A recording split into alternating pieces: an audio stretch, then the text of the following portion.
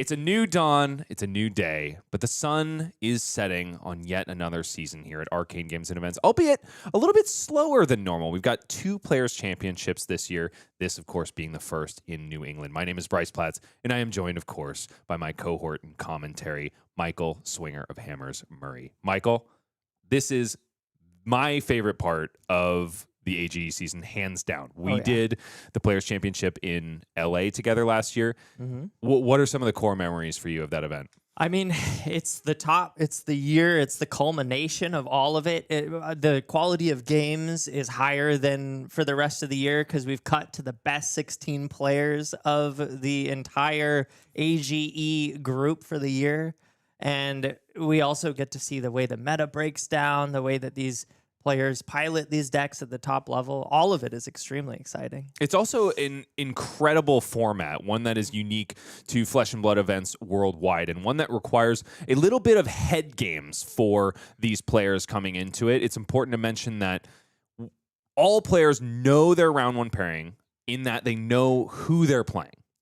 And up until this last Monday, they didn't know what hero they would be facing. Those deck lists were all submitted privately and then made public on our Discord for all of the top 16 players. More on that in just a second. Let's go ahead and talk about this unique format. This is our Swiss format. for the top 16 in the entire season of AGE. As you can see, we're going to be following everyone at the start of the round is going to start on the left side of this infographic. Everybody's going to be 0-0. The second that you receive 3 wins, you advance into the top 8. The second that you receive 3 losses, you are asked to vacate the building, and also you're kicked in the butt on your way out the door. I'm just kidding. Of course, everyone is encouraged to stay and hang out, play more games of Flesh and Blood. But if you receive 3 losses, you are eliminated from the tournament. That is a lot of stakes that you have to face. I love the color coding here, too. The red showing that you are on the verge of elimination. The green showing that you're on the verge of flying into the top 8 bracket. And then the yellow there, you're sitting okay right in the middle. Yeah, and the thing I like the most about this format, Michael, is the drama that it creates. We are definitely going to be following more towards the beginning of the day those that are sitting in that green bracket, trying to fight their way into the top 8 and secure their spot, and also sit pretty for the last 2 rounds of Swiss. But once we get to that 4th game, that 5th game, it's all lose and outs from there. My favorite game of Swiss in the Players' Championship is definitely that 2-2 match where everything is on the line. It's do or die, survive, and you get to stick around, die, and you are voted off the island. Yeah, and that is how you cut this 16 into 8 right down the middle. So it is a small tournament, but it is the best of the best in whatever region we are representing. In this case, New England is no slouch. They've got so many amazing players at the ready. Noah Beygelman, Pheano Black, for instance. And also a lot of hometown heroes that we haven't really seen in the bigger events, but nevertheless, they are crushing it here at AGE. That's not the only thing that's different here. It's the format, but also the prizing. It's important to mention here that there is no cost to enter this tournament. It is an invitational, so just by virtue of earning AGE points over the course of the season and being the top 16 players to do so, you get access to this tournament. And also, you get $30 just for showing up, Michael. Despite that, you are also going to go home with a box of Stidger Family Fudge, created by one of our locals here in LA. Shout out to Chris Stidger and Stidger Family Fudge. That is going to be supplied to all of our New England players on top of course, whatever prizing they take home. So 9th through 16th, as I mentioned before, is going to go home with $30 just for showing up. 5th through 8th is going to get $60. 3rd through 4th, $160. Second place, $400. But that last match is all so important because the winner goes home with $800 USD, a gold cold foil, and a PTI. Thanks to you, LSS, for supporting AGE with legitimate Flesh and Blood prizing. And that all culminates in $2,000 USD as compared to our 1,000 opens that happen 8 times a year. Wow. I love the gold cold foil. I love the PTI at the top. Super excited to see some of the best prizing AGE has seen since its inception. The metagame breakdown is as follows. 3 Verdance, no surprise there. She's touted as hands down the best deck in the format. We've also got 2 Kayo Armed and Dangerous, one of those decks that was expected to make a lot of headway, especially at Calling Shizuoka, where we saw the first big tournament for CC after the Super Slam drop. 2 Kassai, 2 Cindra, 2 Slippy, though, which is a bit weird to say, right? Given his history, but he is a bit of a dark horse in this meta. Absolutely. It seems like players have shifted away from Slippy in the larger scale as those nerfs hit, but a few have stuck to him, and we're expecting to see some new builds, the new Slippy rising from the shadows with a bit of a new style. So more on all this, but it's important to mention that this is not going to be your average metagame breakdown. 1, because we have so few players, but 2, because this is a local tournament. All these players know each other. They know each other's strengths and weaknesses. So players are making these deck choices not only based on what is good in the meta, but also based on their round 1 pairings, which is told based on the standings. For instance, Pheano Black in the top seed is going to be going directly up against Derek Anderson in round 1. So, for example, if Pheano wants to play a bit of mind games, he knows what Derek likes to play. He's going to bring something to counter it, but in this case, it's Pheano Black. He's going to bring the board state hero every single time. Yep, we know how he plays, which means Derek may have had a little bit of preparation advantage for that round 1. He is on Verdance, however. I do think Derek decided to make a bit of a meta call rather than a round one call. So that is 100% the strategy that you can bring as well. And here are the round one pairings as they shake out. Our feature match is going to be the third seed, Noah Beygelman from the Runaways versus Elyse Symmes. One of those Arachne slipped through the cracks who I think, based on the deck list that we have seen from her and her cohort Ka-chan on the Banana Testers team, they might have found a bit of a different take on Slippy and therefore the assassin class. Looking forward to seeing how that one shakes out. Without a doubt. What other matchups stand out to you here, Michael? Are there any that are just doomed? Let's see. Doomed matchups across the board. Honestly, I think they all look pretty fair and even. I know that in some cases people say that Gravy Bones beats Verdance, but Verdance has a shot there. Dash.io into Verdance. I know that Verdance can struggle a little bit into some of the more aggressive heroes and the board state heroes, but Verdance is also one of the best positioned heroes in the meta right now. So I would not count her out in anything. And then other than that, it looks pretty even. Maybe the Kassai into Cindra, I might favor Kassai a little bit because she's able to block out those Mask of Momentum triggers. But across the board, I think we've got a really nice spread of odds. And certainly more interesting matches as the day progresses. But yeah, the biggest question mark for me here is definitely that Kayo versus Slippy matchup, because both of those decks have been juiced up. Well, one has been juiced up. One has been brought down to bear with all of the plebeians in the format. But they've both got newfangled ways of playing, certainly in the hands of Elyse and Ka. So we've got two of those going on. So a little bit more data at the end of the day. KO Armed and Dangerous is one of those decks that just has implied huge power level, especially with the upgrades from Super Slam. But like we said, he has not been converting too well as of late. Nevertheless, Noah Beygelman, a huge player in the scene, not just in New England, but worldwide. He's a world championship competitor in the top 8. He brought Viserai to Osaka last year. And now he thinks he's found a bit of a different take on it. Maybe can push it through. I know he said on the podcast that some of the lists he's seen are playing to the wrong end of KO. The value proposition, the 2-card play is just going to lose out to Verdance because she does it better. If you don't have access to Felling of the Crown, that's not the way to play that hero. In this case, I'm really curious to see what he's brought. It sounds like he's implying a more aggressive slant. I think so. Leaning more into the combo. Maybe a big Savage Sash turn that puts your opponent in the coffin sooner rather than later. That makes a lot of sense. The sooner they're dead, the sooner you get to move on to the next round. And speaking of moving on, Michael, I mentioned that the sun is setting very slowly on this season of AG. That's because we've got 2 Players' Championships this year. By virtue of supporting a new region this year, we get to do this all over again. And I mentioned that Players' Championship season is my favorite season. It just feels like it goes too quickly each year. And this way, we get to do a double dose of fun. AG Los Angeles is coming at you at the end of this month on October 25th. We'll be at our home on the West Coast, Top Deck Keep, and there's going to be a completely different meta, a lot of other mind games going on for us. And I love the fact that we can now compare the local scene in the East Coast to the local scene in the West Coast, see how these different players view the game differently, what kinds of heroes are favored, and just get to have that direct comparison with the same format across the country. Top Deck Keep is where we're going to be at on October 25th. But right now, we are nestled happily at Grave Troll Games in Nashua, New Hampshire. Shout out to Katie Lamar, the owner of Grave Troll Games, who has been nothing but accommodating for Arcane Games and events. We are so thankful to have amazing partners in LGSs to work with, and Katie is no exception.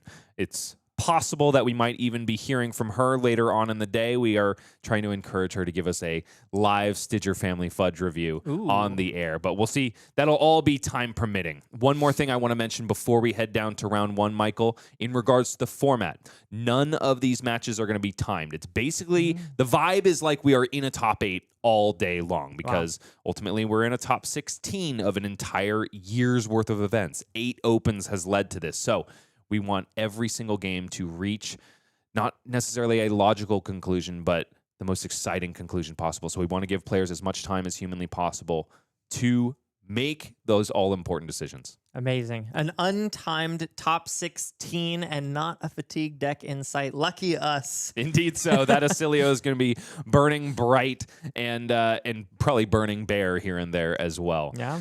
But Michael, I am itching for a game of Flesh and Blood. Can we get down there and go for it? I sure hope so. Okay, fantastic. But first, we're going to do a quick 5-minute break as the players get themselves ready. We'll be back with Flesh and Blood at the Arcane Games and Events Players Championship in New England. After this, don't go anywhere.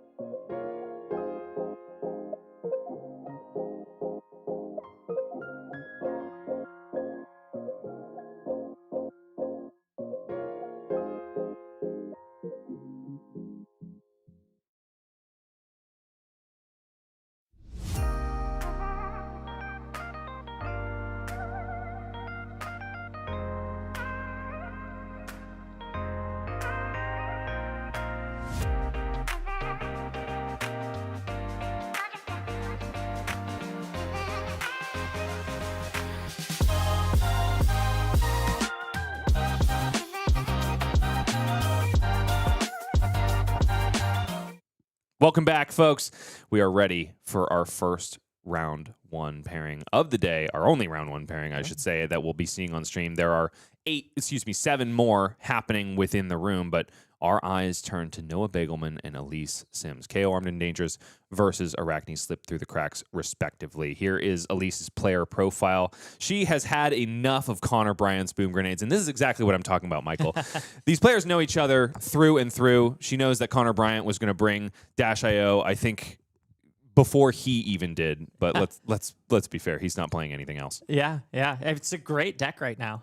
Without a doubt, going fast is what Connor likes to do, and who can blame him? Elyse is sporting a 58% win percentage here in her first season at AG, 2 top 8s, and a couple narrow misses of the crown. There was, I believe, our second AGE Open. She placed second on New Alluring Desire, has always been an assassin player, at least during this season of AGE, but she's got herself 98 AGE points. Despite that, coming in at the 14th seed, I believe we'll have to double check the AGE points on that. I think that might be a little bit juiced on the overlay. But anyway, I'm also eyeing that third question there, Michael. Did she bring the right deck? She is wondering if there was a Huntsman angle, no doubt, because of Taylor Morrow's success at Battle Hardened Sonoma. Well, it didn't end up quite like that, but pretty darn close here. Arcane Slip Through the Cracks is the choice, and here we've got a spicy deck list to go over, notably no Mark. And that is something that a lot of folks thought was just inherently part of the Slippy game plan. In this case, both Elyse and her teammate, Ka Chan, on the other side of the bracket, believe that no Mark is the way, which means that you get to bring in a lot of really exciting assassin daggers from back in the day. You got your Nerve Scalpel, your Spider's Bite, and your Scale Paler all at the ready. It does mean that the deck takes an interesting turn. And if you're looking at this kind of with a side eye, going, I don't know if this is the vibe for Slippy, just take note that Elyse was the only one to take down a ProQuest on Arcane Slip Through the Cracks in this first weekend. And also, she took down teammate Ka Chan, who has card for card the same list in the top 4. So this is performing very, very well for the banana testers. Yeah, I'm really excited to see Slippy come back out of the shadows and have these great performances. One of my favorite decks, just so interesting, the assassin class in general, so tricky and so versatile, and having the ability to piece together something after the loss of our beloved or not so beloved, was it the Bonds of Agony? Bonds of Agony. Thank you so much. That's the one. Also of note, 2 copies of Codex of Bloodrot, one of those codexes that usually just finds its way into Ranger decks, but in this case, both Elyse and Ka think that 2 extra true damage and also maybe a little bit of blocking disruption is worth the slots. On the other side is, of course, Noah Beygelman, our 3rd seed, and as we mentioned, a touted flesh and blood player through and through, not just here, but at large as well. Got himself a 77% win percentage at AG in his first season, 3 top 8s to boot, and also 2 wins, if I'm not mistaken. He's also got 99 AG points. It took a little bit for him to find his stride. I know he fell victim before the top 8 in our first ever Open in New England, which was, of course, the Hunted Limited, a very challenging format, especially in its early days. But now that we're on CC all the time, Noah is just reigning supreme. Absolutely. And I'm noticing right here, question number 2, that he's not sure if he brought the right hero, which is an interesting thought because I think you and I had the same thought. Looking at the recent conversion rates for Kayo Armed and Dangerous, he has not been looking nearly as good as the community supposed he might after all of the new cards from Super Slam. So it's going to be interesting to see if Noah Beygelman can do what needs to be done here. I think on some level it is a piloting issue, or it could also just be that the decks have not settled yet and found what the best combination of cards are. But here, Noah Beygelman's going to take another crack at it, and we can see his take on Kayo Armed and Dangerous on the screen right now. Some of the most interesting things that I see here so far are the one-ofs. There's a one-of Massacre for some juicy little bit of intimidation. I wonder if that is for Earth Heroes Abound. Also a one of No Fear, perhaps trying to stuff the Stormstrider's combo turn of Verdance. Also,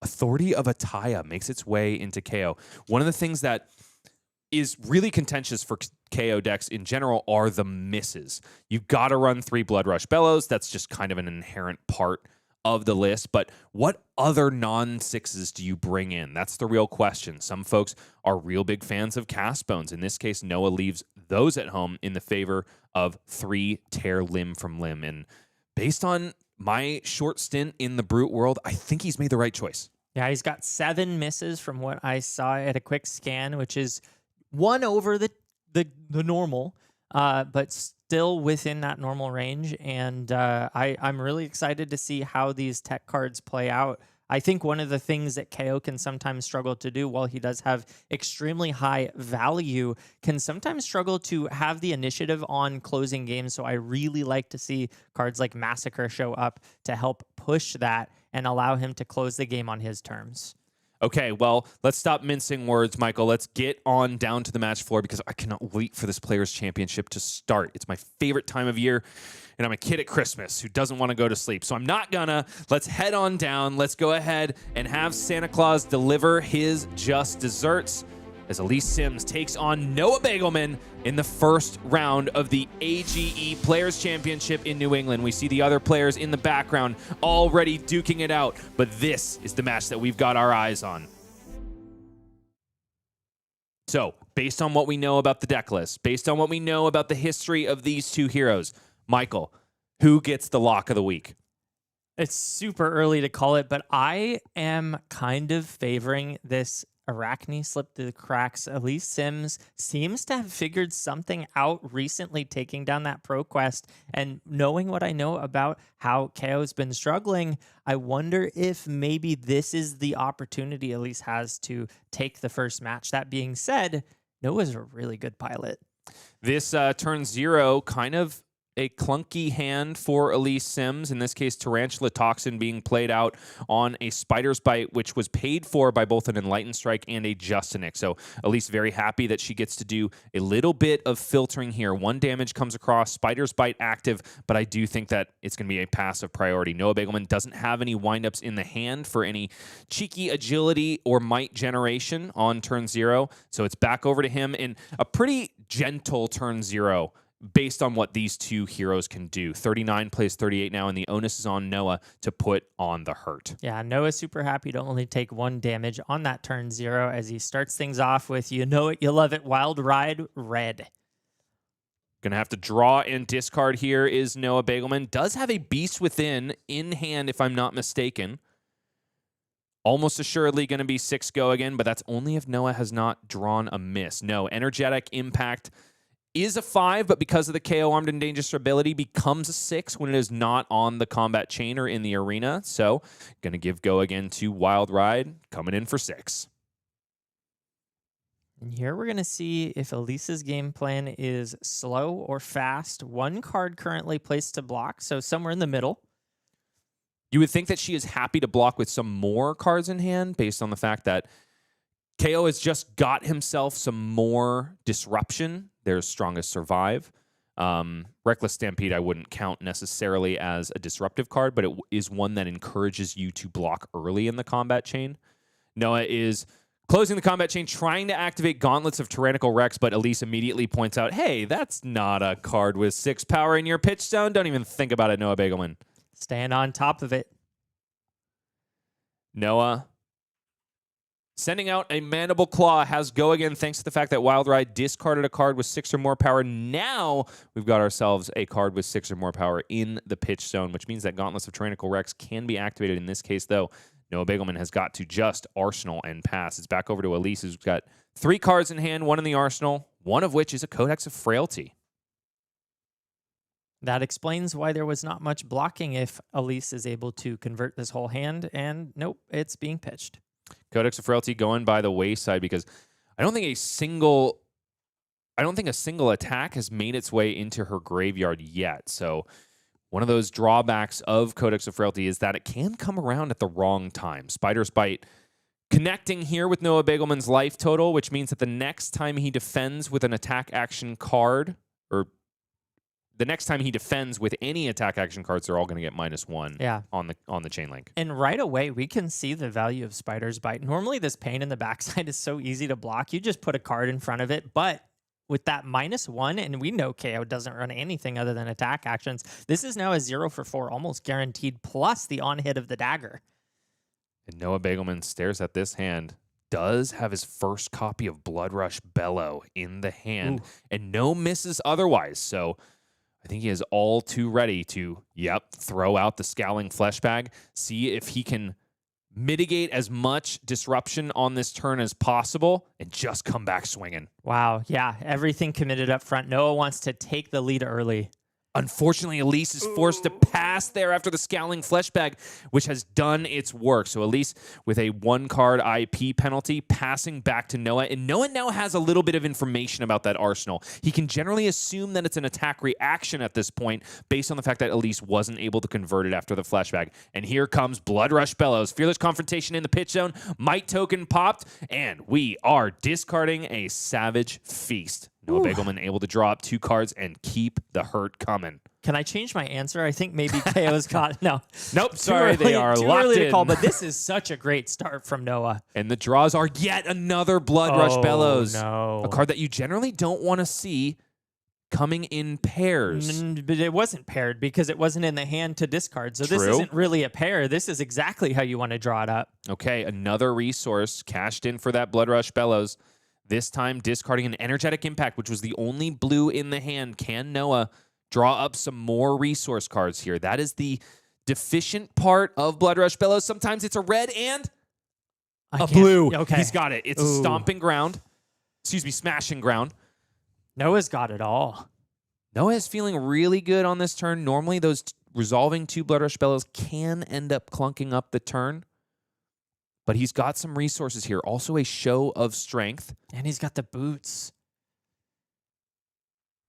If he needs them. The arsenal is really going to be the telltale part of this turn. Because right now he's only got access to 4 resources in terms of the blues. So he can send Claw and 1 attack.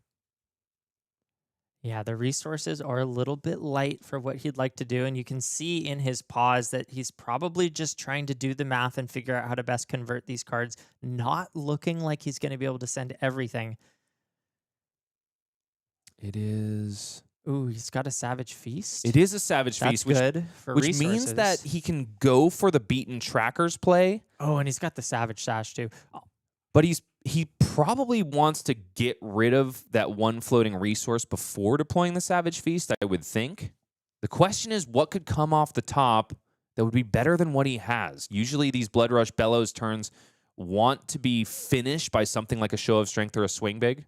Savage Sash, in this case, getting cashed in nice and early. I don't hate this play at all. I think it unlocks the Savage Feast play after Mandible Claw. Absolutely. Because Noah wants to get that blue card into the pitch so that he doesn't discard it away. He wants to... The resources are the most valuable part of Blood Rush Bellows' turn for Kayo. Mandible Claw for 8. Swing big at home. That has got to hurt. Elyse, understanding that it is time to do a little bit of defense. Balance of Justice is the chosen head slot, and this is exactly why. Because when Kayo is drawing cards and putting on the hurt, the thing that can stymie the bleeding just a little bit is an extra card in hand. So 5 blocks on 8. Elyse takes 3, down to 29 to Noah Beygelman's 38. It was a wild ride in the arsenal for Noah Beygelman. This turn could be huge here, Michael. I wonder if we're going to see the Beaten Trackers. Discard Savage card. Feast, discarded. That's important. Savage Feast, of course, could have come in at the cost of 0 thanks to Savage Sash being cashed in. But for now, it's 1 floating for Noah Beygelman. And this wild ride comes in for a whopping 10 go again. Elyse already cashing in that Balance of Justice, trying to figure out both how to keep the life total high, but also to send back some pain Noah's way after all is said and done. She's thumbing 1 card for the blocks. God, 18 damage already with 2 cards left in hand and resources to boot. One of those cards, of course, being a Show of Strength, which is only going to cost 1. But Noah did not cash in the Beaten Trackers. Makes me wonder if that last card is just destined for the arsenal. Yes, Show of Strength comes out. But the question remains, what was drawn off of that wild ride trigger? It must be something that Noah is happy enough to put in the arsenal. And Noah showing that, yep, I am going for that big fat combo turn. I'm not going to play this slow whatsoever. Fast and loose is the way I like it, and a show of strength for 12 is the perfect way to put a cap on this double Blood Rush turn. 30 damage. I feel like I'm watching Oscilio right now. Black Tech Whispers donated to Combat Chain, and the rest is shipped for Elyse. Down to 11 she goes, perhaps thinking that this is the most pain Noah is going to be able to dish out on any turn cycle. So it's time to start the disruption train. This is exactly the way we saw perhaps Azalea Ace in the Hole playing back in the day when she was in the format. Just use the life total as a resource and start that Red in the Ledger or equivalent train as soon as possible. Kiss of Death leads off this Combat Chain for Elyse, coming back with a life valley between her and Noah Beygelman. Yeah, I mean, the silver lining, I don't even want to call it silver. The sort of corroded nickel lining of this situation is at least we're through with the Blood Rush Bellows. I mean, Noah could always draw the last copy coming up here soon, but here Elyse has some positive value, I would say, on average, now that we know that the Blood Rushes are gone. But, this is an uphill fight. Lots of damage coming through for Elyse. On her turn, Kiss of Death, going to get a buff from Spike with Blood Rot. Blood Rot Pox token generated there. And also, a flick of Kiss of Death means 2 Blood Rot Pox for her trouble. So after blocking with 2 cards, Balance of Justice was cashed in there. But that's a lot of damage coming out of the hand of Elyse Symmes. She's still got a lot to overcome, though. Noah Beygelman pitching a Buck Wild for Mandible Claw. Currently does not have Go Again. I would have to imagine that there is a windup in the hand going to help convert the rest of these cards. That would make a lot of sense. And a breakpoint here means we're probably chipping in another damage, and Elyse only has 10 to work with after this. 1 damage gets through. Noah Beygelman almost discards the windup in reaction step, but he says, wait, I can do this in the damage step to get the Go Again. And if there's one thing I need to do is cross my T's and dot my I's. In this, the highest level tournament in New England, the regional scene at least. We're having a little bit of technical difficulties, waiting on a refresh of our video. But a agility token has been generated for Noah Beygelman from discarding that agile windup. And this turn will absolutely continue. And there it is. We've got the 5 coming through. 3 blocks 5. Another 2. Elyse drops down to 8. So, a really tame turn for Kayo Armed and Dangerous, ultimately 4 into 5, but he's set himself up for the kill shot next turn with that agility token and, of course, a might to boot. And Elyse, however, coming out swinging with a Kiss of Death. Did I just see some Stampedes in the hand? There was at least 1. Man, I think it's 2. Not that you'd be able to use both unless you pop the beaten trackers, but that's one way to close games. That's probably one situation in which Noah is happy to do the 2-card play. Yeah. He does have himself an agility token, so it's entirely possible that we see both come down. That would be that might end the game right there. Kiss of Death followed by Art of Desire Body. Elyse going to try to do a little bit of card draw and also life gain if this connects. But the Arsenal card remains there since the beginning of the game. We were assuming that it was an attack reaction based on what happened after the Scowling Flesh Bag block. But it wasn't employed for the Infect on the previous turn. Blocks with a card. Flick Knives connects Kiss of Death with Noah Beygelman's face. Down to 19 he goes. So the life totals are getting closer, but Elyse is really going to have to do her best to survive moving forward. So Noah Beygelman does block with a send packing, a yellow, and elects to send this Reckless Stampede both with 2 reds from the hand, probably because Reckless Stampede in its own right doesn't have block on it. That makes sense. Can't block with that card, and the other one blocks for 2, just wanting to prevent that card draw, go a little bit value positive on that end, but I'm not sure how I feel about that. I almost would have just taken the damage and shipped it. Maybe that's why Noah's playing and I'm not. Here's where we see the pain that Reckless Stampede can offer. It's 2 cards blocked for Elyse, which means 2 clashes Noah Beygelman almost assuredly going to win both Yeah. of these with that Bare Fangs on top, representing 7 thanks to the KO ability. But Noah pitches it to the bottom. Both players have this right with Reckless Stampede. Elyse finds yet another non-attack. Noah Beygelman beats that clash once again, which means that essentially Elyse's cards both blocked for 2. Ouch. 2 damage comes across thanks to that Reckless Stampede.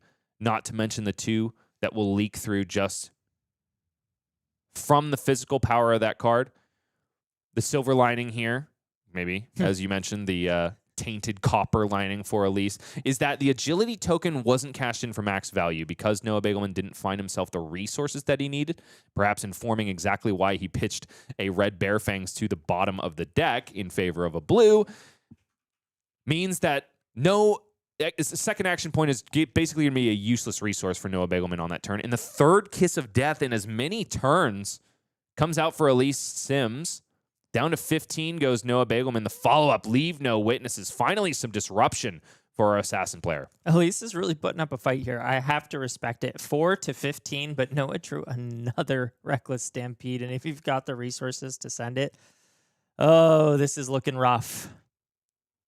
4 blocks 4. Elyse reveals a smaller number than Noah, so Noah's going to get a Vigor token for his troubles. Has the opportunity to bottom that Fearless Confrontation as well because of the Vigorous Smash Up. Kind of a new flavor of Clash card that we got in Super Slam. Noah, however, really tanking on this decision. He's got the Swing Big, the Reckless Stampede, and a blue. And he probably is hoping that he's got a draw discard outlet in the arsenal so that this turn can continue. Looking for something like a Wild Ride or a Pulping. That would be ideal. And here we go. Wrecker Romp in the pitch along with that Vigor token. It's Buck Wild, exactly the card that he needs for this situation. 7 go again, thanks to the fact that Wrecker Romp has 6 or more power and is in the pitch zone. Elyse, it's going to be hard to survive these next couple turn cycles. Michael, Noah has plenty of life buffer. 13 plays 4 here. Yeah, and if I'm doing my math right, at 3 life, I don't know that Elyse can survive the Reckless Stampede. Which is sure to follow. Here it comes after the Buck Wild. The resource curve cleaned up so perfectly by that Vigor token that popped at the beginning of the turn. Elyse, not stoked to be seeing another copy of Reckless Stampede in as many turns. Has 2 cards in hand to block with. Does have equipment, but pretty much every equipment block equals 0 thanks to the text on Reckless Stampede. No, I think her only hope is to see that last copy of Blood Rush Bellows on the top. Maybe the Ataya, but it's a very low chance that Elyse survives this. Yeah, Elyse needs to reveal any sort of attack and have Noah reveal a miss, which we've seen 1 Tear Limb from Limb, 2 Blood Rush Bellows, which does mean that there are 3 more misses in the deck of Noah Beygelman, as long as he didn't bring a No Fear as well. But Elyse has to go for this here. 2 cards blocked with. Yeah, I think she has to commit the Tunic here, which sucks because you're essentially giving your opponent the win if he wins. Well, and he has got the option to bottom the card if he loses anyway. So Elyse does reveal an E-Strike, and for Noah Beygelman, it's a Smashing Ground, which does win by 1. Elyse happy to leave. Oh, no, has to go gambling. You got to get the CNC. It's an Orb Weaver Spinneret, and that is it. Noah Beygelman goes fast and loose and just punches his way through this round 1 with a fearsome double Blood Rush turn, and KO Armed and Dangerous is off to the races. Well, that's what a high roll looks like, folks. That was an incredible start and a snappy finish there from Noah Beygelman. And Noah showing exactly what he was talking about on the podcast, wanting to utilize his cards and the KO Armed and Dangerous ability to go multiple chain links wide, not content with just doing a 2-card show of strength or swing big. Instead, going big so that he doesn't go home. Yeah, it's one or the other, right? And he went big. That was a fearsome showing for KO Armed and Dangerous. I think if we're seeing that from turn cycle to turn cycle, the sky is probably the limit for this brute. Yeah, but of course, that is the reason I think that Brute is not the most sought after deck when it comes to these high level tournaments with lots and lots of rounds. You can't draw 2 Blood Rush Bellows back to back like that every game. In fact, it's very rare to happen at all. So Noah coming in away with a little bit of luck there, but hey, you need everything you can get if you're going to take the top 16 AGE players down and get that first place. So a nice start for him. And yes, definitely a little bit of luck, but you have to hand it to Noah. He didn't get his block value on Savage Sash before cashing it in, but he still identified it as the moment to pop that chess piece and get maximum value on offense. Yeah. Sometimes you have to be a little bit reticent to try to squeak out every point of value, and this is exactly what he's talking about. Instead, utilizing his resources to go as big as possible on the swing. Yeah, and it worked. Without a doubt, it did, and we'll hear from Noah in just a moment. We'll get him in the interview chair and maybe break down exactly why he thought Kayo was the pick here if we aren't convinced based on that round 1 stream. Yeah.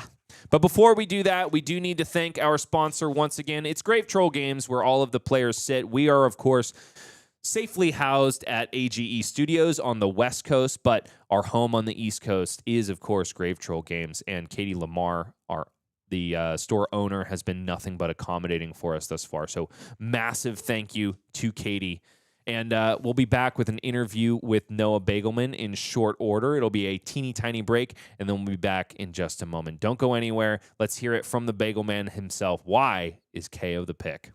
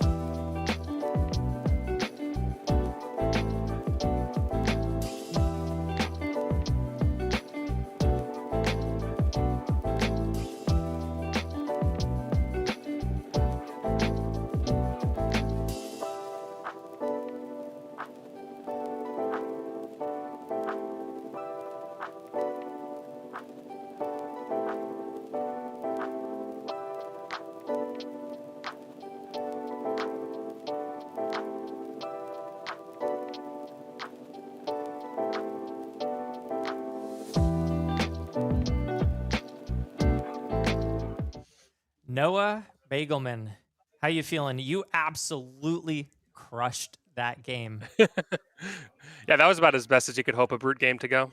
All the variance was kind of on my side. Absolutely. We were talking before this match about the choice to bring Kayo armed and dangerous. Obviously, I'm sure you're aware Kayo has been struggling a little bit to convert in some of these pro quests, and the deck in general, sort of the community seems to have come out with a little bit higher hopes than what we've seen overall. Can you walk us through your decision to bring him and tell us what you feel about that general opinion? Yeah, I think it's true that the KO lists that are currently being played have not been converting well. I'm not sure if some of the lists are similar to mine that have not been converting well and kind of flying under the radar. But from what I've seen of people doing at least okay, their lists are maybe even close to 20 cards different than mine. Mm. I've kind of been trying to lean into the synergy between Beaten Trackers and Savage Feast, trying to deterministically discard Beast Withins whenever possible, and kind of play into the brute variance as much as it can positively benefit me, Hmm. rather than just trying to throw like CNC with a might or using the gloves or like throw erase face, these kind of effects. So I think that this style of KO, while it's a little bit volatile with the amount of non-blocks playing 3 tear limb from limbs, I think the explosive potential, as you saw in that game, Yeah. is pretty high, and the beaten trackers definitely gives it an added edge of consistency comparing to have to roll dice. Yeah, you brought up that word determinism, which is what I Mhm. think makes a flesh and blood deck tournament worthy versus something that can win games occasionally or even the majority of the time, but just doesn't give you that consistency to convert 8, 9, 10 games in a row. So you said that you feel like this deck is more consistent and it comes off the back of cards like the Beaten Trackers and the Savage Feast. Are there any Mhm. other cards that you feel have added consistency to the list that you aren't seeing other players bring? Yeah, the tear limb from limb is another one too, Mhm. where oftentimes KO can struggle with being able to convert large hands for value. They sometimes have to use the scab skins because they don't draw specifically a wild ride. Another card that KOs are kind of, you either love it or hate it, is pulping. Mhm. I think people oftentimes resort to playing pulping into matchups that play lots of D reacts and kind of just not literally rolling the dice, but figuratively rolling the dice of, Yeah. okay, I'll just hope that they don't have an overcrowded in their arsenal or a D react, or they're not playing base of the mountain, some kind of counter to it. Mhm. So I would say a higher blue count is also what I'm playing, because of those tear limb from limbs kind of amplifying the normal blue fives. Also, fearless confrontation. I'm not sure if other people are playing that, but that's another consistency piece where you can use it in the damage step after swinging your claw to give the claw go again. So you've Mhm. already resolved the damage, you discard it, you target the claw. KO sees that you've discarded a 6, you make a might token, and you get to proceed with your turn. So Yeah. And yeah, I that's in think a few of addition those. to the agile windups that you're already running. So you have Yeah, 9 copies of instant speed go again? I'm actually only playing one mighty windup. I basically Okay. just said mighty windup and fearless confrontation fill a similar role. Got it. The fearless blocks 3 and gives me one less might, Mhm. but I think blocking 3 is a little bit more important given that I have so many of those pearls in my deck. Sure. Well, you mentioned that your goal here is to be able to consistently convert 5 card hands to offense. Hmm. I'm a little bit curious because I know that KO has the ability to play a more mid range game plan where you are converting those hands by virtue of just blocking with a few cards and then sending maybe, just your swing bigs or Hmm. your overrate 2 card plays. Can you tell me about why that's not the direction that you went? Yeah. So I think that strategy loses to both axes of how the game is right now. Hmm. There's the one axis of gravy bones where you have to be able to convert your whole hand every turn because you have to be able to pressure their life total by just going face and exploiting their non-blocks, or having the flexibility of, okay, I have to send an attack at chum and I still have to pressure face, or I have to claw a sawbones and anka. Pheano in this tournament is running 3 anka, so definitely be a priority to make sure that I have a go again to be able to clear that. So that's kind of the one axis of the metagame right now, is being sure you can send your whole hand at Gravy Bones. Hmm. And then the second axis being the aggro deck. So this is like Cindra, Dash IO. The strategy into them of just blocking 2 cards and sending 2 cards Hmm. is almost always going to lose because Dash IO has boom grenades. Uh-huh. And you can't use 2 cards to block out a whole 4 or 5 card boom grenade turn. So that strategy kind of doesn't work. And into Cindra, if I make the game go long and I'm just blocking 2 cards every turn, I'm going to lose to the Ancestral Empowerments, the Throw Daggers, the attrition of Flick Knives. They're going to be able to get Fealty online and start sending in Art of the Dragon cards. So I think that's kind of a losing proposition. Sure. And then I guess the final thing is into the Earth Hero. So this would be like Verdance and Florian. Mm-hmm.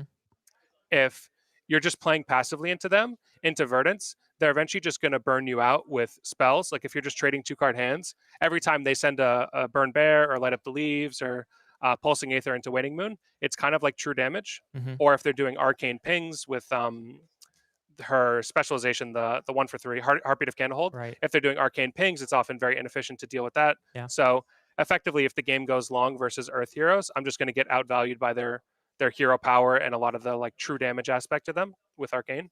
Got it. So I kind of just want to shorten the game as much as possible, convert my hand, make them block with their whole hand. It's kind of hard in Flesh and Blood to do damage if you have no cards in your hand, right? Absolutely. It's interesting that your game plan into both aggro and this sort of defensive true damage list is just do it better, at least in terms of aggro. Just be more aggressive. And of course, it makes a lot of sense that you'd need to be aggressive to get over those massive blocks of the Verdance and maybe the Florian. We did see that there is one here today. So it sounds like you've got a pretty solid read on the meta. And obviously, you showed that that was the case, closing this game out in flashy fashion. I am a little bit curious. I did see in your player profile that you weren't so sure if this was the right deck to bring. Can you walk me through maybe what that decision was like and if there were other decks that you were considering and why it is that you ultimately decided that Kayo actually was the right deck, even when there's that question mark? Yeah. So all the things that I said are how Kayo should perform in theory, right? You're still playing Brute. Mm-hmm. You saw there was like that one awkward hand I had where I have to pitch 2 reds and I had 2 red non-blocks in the same hand. Yep. So like my play is I don't have a lot of agency there. There's always going to be these things that happen with Brute. So this is kind of that always 25%-ish range of, okay, maybe I shouldn't play Kayo. Maybe I should play an Earth Hero like a Verdance or Florian, something that allow me to extend the game and maybe leverage some better technique that I've learned since I've been playing Earth Heroes for a long time. And like, if I make the game go longer, there's more avenues for skill expression. You could say all these things in theory. Yeah. So this is what always, runs through my mind before a tournament of like, oh, maybe I should play a deck that's theoretically more consistent and can play to my strength of, outgrounding someone. But then when I look at the actual raw numbers of what KO is capable of, I think it's foolish to not play it, and I should just embrace a little bit of that variance. Got it. Yeah, I really like that word deterministic that you used, and I think that Brute is almost the definition of not deterministic. You've created this list to be as close to deterministic as possible in that you can look for these special pairings and that they are guaranteed to come up at some point as long as you draw the Savage Feast, for example. You can make it happen. But there is something really interesting, I think, about the game of Flesh and Blood, where some decks just have a game plan that if you know it well enough, you can basically have 100% win rate into other matchups. But it doesn't seem to me like KO has 100% win rate into anything. No. That could never happen. But you're always in the game. Like you never have 100%. Okay, I just always farm this matchup. But there's a lot of games where you're just in the game because, for example, I can keep a hand that's like Bare Fangs, 2 blues, and a Swing Big. I can just full keep that hand, cash in my beaten trackers. That's sending more than half my opponent's life total, most likely. So I can potentially get tempo back there by just making a play of, okay, if I draw and discard a Blood Rush, I'll lose. But I'm making this play that allows me to potentially get back into a game that other decks don't necessarily have access to. Yeah, absolutely. I mean, you had a 30 damage turn. I don't know if you added it up yourself, but that was a massive amount of damage that you sent. Awesome. It potentially could have been more too if I would have kept the Savage Feast. I was thinking about popping the beaten trackers on the second wild ride. If I would have kept the Savage Feast, I might have actually just popped the beaten trackers and thrown yet another attack. Because it would have been we saw that zero one. cost. When we saw you discard it, I was like, oh man, I hope he still has enough to send something. And you did. You sent 12 more damage. But yeah, that was an absolute screamer of a turn. So now you've won this first round. Do you know yet what your pairing is or what to expect? I'm getting shakes of the head from my producer here. It doesn't sound like it. I don't yet know who I'm going to play next round. Awesome. But, still a big question mark. Is there anyone that you are afraid of facing? Who would you least like to see in the next round? I definitely want to dodge Pheano as long as possible. Mm-hmm. There's I can hear him laughing in the background, by the way. I don't know if that picks up on the mic. I saw the wave. He's got Yeah. it. Yeah. He's right behind me. Yeah. I think I burned a lot of my luck. We played yesterday at a ProQuest, and I had my first ever 5-wide blood rush. What? Okay. Yeah, it was a little bit absurd. Oscilio. Sure, yeah. So, yeah, I kind of don't want to play into him today. I feel like he's going to be out with a vengeance to tackle me. And he also is the first seed, so he'll have the selection of first, second. That makes sense that you'd want to dodge him, especially considering that he's sitting comfortably as the first seed. That means that he's probably a pretty good flesh and blood player, all things considered. Yep. I will say, though, and this is in your favor, luck doesn't work like that. So you can't burn through your luck. Every game is fresh, and you always have the chance to high roll. So I wouldn't worry too much about that. But it does sound like it'll be an important piece of the game plan, especially into a deck like Gravy Bones, piloted by Pheano Black. Awesome. Well, do you have any other things you want to tell us about, either in the game of Flesh and Blood in this tournament or outside? Nothing really much comes to mind. I live like 15 minutes away, so I woke up around 30 minutes before the round. I'm still finally, starting my day now after that match. Yeah. Kind of the you nice get your wake coffee up. to kick in yet, or do you drink coffee? Yeah. I have I've been a fiend for those Alani energy drinks. Oh, okay. Nice. I have like the Amazon monthly delivery of my my 24 pack. I just have one of those. You're ready to go. Yeah. Awesome. Yeah, I had a similar start to the morning. Of course, it was 3 hours earlier, being West Coast. The sun hadn't quite risen. So, but I had my coffee and I'm ready to go. Really excited to see the way the rest of this tournament unfolds. Any shout outs, anything you want to say to the viewers at home before we wrap things up? Yeah, I mean, shout out to Grave Troll for hosting the event. Of course. I feel like I've been coming here for a big tournament 2-3 times a month now. It's like, local store. They have like a great selection of fab cards. The owner is super nice. So yeah, I'm always excited to come play tournaments here. And just also, I think Flesh and Blood in general, just like shouting out LSS, I think Flesh and Blood in general is in like a great place right now. I know there's a lot of discourse about whether the change to ProQuest is for the better or worse. And it says the stream has ended. Are we still live? Oh, I'm not sure. Are we still live? Not. It sounds like we are. I'm not sure what that message was. But yeah. I love the meta at the moment. Yeah. Anyways, following up that the meta is good, and I hope that they address something about LL, but it's all good. And then also, I guess I should probably shout out the Runaways podcast. Tune in every Wednesday or Thursday, depending on when it gets edited, to listen to me, Cody, and whoever else we have on. Oh, definitely. Make sure to check that out. Cool. Well, thanks so much. And I think we'll wrap it up here. So don't go anywhere, folks at home. We will be back shortly with round 2.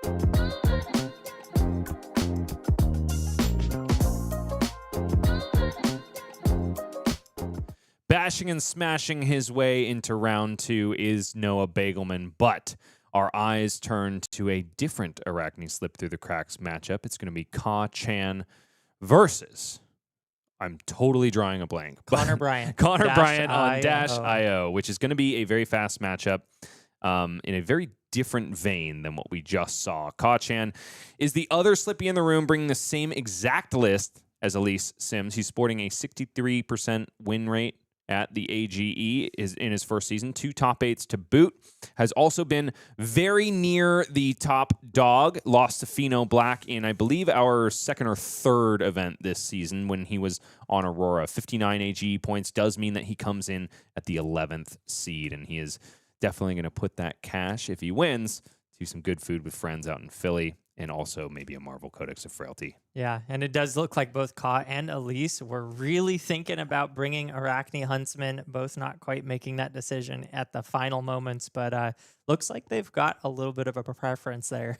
And, speaking of preferences, a lot of these players are talking about bringing Lord of the Rings to a deserted island if they're stranded and only have one choice of book. I've seen Two Towers specifically, the Fellowship here and there, but, we're nerds through and through, Michael. If we're going to be stranded, we're going to be reading nerd fiction. And you're going to want a long book if you're stranded on an island, too. Yeah, that is definitely a strategy as well. Ka bringing the exact same list, 100% card for card, the same 80 as Elyse Symmes. So everything we talked about there is going to apply, but let's go ahead and retouch on it here, Michael, for the viewers that have just dropped in. There's no marking capability in this Slippy list whatsoever, which means leave your Take Up the Mantles at home and instead bring in 2 copies of Codex of Bloodrot, also your Scale Peeler, your Spider's Bite, and your Nerve Scalpel. Some knives that we really haven't seen since the Hunted came on the scene. I will say I miss those daggers. I think that their utility capacity is so high. The ability to reduce the blocking value on the opponent's cards just means that inherently they bring more value to the table. And while you aren't marking and getting that extra value out of the cards which benefit from mark, there are a lot of cards in the game that don't care about marking that are plenty good value. So pairing those with these new daggers, I think, is a really interesting take. And some of the untapped, I guess, fertile ground that we haven't really seen from Slippy is what happens when the defense shredding daggers are brought in with the utility of flick knives. What kind of shenanigans can that cause? I'm thinking, for instance, of, come in with a stealth attack like a Kiss of Death, followed up by a Leave No Witnesses after flicking a Spider's Bite could be a really hairy situation for your opponent here and there. Yeah, absolutely. I think that the utility granted with the flick knives and these actual on hits, the mark doesn't do anything. I think it brings a lot of additional, tricks to the table, and I think that benefits the assassin quite a bit. Moving on to the competitor of Kachan, it's of course Connor Bryant coming in at the 4th seed, sporting a 69% win rate at AGE. Also got 4 top 8s, despite this being his first season, the first season at all that we have represented New England. Got himself 97 AGE points, which puts him squarely in the race. And Connor didn't really start attending events until the latter half of the season. Just goes to show how prolific of a player he is. Also made his way into a top 8 finish at Calling Kansas City most recently, also on Dash.io. So this guy knows how to boost. Yeah, very decorated. And he does not want to see Big Man Beygelman in the finals because he did lose to him in one of our last opens of the season. So probably got a little bit of a chip on his shoulder from that. It would be a very different matchup from when Noah was on Slippy with Bonds of Agony. It is interesting that you bring up Noah Beygelman, and I guess that Connor brings up Noah Beygelman since we did just see him on stream, and we just saw him take down this exact deck in glorious fashion. It seems like the ability to go hyper aggressive and blow people up is the way to get through that assassin. And unfortunately, I would say for Ka, it seems like, although it's a different hero, a very similar game plan approaches. So if Connor Bryant can high roll in similar fashion to that Kayo, it's going to be a rough round. The thing that's going well for Ka in this instance is that by and large these Dash.io lists are coalescing to something very similar. You got your null time zones, your cerebellum processors, of course, that's just an auto include. The one of convection amplifier is probably not going to catch a whole lot of people off guard. Also the Hanabi blaster and the sideboard. That being said, Dash.io does have a draw sequence here and there that just removes agency from the opponent completely because she goes, oh, I don't know, here's a max V here, here's a max V on the next turn cycle. Hey, back up Protocol Red, buy back my max V, and all of a sudden you're dead. Yeah, no, the play patterns of Dash.io, they don't have it. It's not all stapled to one card called Blood Rush Bellow, but if you get that boom grenade off the top plus a max V in Arsenal, you can absolutely do similar numbers, if not better. So that can be very scary, and it will be up to the assassin player on the side of Ka to stop that from happening and disrupt that before it can take flight. In our round 1 feature match, Elyse Symmes was just not able to stop the offensive capability of her counterpart in KO, Armed and Dangerous. But this could be an entirely different story. If Ka can line up disruption turn over turn, I could definitely see it going Slippy's way. Yeah, no, that's what the disruption is for. It's to stop aggro from doing the aggro things, and you need to be able to do that early enough. You know, we saw the KO pop off. I think it was turn 2. Yeah. And it was just too soon for the disruption to take hold.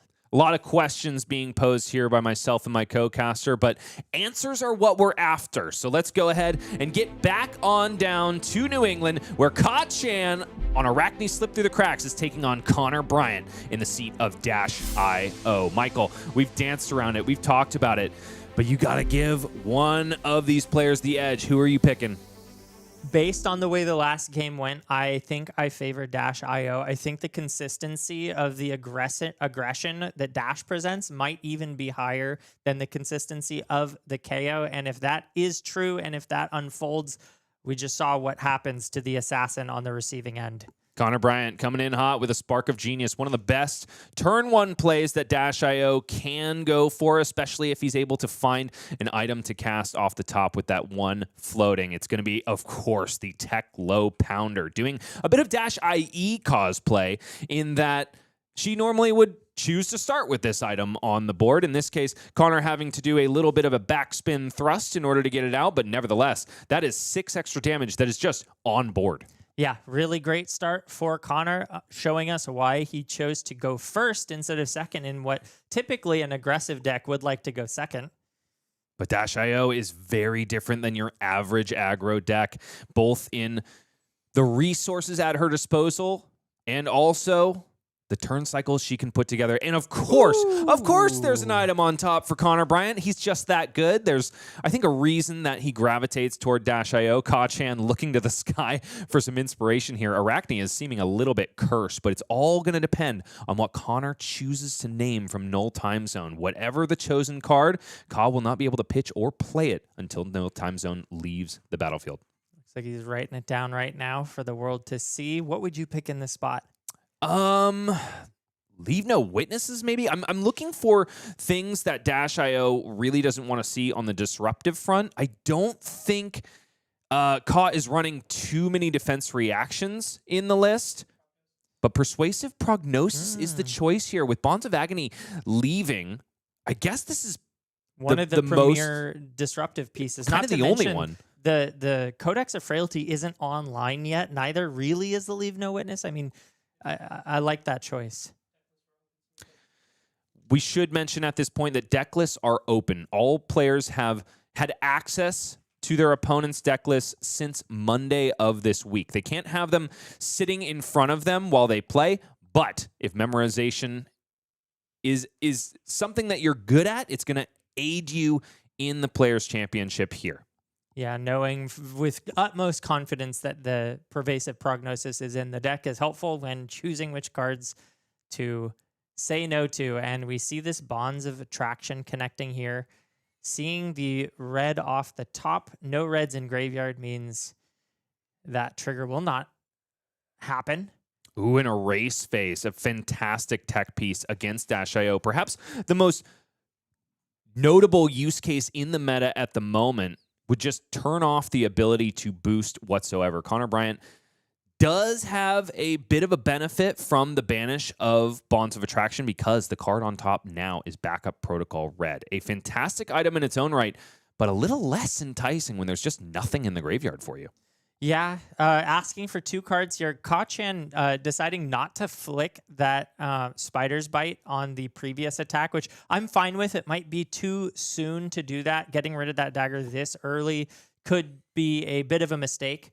But Ka is putting disruption forth. And in fact, I would say Erase Face might be the most disruptive play that the Arachne Slip Through the Cracks can do to a Dash.io, turning off all boost cards if it connects.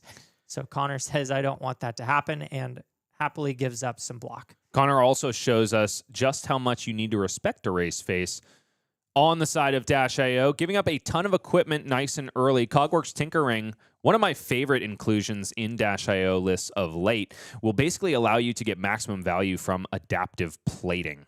Can cash in the golden cog in order to get an extra +2 defense on that modular piece of equipment.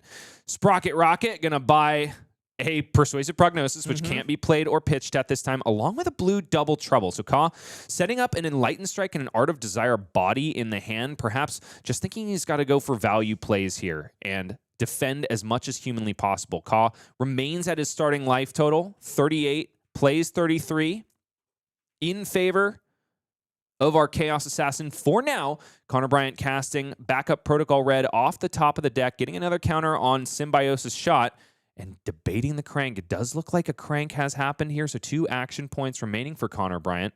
Maybe just a couple pistol shots. Yeah, I like the crank here, even if you're not necessarily getting the value out of the backup protocol by pitching into it.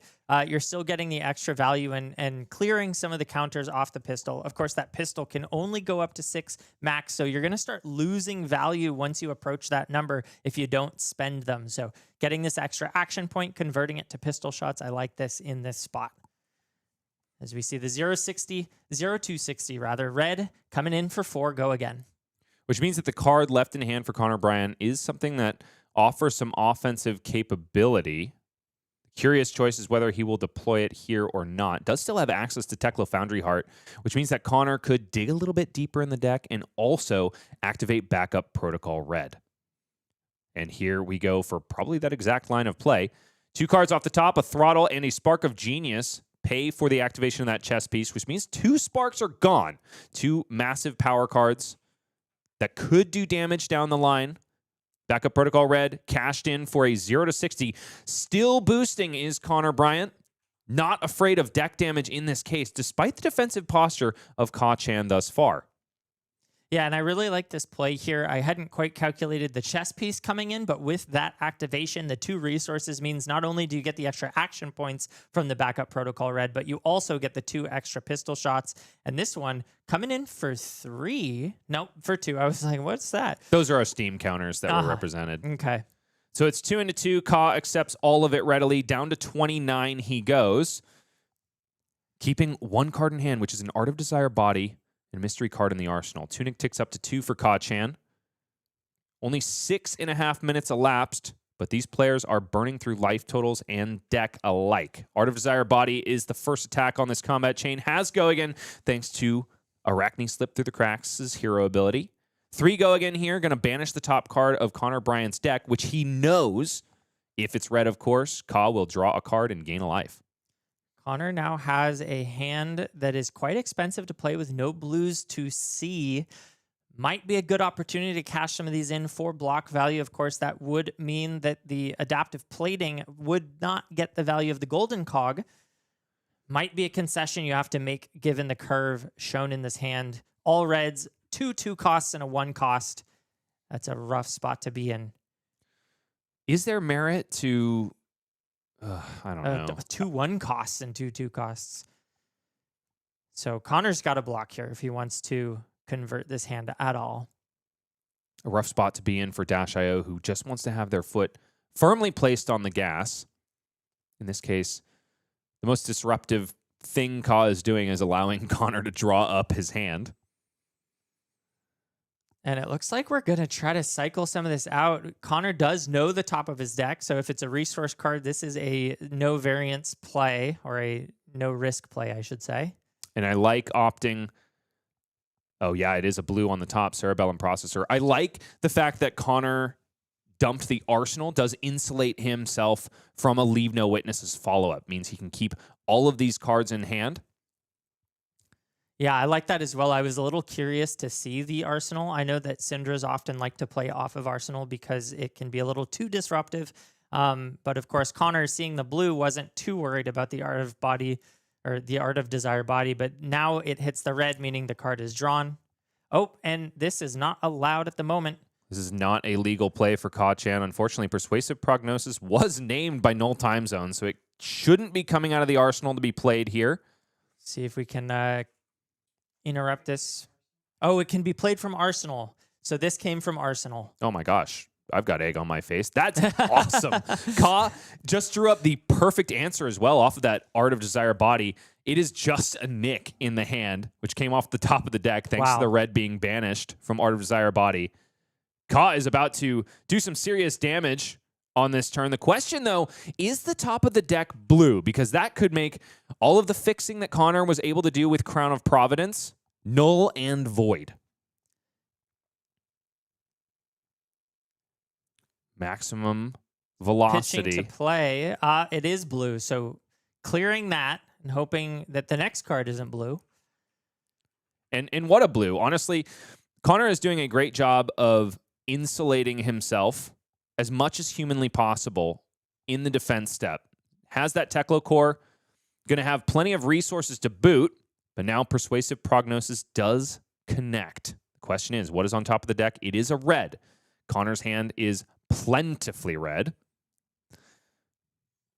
So Ka has a choice of any of those red attacks to stymie this turn as best as possible. Ka also has himself a life lead at this point, thanks to all of these banishes. He's gained 3 life on this turn, despite, in addition to all of the disruption and damage he's caused. Yeah, and being able to pull a red here, even though it's not the blue, which would have been absolutely backbreaking, it's still, Connor's playing a 3-card hand, and both of them are kind of underrate. 1 for 4s. A 3-card hand, despite not blocking with a single card, technically. You could count maximum velocity as kind of sort of a block or a way to insulate yourself in a certain respect, but there are plenty of resources for Connor Bryant on this turn. Now he doesn't really have an outlet for them. We were worried about resources at the top of that turn cycle for Ka. In this case, Connor's a little too resource rich. I wonder if there's merit then to playing out the Cerebellum Processor instead of pitching it. That is an option. We are using that 1 resource here to play the Outpace. Thank you. Cannot be blocked by equipment here. So Balance of Justice is going to have to stay at home for now. Also gets a +2 buff from Teklo Pounder, which means that 3 connects after Art of Desire Body is blocked with. Back down to life parity we go. Should be 27, plays 27 now. No, he gained 3 last turn. He was at 30, gained 3. I know, but I thought he and was then at went back 27. down. He was at 30. He was? I believe. Okay, sick. Yeah. He gained life on the body as well previously. Yeah, I know. So he gained like 6 life that turn. Pulse Wave Harpoon, the follow-up here. Ka's going to have to reveal 2 cards out of the hand, but I believe they all block 3. They do indeed. So none is going to be able to be harpooned out onto the combat chain for Connor Bryant. Still 4 go again that Ka must answer. And so 2 resources utilized already for Connor means that Teklo Core's free resources have already been used up, but what remains in the hand is a Cerebellum Processor. Entirely possible, I think, that Connor Bryant just establishes the processor without cranking and passes, or if he likes the top of the deck, crank that bad boy, get the top card of the deck in the arsenal, and move on. Yeah, no, I do like both of those options. I think one of the things to be careful about with the Cerebellum Processor is the Balance of Justice. You don't want to draw too many cards and give that value if avoidable. But of course, we also know that there's a Leave No Witness in hand of Ka, so I don't love setting up an arsenal in this spot unless you are confident that you've got the armor block to prevent it. The Null Time Zone is fodder for the adaptive plating as well, so putting that in front could at least give you 3 potential block. We see the Crank. Crank does come down for Cerebellum Processor, played at instant speed, which means that, yes, the follow-up must be draw the card, Arsenal. I believe it was a zipper hit. Couldn't catch the color, though. Looked red to me. I wouldn't have done that play if it was blue myself. Yeah. And we see, another full red hand for Connor Bryant with a max V to boot. Is insulated a little bit by that Teklo core, but Art of Desire Body coming down once again. And man, if last turn cycle was any indication, this card can be a house for Ka-chan. and he's flicking the scale peelers. And I think this is more of a play to insulate Ka and get him ready for a Graphene Calistera, because Scale Peeler is not going to be really useful anymore, thanks to the fact that most of the fridge has been utilized for Connor Bryant. Blue banished off the top, so no life gain, no card drawn. The follow-up, though, Leave No Witnesses, which means that adaptive plating cannot be utilized unless, of course, Connor is willing to cash in the Null Time Zone, which is going to go away at the beginning of the turn anyway. Yeah, I think that's a pretty smart play. You still have to commit a card here, which is why I'm questioning a little bit the choice to draw a card for Arsenal, but Connor just takes it and forgoes the Arsenal. And we'll see exactly why. Oh, it was a blue. It was a blue zipper hit off the top as well. It's the first copy of Boom Grenade that we have seen the entire game. They're coming very late, which is bad not only because you're not getting damage through with them, but also because that could mean that your deck is just plugged up with boom grenades down the line. And Kachan is just ripping this deck apart now. 26 plays 19, and Connor with a 4-card hand. No blue and things that cost. Teklo Core is going to help just a little bit.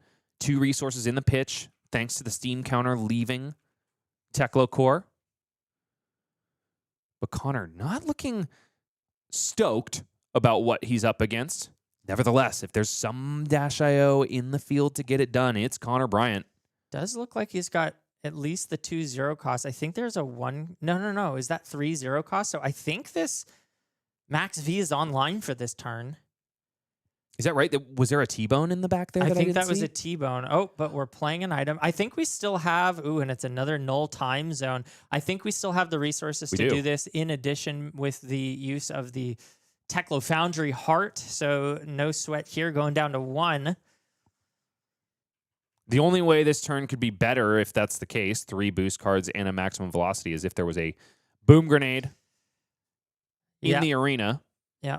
But Sink Below chosen here, and Ka doesn't have a single copy in hand. Depends on what made its way into the arsenal. That'd be pretty clean. But I don't think it was. We saw the hand previously. I don't recall exactly what the card was, but here we see that T-Bone coming out, getting pumped up by 2 for 5. And you know, Teklo Pounder, fantastic because it's just giving value here and there.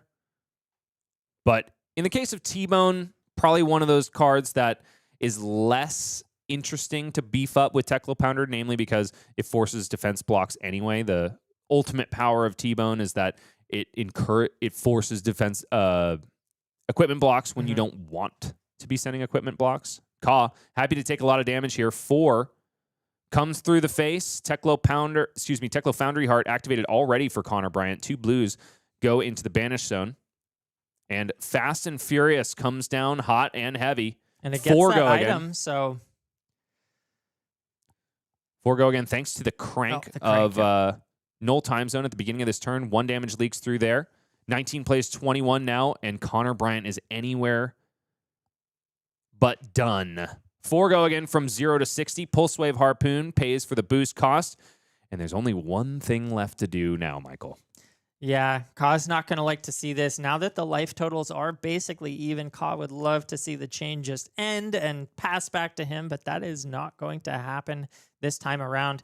Not to mention, Connor's got that extra action point, so we even get to see an extra pistol shot before this turn is over. Connor showing us exactly why Leave No Witnesses was not a fearsome proposition for him. A naturally drawn up 3 0-cost boost cards with maximum velocity is incredibly enticing if you're in the -IO seat.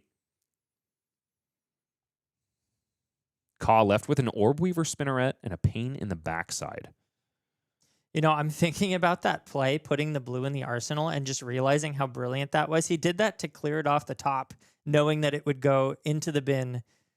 That was a really heads-up play by Connor. And you know, having a card in Arsenal in general against Assassin or Ranger is just nice because you're insulated from Codex of Frailty, ripping your hand apart while threatening your Arsenal. So no, I can't fault him for that. 2 damage here from the Symbiosis shot at the cost of 1 Steam counter. Ka left to wonder what is coming after. Perhaps wants to block with one of those cards in hand, but needs to get maximum value on it. Yeah, surely he knows that this is the max V. The 2 floating, just it's too obvious. And I think rather than wondering what was coming, he was just hoping he was wrong. But he wasn't. I think he knew exactly what this was. Ka giving a laugh as he shows us that, yeah, he was expecting this maximum velocity. Balance of Justice was blocked with on the Symbiosis shot that came before, which means that if Connor is able to put together a double draw down the line, Ka will be at the ready to get some value from that headpiece. 10 damage, though. And Ka, keeping the life total high, throws out the pain in the backside and the Orb Weaver Spinneret in favor of staying just a little bit higher on life. 15 plays 19 now. And the only thing we could see from Ka is a 1-card play from the Arsenal. But does he have it? If it is that Orb Weaver Spinneret, he could pair it with the Findle Spring Tunic, but it does not look like it is, or if it is, he doesn't want to do that. And passing priority is Ka Chan. Holding it is Connor Bryant. We wait with bated breath to see if there is an item off the top. Connor also has a convection amplifier in hand. That item from Arcane Rising that provides Dominate twice, if you so choose. Curious to see him bring it in against Ka. Yeah, perhaps a little bit worried about the defense reactions and potential for fatigue that Assassin has. Not necessarily guaranteed to bring it, but Connor teched against it regardless. And a Sink Below found in the hand for Ka Chan on the last turn of Null Time Zone, which means that is a very dead card. And that is not what you want to see when there's a Boom Grenade paired with it. Connor is going to be able to put together some damage here. You can see Ka Chan's disappointment covered by his hand, but we know that that's a little bit of a frown. 0 to 60 on the top of the deck for Connor Bryant. So Boom Grenade being cranked off the top does mean that Convection Amplifier can come down out of the hand. Ooh. And Heist with Dominate and Go Again is the follow-up. I was just thinking to myself that, man, that Convection Amplifier is really clunky right now, but with the Boom Grenade being cranked and providing the action points to establish it, this just became a really strong card. So not 100% sure what we have in the Banish Zone. It's not going to matter here because Ka is giving maximum respect to this Heist, Fandel Spring Tunic, and Flick Knives put on the combat chain in addition to a card to block out this Heist. I do like that play. Symbiosis shot. The follow-up here, just 2 more damage on this turn. That's all the action points Connor Bryant has at his disposal. Yeah, it can be a really tough choice to give up the Tunic and the Flick Knives, especially this early in the game. Still, Connor has about half his life total, if not 1 point over, but just the value proposition of that Heist connecting was way too high.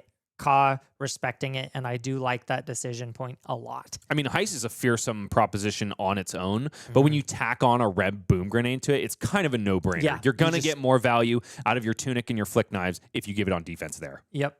And so he does just that, and now has an opportunity to clear the arsenal and put that Sink Below away so that he doesn't have to deal with that Null Time Zone anymore, clunking it up. In Null Time Zone, that's the second copy out of Connor's deck, and he only has 2. So no longer going to be an issue for Ka moving forward. Kiss of Death gets no respect from Connor Bryant, and I can't fault him for that because Tarantula Toxin is a card that absolutely punishes you if you decide to block it.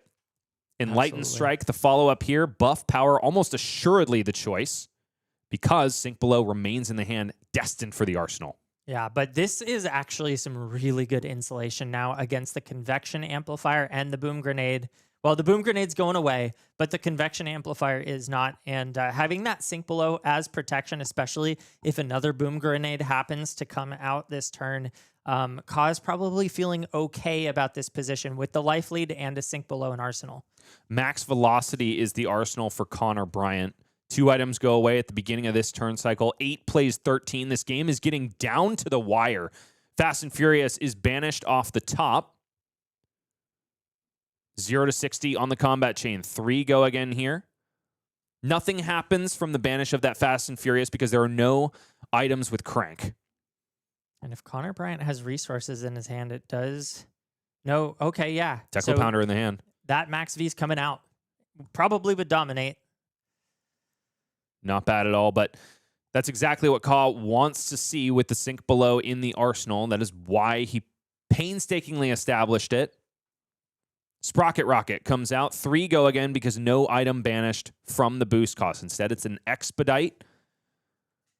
Ka has another head jab to answer. And Connor, now with 4 resources floating, has plenty of room to both cast an item off the top and play that max fee because the follow-up, of course, is yet another Sprocket Rocket. 3 go again. So 4 resources is more than enough to get this done. Connor really hoping that he finds himself an item off the top. Yeah, banished a Cerebellum Processor, which you would have loved to be able to play off the back of that Tekla Foundry Heart activation, and now ending the turn. I think it was an attack on top. I didn't see which one, but not an item. So just a max V follow-up here. And no activation of the convection amplifier here. Perhaps Connor wanting to make sure that he has it when a boom grenade has been established. Yeah, no, I like that choice. He's basically saying, give me your hand or take this damage. It doesn't matter whether this has dominate or not. It won't kill. But Ka has some pretty efficient blocking options. If there is a boom grenade in the reaction step, Ka has both a shelter from the storm and a sink below, just cashing it in right here and now, blocking out that maximum velocity in its entirety. And the deck is getting thin for Connor Bryant. Not as thin as Ka would like it, mind you, being at 10 life, but thin nonetheless. Yeah, and a 4-card hand has the potential to clunk up. We'll have to see. We're through 2 max velocities already at this point in the game. So it's probably just going to be a pretty weak setup turn, which will give Ka a little bit of breathing room. Breathing room is what Ka has, given the hand. 2 codexes of frailty. Being said, though, which, you know, is normally kind of rough, but I think his dagger loadout makes that hand a little bit better. You can always swing Spider's Bite, establish a leave no witnesses, and make the blocking decisions for your opponent that much worse. Yeah, that does have potential, and we see a resource-rich hand on the side of Connor without a lot of stuff to dump it into. Yellow Zipper hit the first attack here, banishing, I believe, the last copy of Pulse Wave Harpoon. Coming in at a breakpoint, which means that if Connor can find a boom grenade on top, no, it is an expedite, then he can be threatening some true damage down the line. Ka just trying to figure out what is left in the deck, what he has to be aware of, probably counting boom grenades as action number 1, and then also checking for things like maximum velocity and these other power cards, Cerebellum Processor, just to see what Connor is working with. It matters a lot because this zipper hit is very likely to connect. So Ka needs to calculate in his head right now, what are the odds of something like a boom grenade coming off the top? How much do I need to respect this? And he's even looking, I saw him thumb both of those Codex of Frailties, thinking about committing them to blocks here. Also has a shelter from the storm, which means that he can do things like say no blocks, see if there's a boom grenade on top, and make sure that he's getting maximum value from shelter from the storm. In this case, 4 damage comes through after Ka passes on blocks. Down to 6 he goes. And we do have news from the match floor. When Connor Bryant was doing the deck count, it was 18 left in the deck, which means only 9 more boosts allowed for him in this game, if math checks out. Going down to 6 is a choice. I think I like it because he could have, responded to a boom grenade really effectively and now still has that option, probably hoping to even maybe be able to arsenal the shelter from the storm, if at all possible. When your goal is to fatigue these decks out, the power of a defense reaction in Arsenal is so high. Cannot be overstated. Connor Bryant now has a crossroads. There's a T-bone in the hand. There's also a Teklo Pounder and 2 resources floating, which means that Connor could simply take a moment to establish some more damage on board, arsenal, and pass, which is a scary proposition when Slippy is holding on to 4 cards, but maybe what he needs in order to get it done.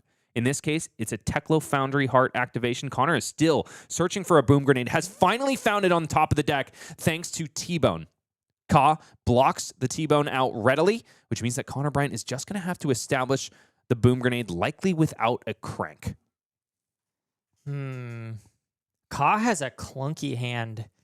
I kind of wish he committed those Leave No Witness, Codex of Frailty on block. It's too hard of a choice to make because you have to play around that boom grenade off the top, and Connor has it now. But yeah, Ka's not going to be able to convert that hand very well on offense. Clearly, the game plan at this point is fatigue. And who can fault him when now there's only 16 cards left in the deck? Connor doesn't know it, but I think if he's able to suss out what is coming from Ka, he would, if he could see the hand of Ka-chan, he would simply establish that Teklo Pounder and the boom grenade without cranking and pass. And it looks like that might be exactly it. And yes, here we go. Boom grenade off the top from the Dash.io ability. No crank. which means that setup is in full swing for Connor Bryant. He knows that this is the last gasp of what his deck has, and just hoping that Ka can't put together the disruption. Ooh, that's not a great hand on Connor's side. It's a boom grenade in hand. Not a great hand. There's 2 items in the hand is not what you want to see.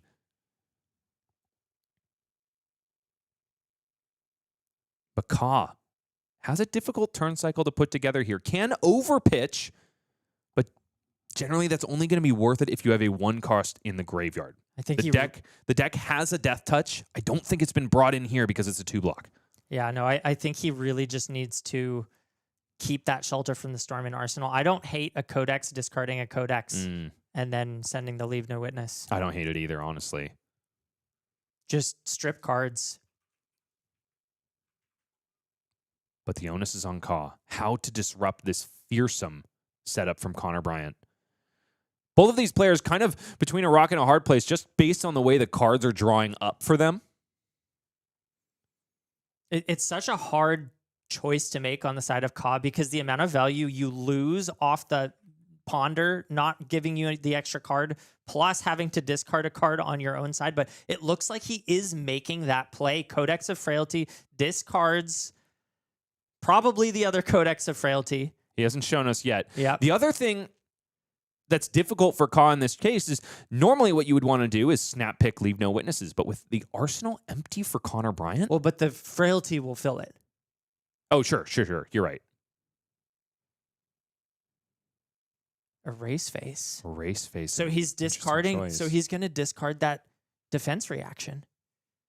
I don't hate it, honestly. And then he'll pitch the other Codex. That way he can get the value of the Ponder. No, it's a Command and Conquer instead. Shelter from the Storm goes into the graveyard. Important to mention that Shelter from the Storm could have blocked 4 on the previous turn. So Ka leaving 4 value on the table for this play. Well, I wouldn't say leaving value on the table because he would be losing that value immediately when the Ponder popped with 2 cards in hand. So it's probably the right play. I mean, if he had blocked with it on the previous turn cycle. It's true. Yeah, if he had just sent it on that zipper hit, he could be at 10 here. So Ka sort of trying to get a little bit greedy and paying 4 life for the choice. We'll see if that comes and bites him in the end. Also had the option to bring the Black Tech Whispers, I believe in gold foil, mind you, out to play. Could have Codex, discarded Shelter, send Leave No Witnesses because Connor's probably not going to block it, and then Codex again. But if he does block it, then you're kind of in a rough spot again. I got to say, too, that Connor only has 6 block in hand. He might cash in that adaptive plating and keep a card. That's an option. But it's looking rough. This hand getting torn apart. The only cards that do anything are also the only cards with block value in the bottom right corner. So Connor's in a tough spot, and you can see that he's thinking long and hard about this decision. It's very important for him to choose right in this spot. Because there are certain decks in the format where you could kind of just do another setup turn. But against Slip Through the Cracks, I just don't see Connor getting through another turn cycle without any disruption. So Backup Protocol Red goes into the bin for the reciprocal effect of Codex of Frailty. Command and Conquer out onto the combat chain, buys 2 cards from Connor Bryant, able to convert his kind of clunker of a hand into at least something useful in the arsenal. It looks like we have another defense reaction in hand. No? Never mind. That was not. Here we go. Convection Amplifier, the last steam counter, goes by the wayside. Connor is throwing everything he's got into this play. Throttle comes in for, it should be 8 Dominate go again because of Teklo Pounder. Oh, no, there's a Frailty, and it was There's a Frailty. Arsenal. Never mind. You're absolutely right. And that's it. The boom grenade goes off. Connor Bryant plays to his outs, and down goes Ka Chan in the blink of an eye. He wasn't able to establish the defense reaction in Arsenal, which absolutely would have saved him on that play. I know it was so much less value. I know that Flesh and Blood says you need to get as much value as you can for every single hand, but in that spot, value was not the right play. He needed to establish that defense reaction. Choosing wrong and paying for it with his life is Kachan. And Connor Bryant, for his own laurels, is just unflappable in the face of Ka's fearsome disruptive capability. Honestly, really, really well played on Connor's side of the board. And I was questioning the inclusion of that convection amplifier when ultimately I think that was the thing that made him win that game. He kind of cheated it away from Ka in certain respects. Yeah, no, he had that game wrapped up by all rights until the convection amplifier gave that card dominate, and my God, what a finish. But, we have to call back to the fact that even though Ka didn't establish the shelter from the storm in the arsenal on that turn and insulate himself from the convection amplifier boom grenade combo, even if he had cashed it in on the previous turn for just a random 4 value instead of waiting for when it could stuff a boom grenade here or there, he would have been at 10 in that case and not dead to the play that ultimately put him in his coffin. Yeah, no, I think he just tried to walk this tightrope of a decision line and ended up falling sort of in between the cracks there. Could have played in either direction and ended up in the middle, and it just didn't pan out. Ka not slipping through the cracks, instead falling into them, as my co-caster mentioned. But Dash.io does make you do some mental gymnastics that you otherwise wouldn't. I think there are some decks in Flesh and Blood where in certain cases you're almost insulated from making lower value plays if you don't have the reps into them. You know what I mean? Like if you're playing around everything, sometimes you can trip yourself up rather than just fall victim to what they do. Yeah. So Ka, unfortunately, falling victim, the second Slippy in as many rounds on coverage here at the AGE Players Championship in New England. We are going to be back with an interview with Connor Bryant, the man who knows how to boost more than anyone else. So don't go anywhere. We got more Flesh and Blood and an interview with our winner after this.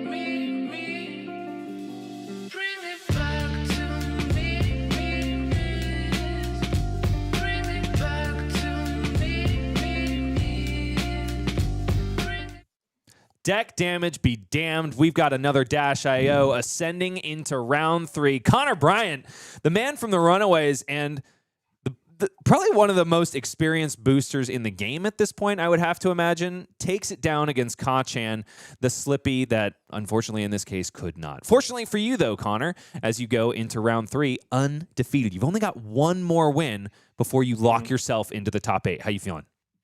I feel good. That game was crazy. I thought I was definitely cooked that game. But that convection amplifier kill at the end just lined up just perfect. Yeah, convection amplifier is an item that I want to talk about here because on coverage, I was kind of questioning the inclusion there. It wasn't great when you drew it up, but it's hard to knock it too much when you essentially cheat a win from your opponent. Yeah, it's never good to draw. It's like whenever you draw it, your hand is always like the worst hand of flesh and blood cards you've ever seen. And like even that game, I had the option of uh, playing a like activating cerebellum processor to draw it and put it in my arsenal, and I was like, I'd rather just have 2 damage Mm, and then play it on my next turn or whatever. Um, but it's always a little funky, but it really helps get those like final chip shots through. My favorite combo is it with heist. With heist in the mm. late game when you work through all their armor, then you can set up kind of like these big heists for a ton of value. But yeah, card whenever it's in your hand, you're really sad. So But when you when play you it for free, it's great. when you cashed in the first team counter for the heist, you were knowing full and well that it wasn't going to connect with that boom grenade, right? It was literally just to get rid of the tunic and the flick knives. Yeah, get those off the board. And then yeah, I was really afraid of him having a D-react, but I had uh the sync below, or I had like the processor on, or time zone on sync below, I think.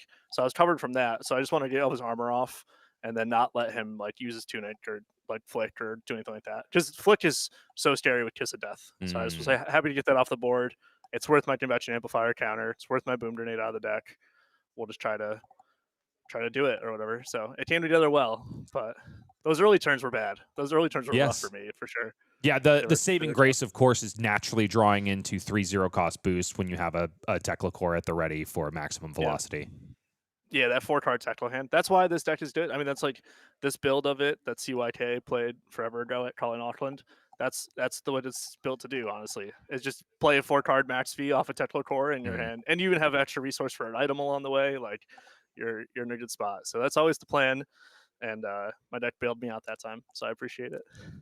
Absolutely awesome stuff. And defense reactions are one of the scariest things you can see as Dash.io, especially when you have a boom grenade established, which was something that you weren't really able to do for the majority of that game. Honestly, I was getting worried for you, not only because you weren't seeing boom grenades to push damage, but also because I know that all of a sudden your deck, when it's down to like 18 cards or in those late stages where deck damage is becoming more and more relevant, can just be a whole pile of boom grenades, and those don't do anything on their own.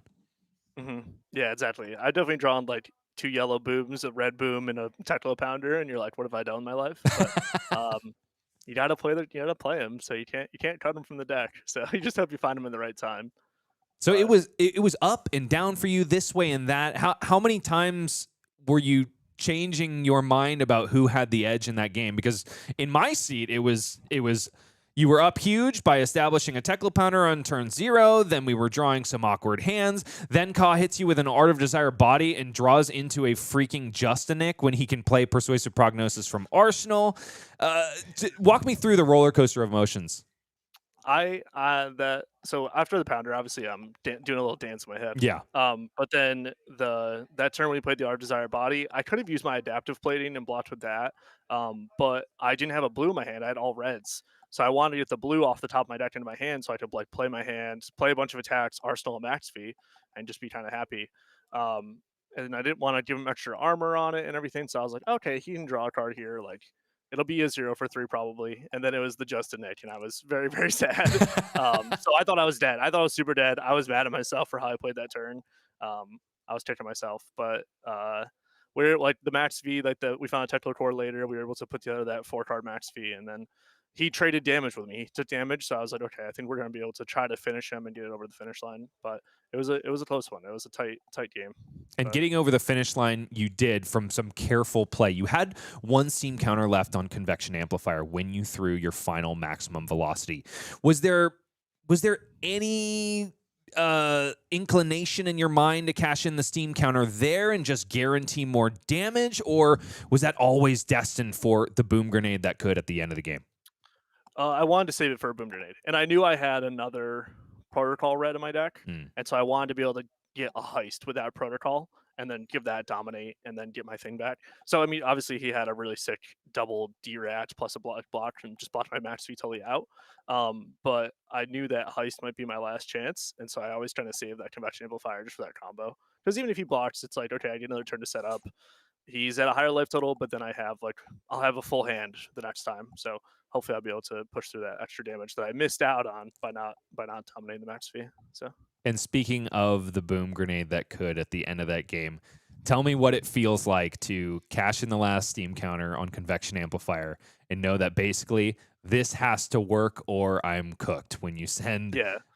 the throttle from Arsenal with the boom grenade and the last counter of Dominate, is that the rush that brings you back to Dash.io time and time again?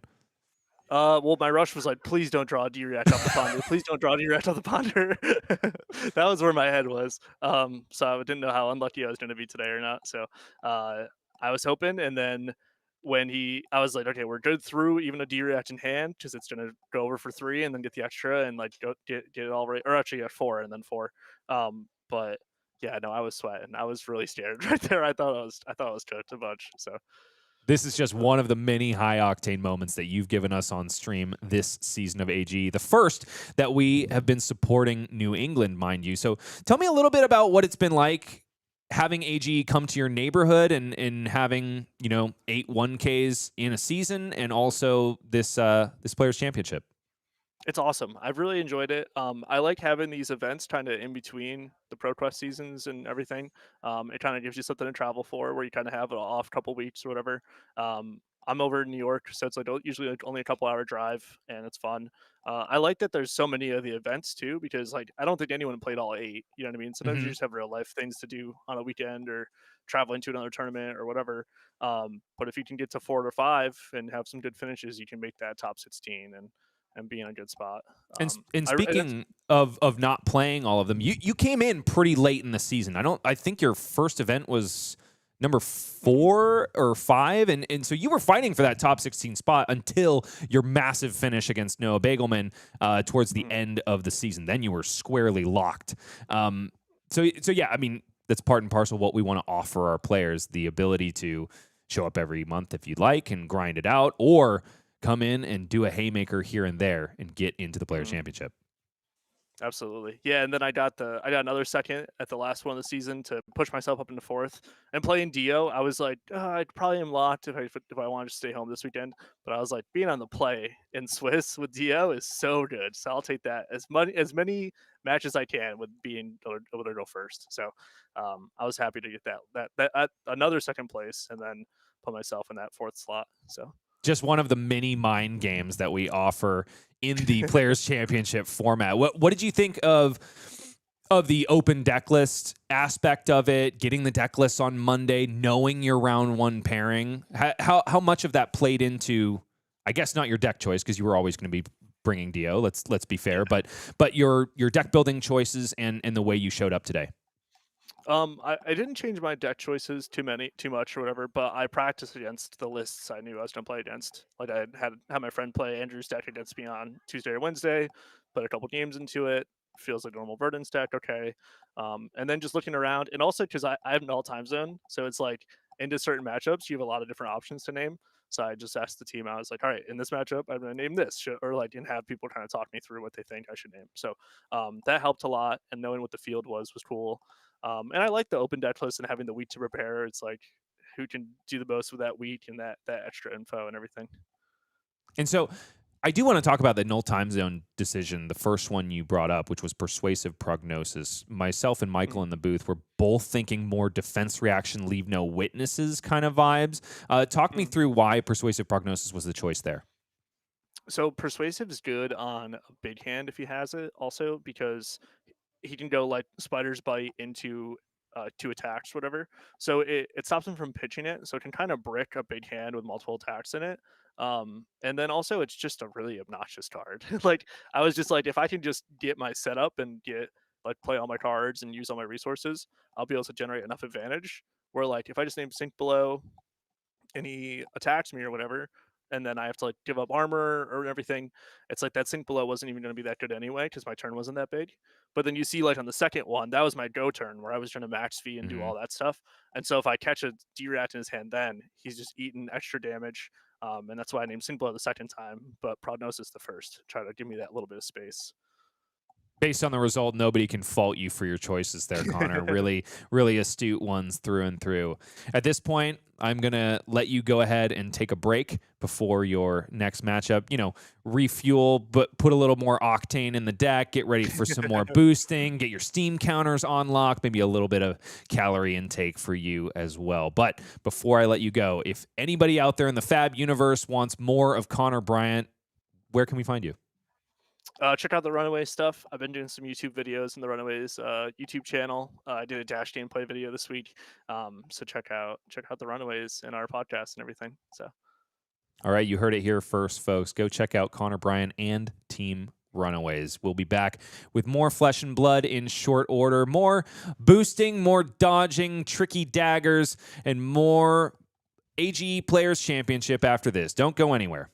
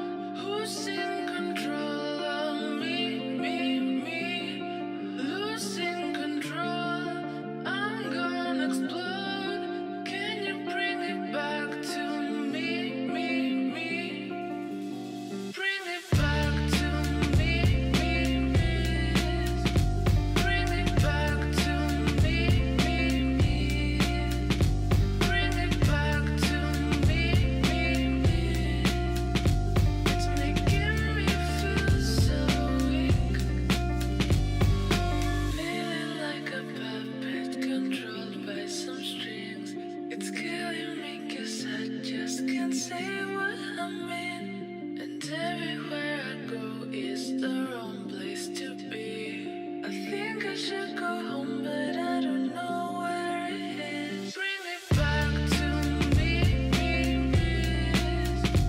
Bring me back to me, please. Bring me back to me, please.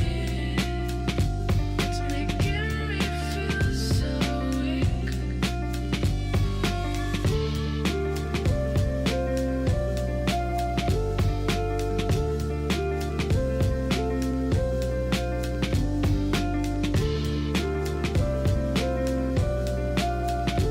It's making me feel so weak. Bring me back.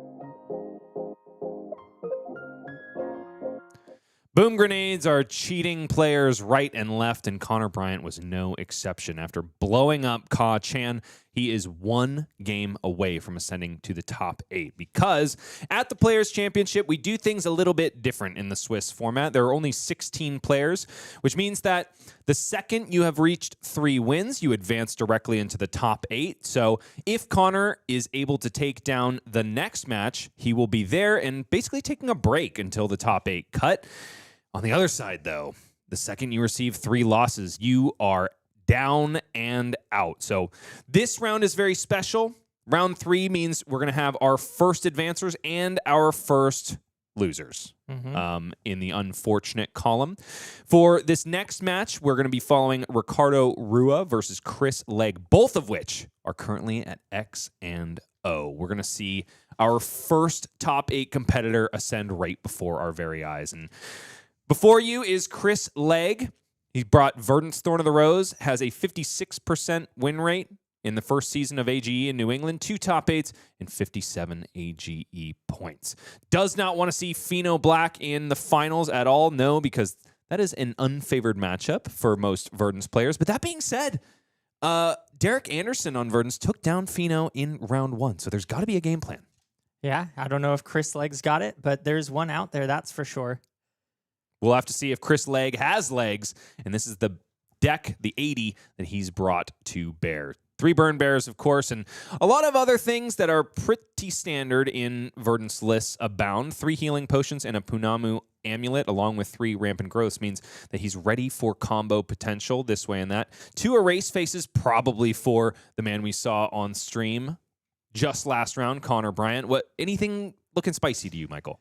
It's looking pretty standard across the board. You know, seeing the Pheano amulet means that he is ready for combo, which is super important if you're planning on facing against anyone that wants to fatigue you out with AB3 or more. Everything else looks pretty stock standard. Like you mentioned, the erase face is super important if you're going up against a Dash IO to turn off that booster at the very least. Ask for some cards and disrupt that disgusting aggression that the Dash can sometimes bring.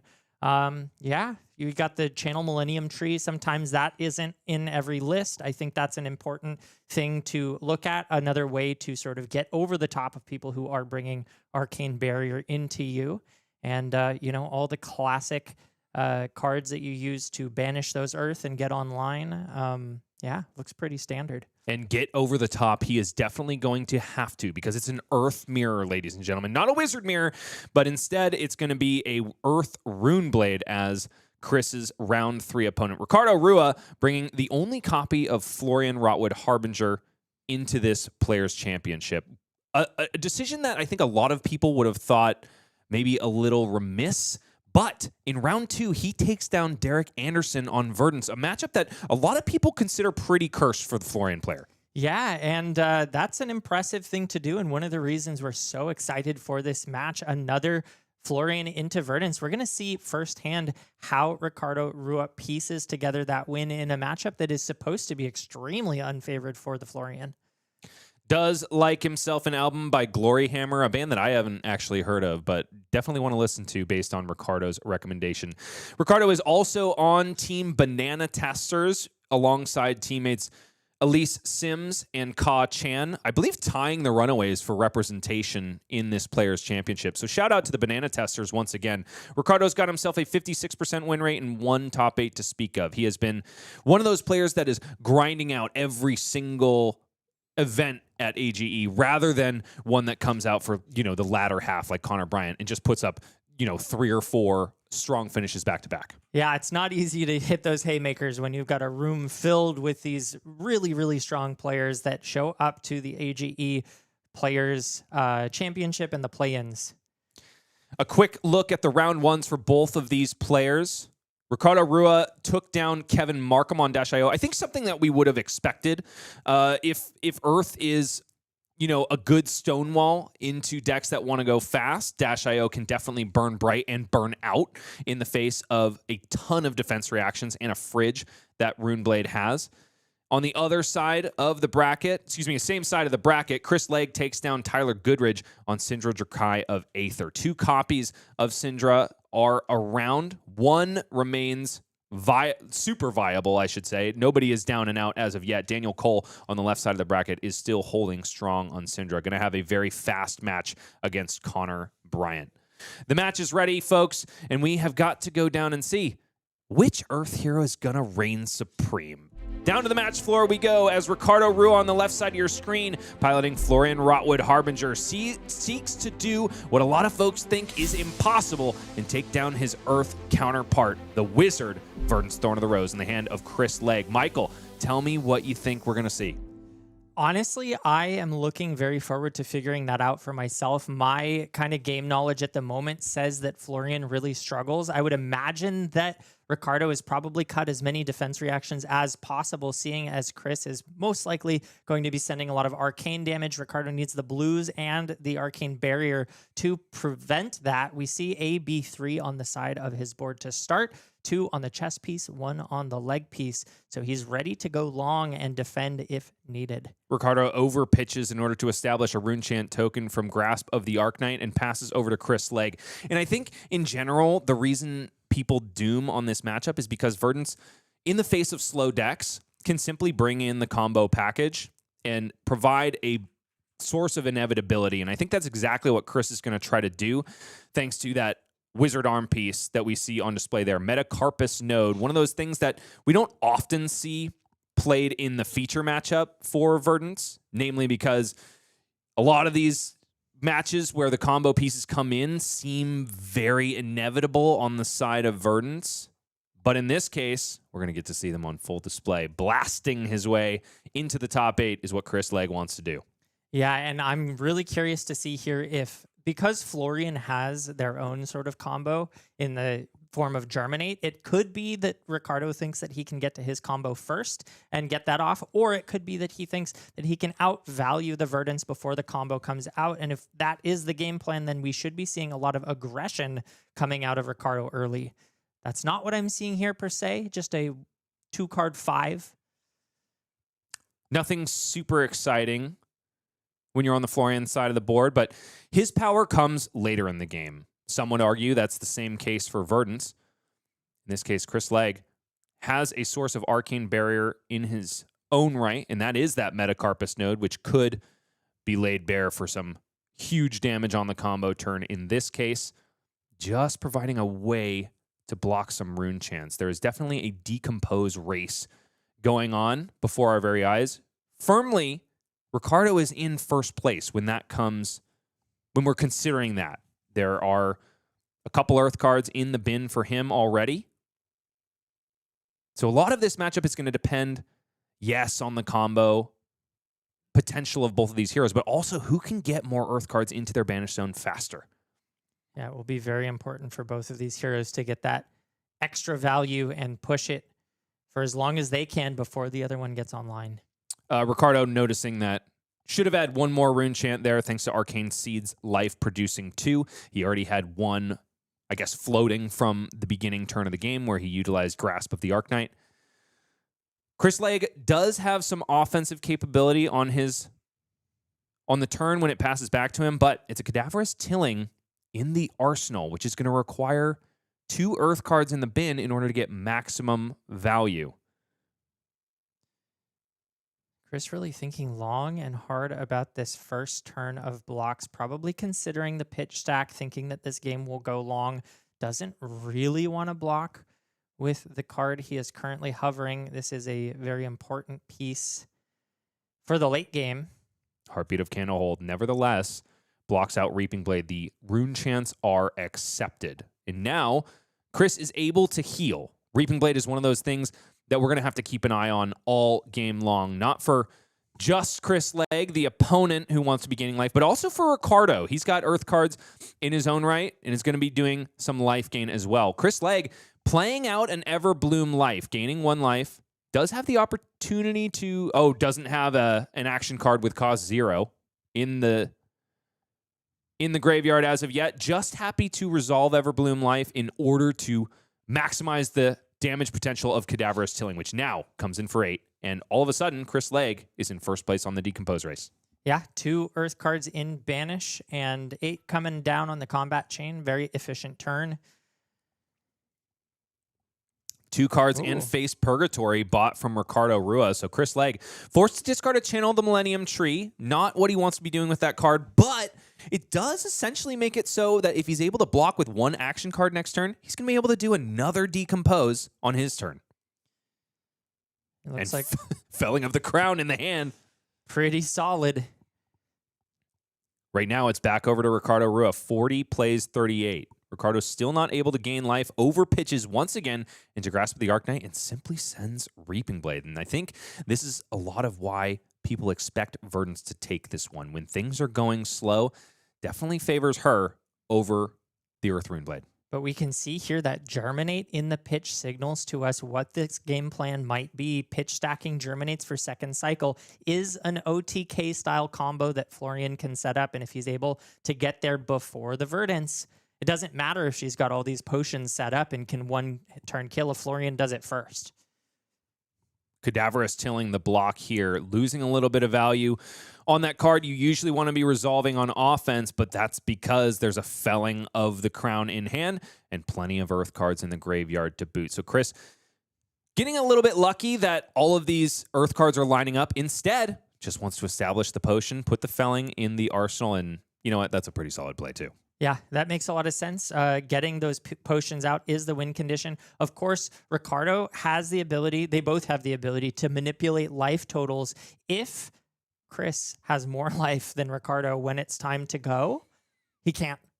And so that Reaping Blade is going to be extremely important to pay attention to, especially near the end of the game once all of those potions are established. And if Ricardo can take a little bit more damage and get below the Verdance, suddenly it doesn't look so good for the Verdance's OTK potential. Channel Mount Heroic, the first copy so far, comes down on into the arena for Ricardo Rua. Rune Rager Swarm as the follow-up, came in for 6, blocked out by 2 cards from the hand of Chris Legg, and a Reaping Blade to follow, pitching a Felling of the Crown for Ricardo Rua, who has no Earth cards in the Banish so far. Channel Mount Heroic is one of those cards that I think can make the difference in this matchup, because if Florian is able to establish it, put together a couple go-agains, some, 2-3 chain links wide, it could just be too much damage for Verdance to set up combo.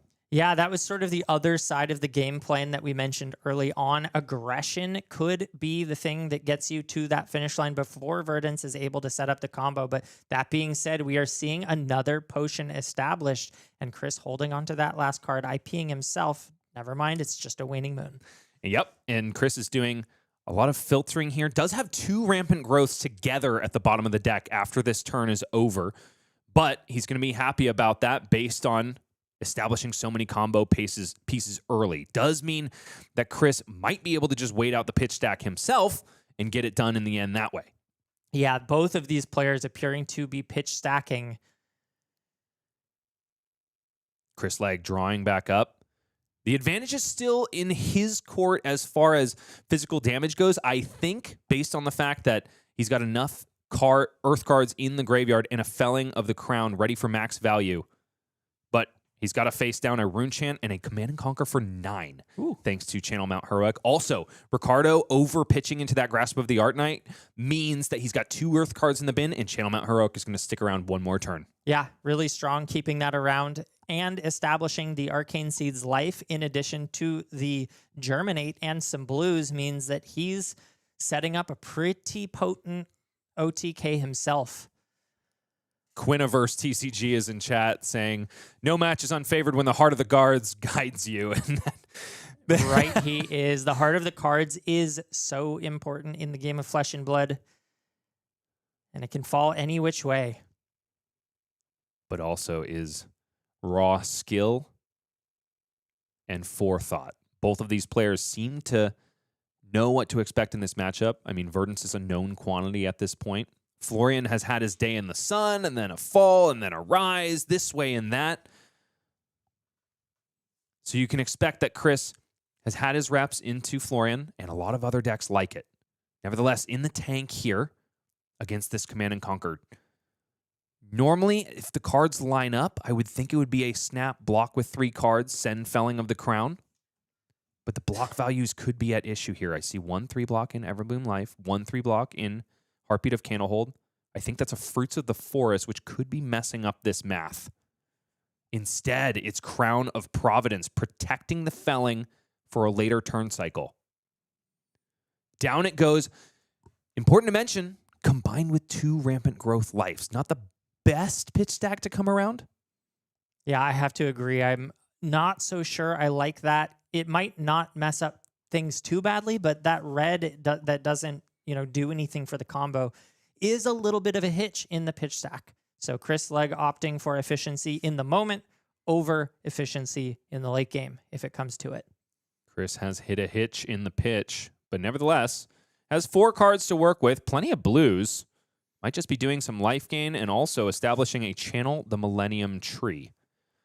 Does have himself 2 sources of arcane damage from Waning Moon and also Photon Splicing. Photon Splicing, usually not the card you want to be resolving. Generally, that is relegated to an instant speed discard to amp the combo up later on in the game. But it is Channel the Millennium Tree established here. Going to stick around thanks to that Fruits of the Forest in the pitch zone. Which importantly is another card that goes very well with combo. Heals up, does what you want it to do, and it's a blue if you need it. And it's just going to be a Waning Moon for the extra amp 3 from Channel the Millennium Tree. So comes in for 5. Ricardo seeming to accept it readily despite having AB3 in the equipment zone. Down to 34 he goes. Life total is pretty close to parity, which oftentimes favors Verdance, thanks to the fact that she just gets an extra turn with Storm Striders.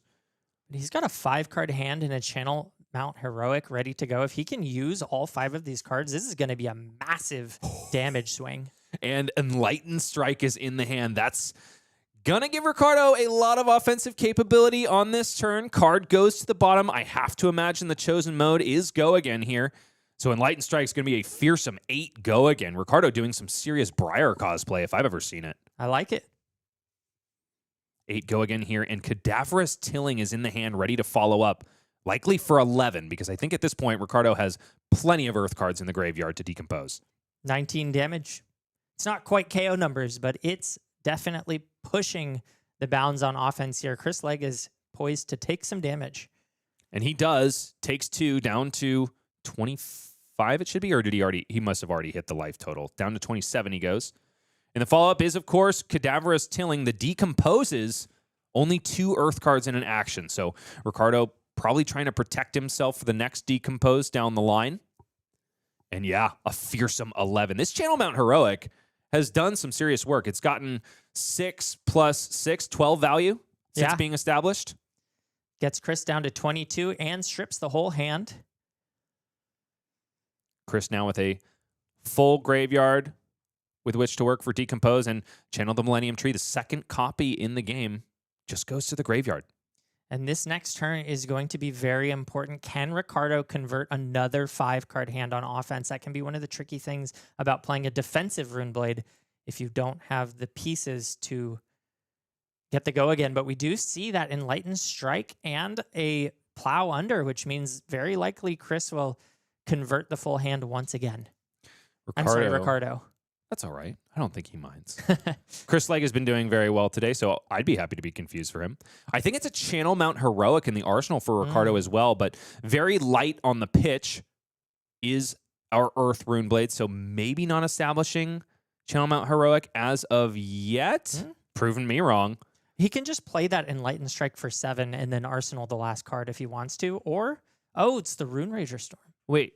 I think that's his one-of copy of Blue Cadaverous Tilling, which is why this turn gets completely fixed. Oh my goodness, wow. This is going to be crazy. I thought that was a red variety. All of a sudden, 6 value is unlocked on this first turn of Channel Mount Heroic, and it's going to stick around for another go. Ricardo showing off his game plan into Verdance. It's aggro. Very well. The follow-up here, likely just an Enlightened Strike? Hold on. I kind of like Enlightened Strike draw a card, but no. Would rather set up the 5-card hand for the Channel Mount Heroic. I'm surprised that he's doing it this way instead of arsenaling the E-Strike, which would be an extra extender. It's a curious choice for sure, but I think after Ricardo has taken down 1 Verdance today, he's got the know-how. I definitely would have sent that at E-Strike and get maximum value on Channel Mount Heroic, especially when you've already got your opponent on the back foot. Chris Legg with no more copies of Heartbeat of Candlehold left in the deck, does gain 3 life there, up to 21. Waning Moon follows up for 2 Arcane. It is a classic Guardian problem that I'm sure this Runeblade has as well. If you just blind to draw a card and it's a blue, you're really not happy to put it in the arsenal. So I understand the choice. Sometimes it's just a little bit too risky. But here Ricardo chooses a Plow Under, which runs the risk of not having the extenders. We'll have to look at his hand and see if he can convert, once again, all 5 cards on offense. In this case, also doesn't have an arsenal to target on the side of Chris Legg. Bramble Spark, revealing Fruits of the Forest in the blue, is the first action for Ricardo here. So 1 Arcane is going to ping through, and also because of Earth Fusion, going to get +3 on the next attack action card, which is Plow Under, after double pitching Earth cards again. So this Channel Mount Heroic, like the one before it, is going to stick around for 3 total turns. So this Plow Under, yikes. Big bad 12. Yeah, it's a lot of damage. It's not impressive value for the turn cycle. I still kind of wish I saw the E-Strike last turn, but that's in the past. This Plow Under is doing what it needs to do, not hitting the arsenal, but is getting further in the banish game, and now we are at 4 Earth cards in the banish for Ricardo, just now passing the Verdance. It was a huge moment for Ricardo getting rid of the Felling of the Crown on Chris's side of the board. I think these life totals would tell a very different story if Chris had been able to resolve that earlier. Nevertheless, 3 healing potions established and a Punamu amulet at the bottom of the deck. Chris, by all intents and purposes, has assembled Exodia and also is going to be able to save life much more efficiently moving forward, thanks to the fact that he's essentially rid himself of non-blocks. Yeah, no, the deck is now primed and ready to play the regular Verdance game plan, and I think he's probably feeling pretty good in this spot. Burn Bear in the hand, along with a Felling of the Crown. I do believe I see a blue, so Chris could start doing the natural Verdance thing, block with 2 cards, send a Felling of the Crown. But Ricardo's got one in his hand as well, and also a Swarming Gloomveil to boot. And I think it's an Everbloom Life in the hand too, so should have enough resources to fuel this fearsome Channel Mount Heroic turn.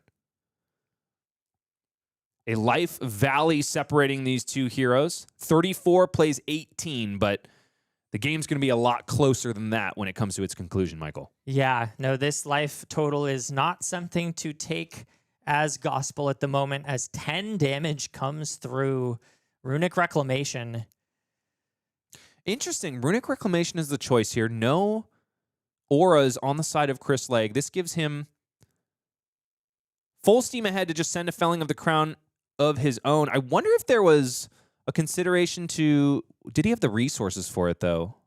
No, he didn't. I was thinking a Grasp of the Arknight plus Gloomveil plus something else could be the sauce, but I think Ricardo was 1 resource short. Felling of the Crown for Chris Legg, who sits at 14 to the 20 life surplus that Ricardo Rua has at 34. But this is exactly what Verdance wants to be doing at this stage of the game. Mid-game is Felling of the Crown and Plow Under central. Yeah, slowing the game down here, pulling cards from Ricardo. The key here is not necessarily to have an above rate value turn, although, of course, the Felling is above rate in value. But it's to keep that life total at a safe enough place to be able to get the combo off when you need to. If you have to be forced into blocking when you finally draw the pieces, you're in a lot of trouble. Ricardo now on the blocks. It's Cadaverous Tilling, Plow Under, and Grasp of the Arknight, dedicated to completely stuff the damage from Felling of the Crown.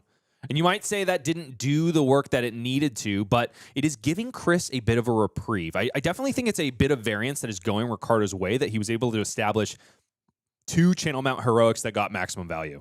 Yeah, no, that definitely worked in his favor. I think Ricardo is going to need the 3rd and final copy soon and be able to extend it for multiple turns, though, in order to seal this game. Chris still has a healthy 14 life to work with.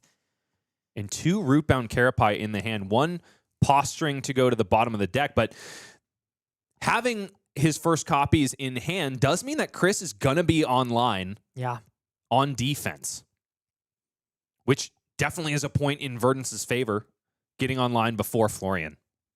And they just sends them both out. Full blocking. And as scary of a card as Felling is, it almost feels like this play worked in the favor of Chris, just doing everything he wanted to, not taking any damage, and happily getting online. And there it is. 2 Earth cards and an action card each for Rootbound Carapace, 1 and 2, which means 2 Fellings of the Crown blocked out back-to-back. It is pretty funny to see 2 Earth heroes just sending that back and forth and giving maximum respect. Channel the Millennium Tree now coming out for Ricardo, which is another way that he can push damage. Chris Legg may not have the Arcane Barrier to support blocking this out if he's able to keep it around for a few turns.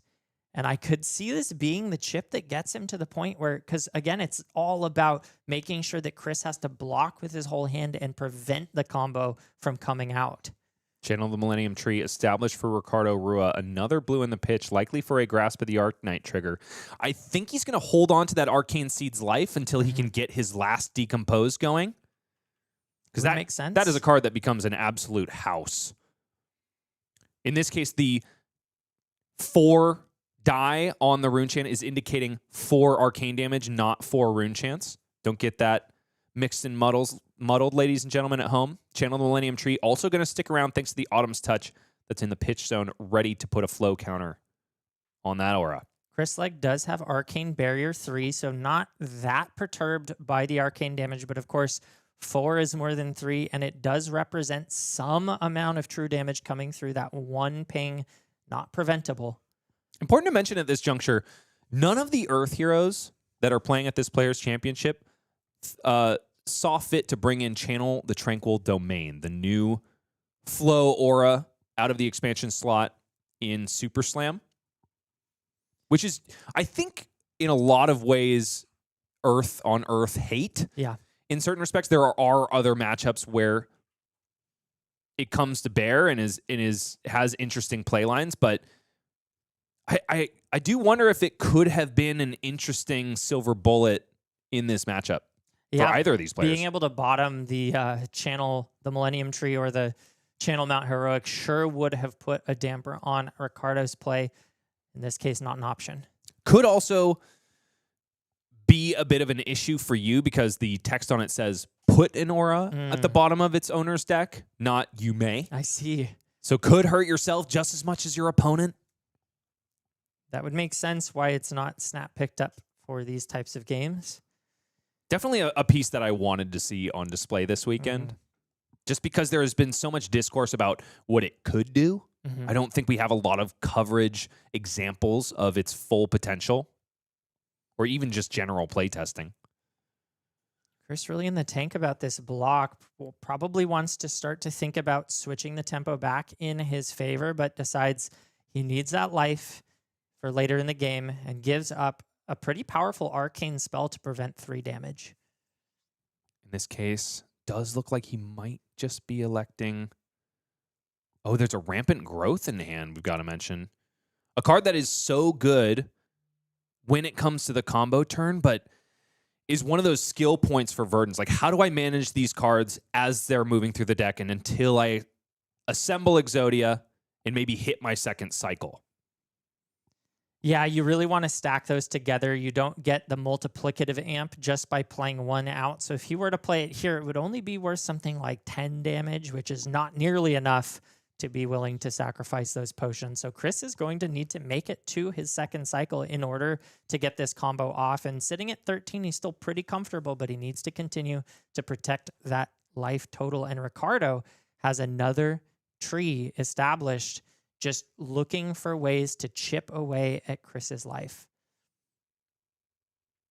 And Chris, important to mention, has access to the all-powerful Storm Striders in the Legg slot. Not only powerful because it cheats an extra turn out for any wizard that deigns to bring it in, but also is kind of like Wizard on Wizard or Wizard on Runeblade tech too, because of the Arcane Barrier 2 that it affords. That with the Metacarpus node does mean that Chris can be saving life in the face of Amp 3 from Channel the Millennium Tree. Whoa, Chris might be going for it. It's 3 healing potions popped here. All of a sudden, the Earth Wizard is drunk on life gain. So 2, 2, 2 equals 6 life gain, but also 3 three arcane damage coming Ricardo's way in the form of 1/1/1.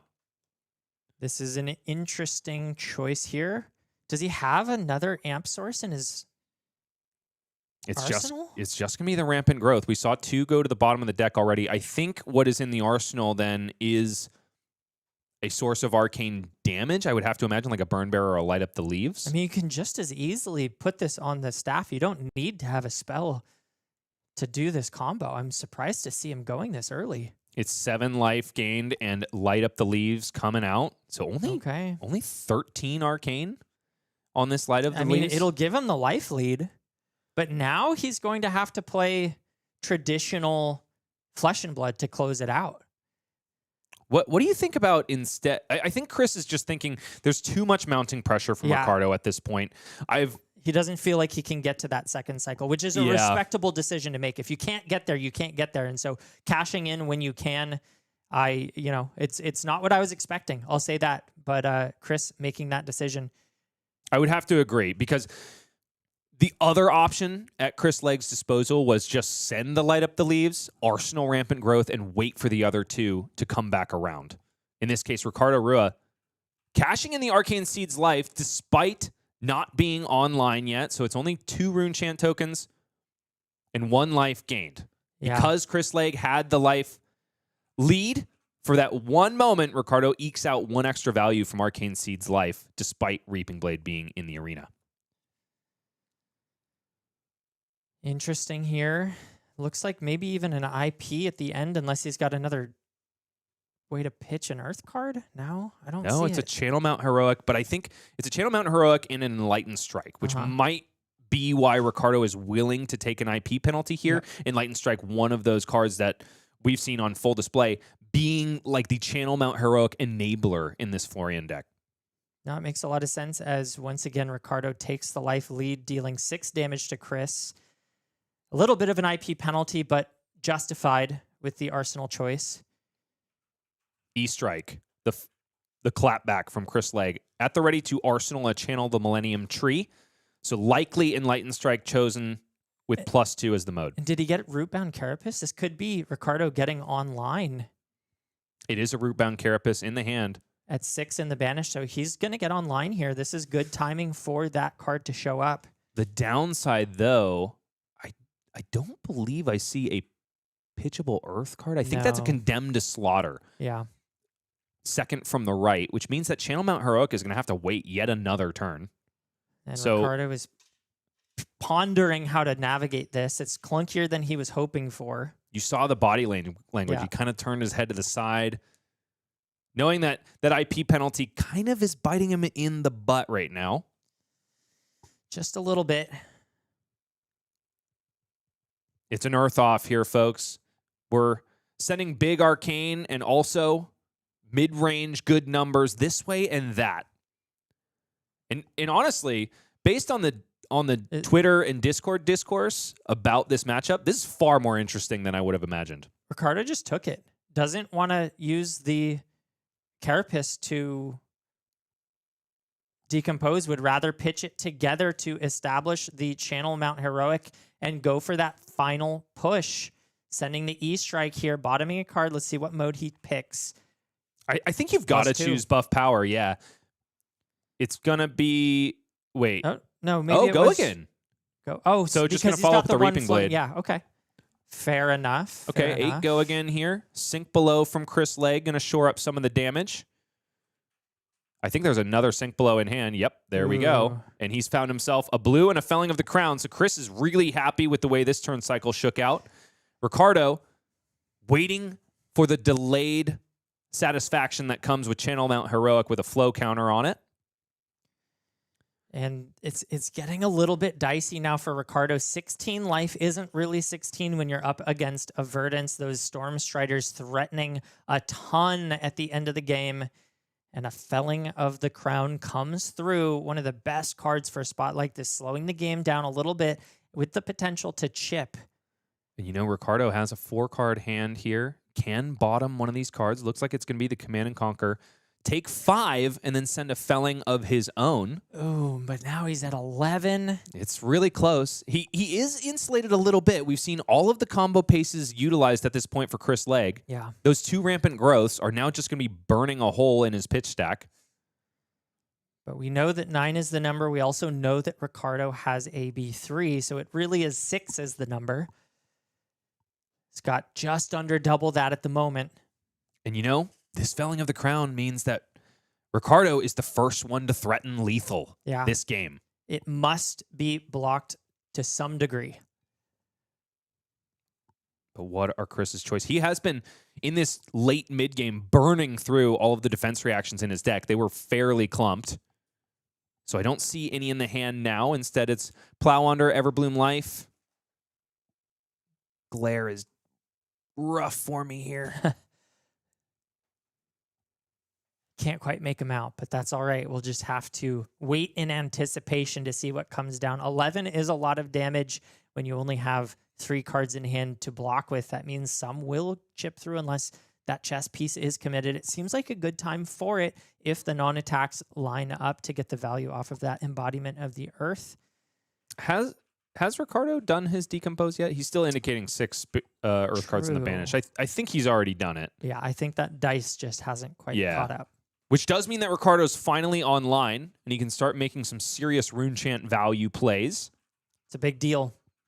But the story of this game has definitely not been how many rune chants is he sending. It's definitely been more on the side of the physical damage that has been fearsome for our Verdance player. Yeah, these channel mount heroics have really been heroic.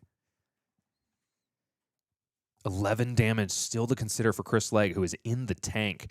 Perhaps popping off that combo because he was detecting that this was his fate to face down a felling for 11 later on in this game. You got to hand it to Ricardo. It's a nail biter, especially when you're sitting at 11 life against a Verdance with Stormstriders, but he has been navigating this game very well thus far.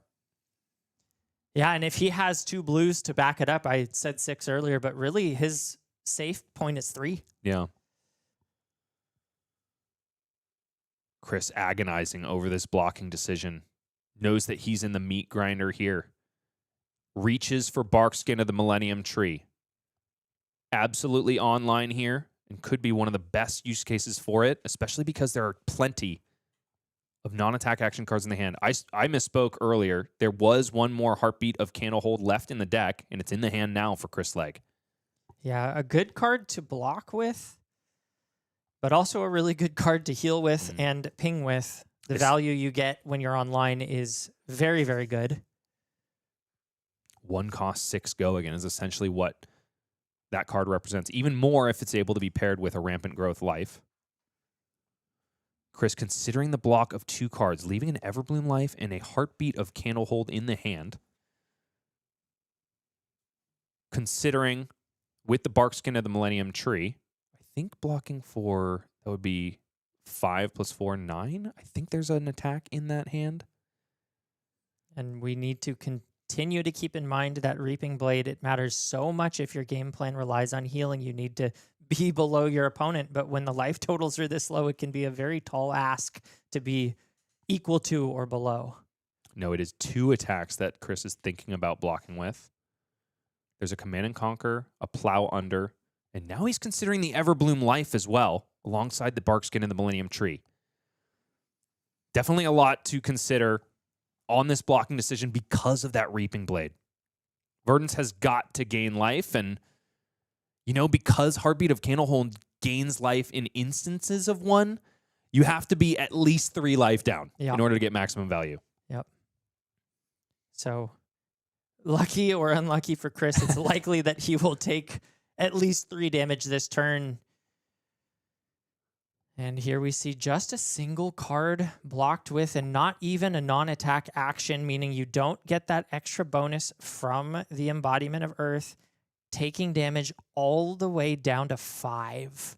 Command and Conquer, the card bottomed for Chris Legg. Plow Under blocked with, which means the hand is Everbloom Life and Heartbeat of Candlehold. Likely going to be a bread and butter Verdance play of Heartbeat of Candlehold, heal 3, ping 3, and send Waning Moon at the end.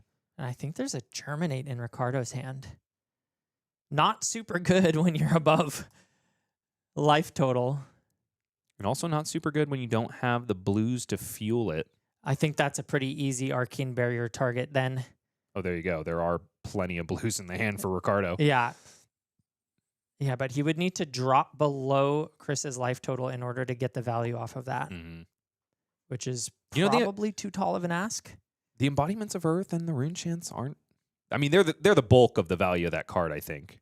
Life gain probably secondary, but you're right. Definitely wants it in this matchup, especially when your wizard opponent could simply respond to a bunch of life gain and put you into the Shadow Realm. It's not the end-all be-all that it usually is into other decks. Wizards just so tricky with their instant speed shenanigans. But Chris Legg is looking kind of stressed out at this position, not loving I don't blame him, the man. life total difference.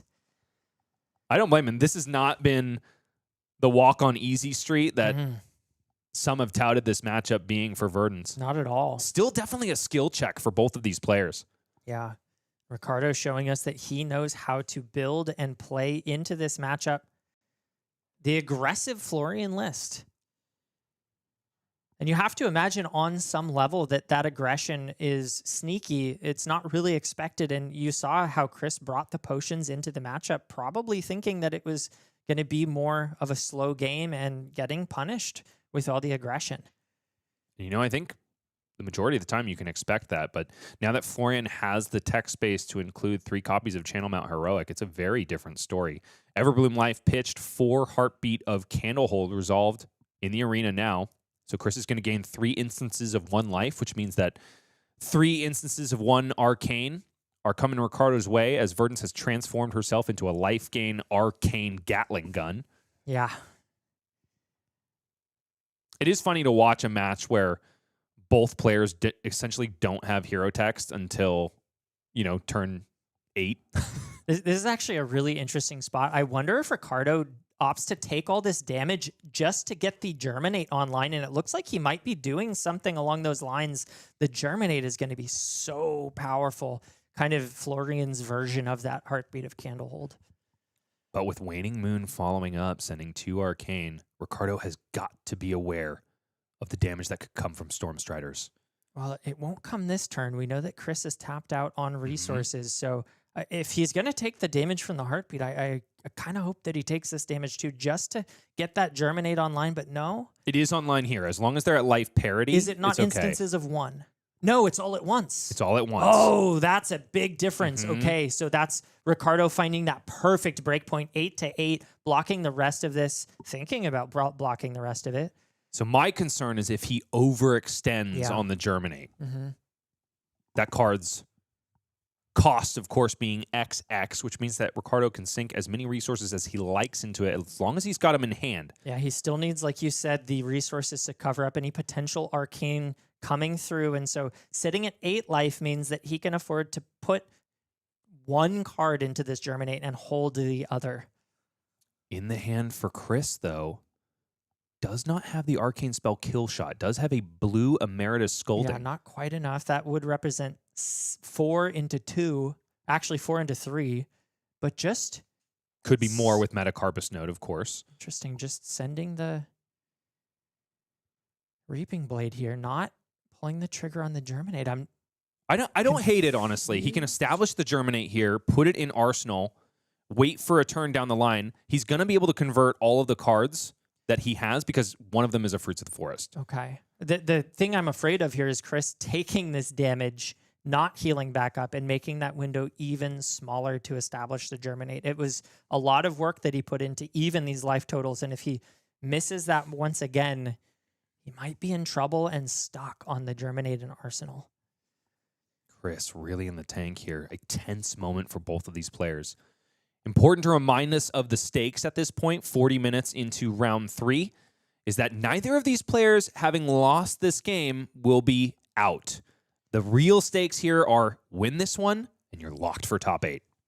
Down Ricardo goes Chris to 3 life. Utilize the Fruits of the Forest in response or before the damage was dealt, so just IPing once again. Ooh, and now a Channel Millennium Tree. Oh, this is really scary now. It's fearsome for Ricardo Rua. Burn Bear comes in now for 9 damage, thanks to Channel the Millennium Tree. The upside for him, Chris Legg is holding the one Earth card that he had in hand for the Arsenal because it's Light Up the Leaves. So Channel the Millennium Tree goes by the wayside. Ricardo Rua now at 2 life, could be in kill range for Chris Legg. 2 plays 3, but Storm Striders is one heck of a card. Does Chris have the resources? I mean, if Chris has a 6 spell, he's got a 4. That's not enough. He's got it in the Arsenal. He's got Light Up the Leaves in the Arsenal. I mean, this should be... He just needs the resources. It's 2 yellows and a blue, so he's got it.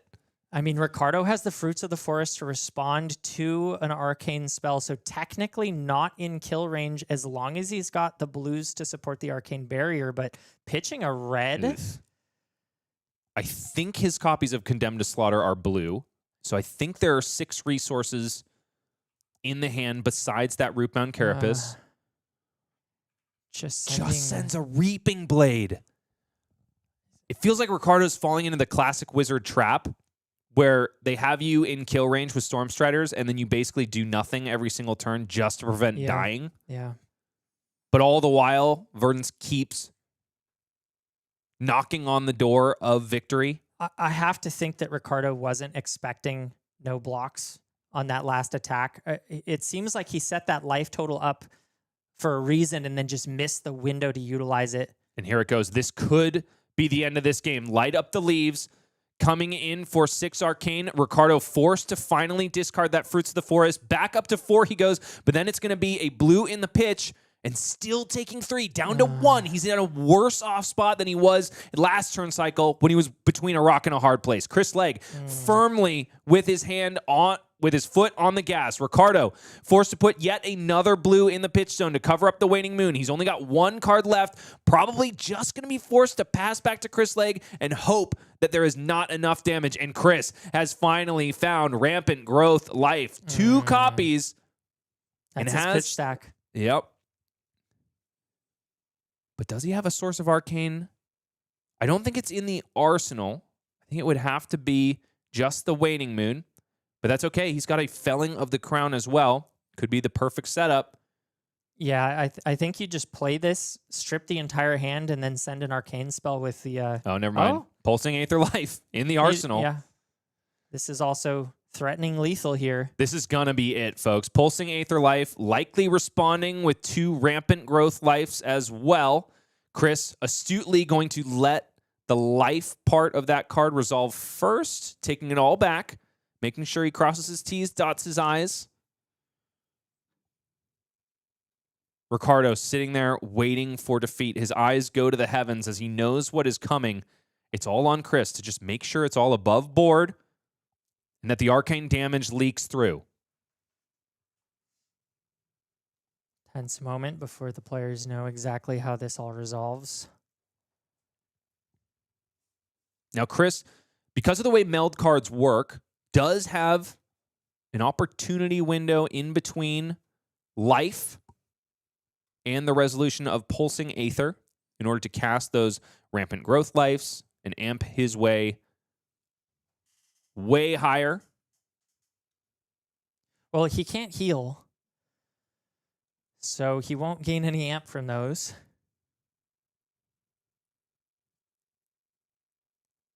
That's true, actually. Oh my gosh, this is, this is a really crazy game state. Instead, it's Felling of the Crown for Chris Legg because no, cannot gain any life thanks to Reaping Blade. Felling of the Crown, going to do some serious work though. Ricardo must bottom a card.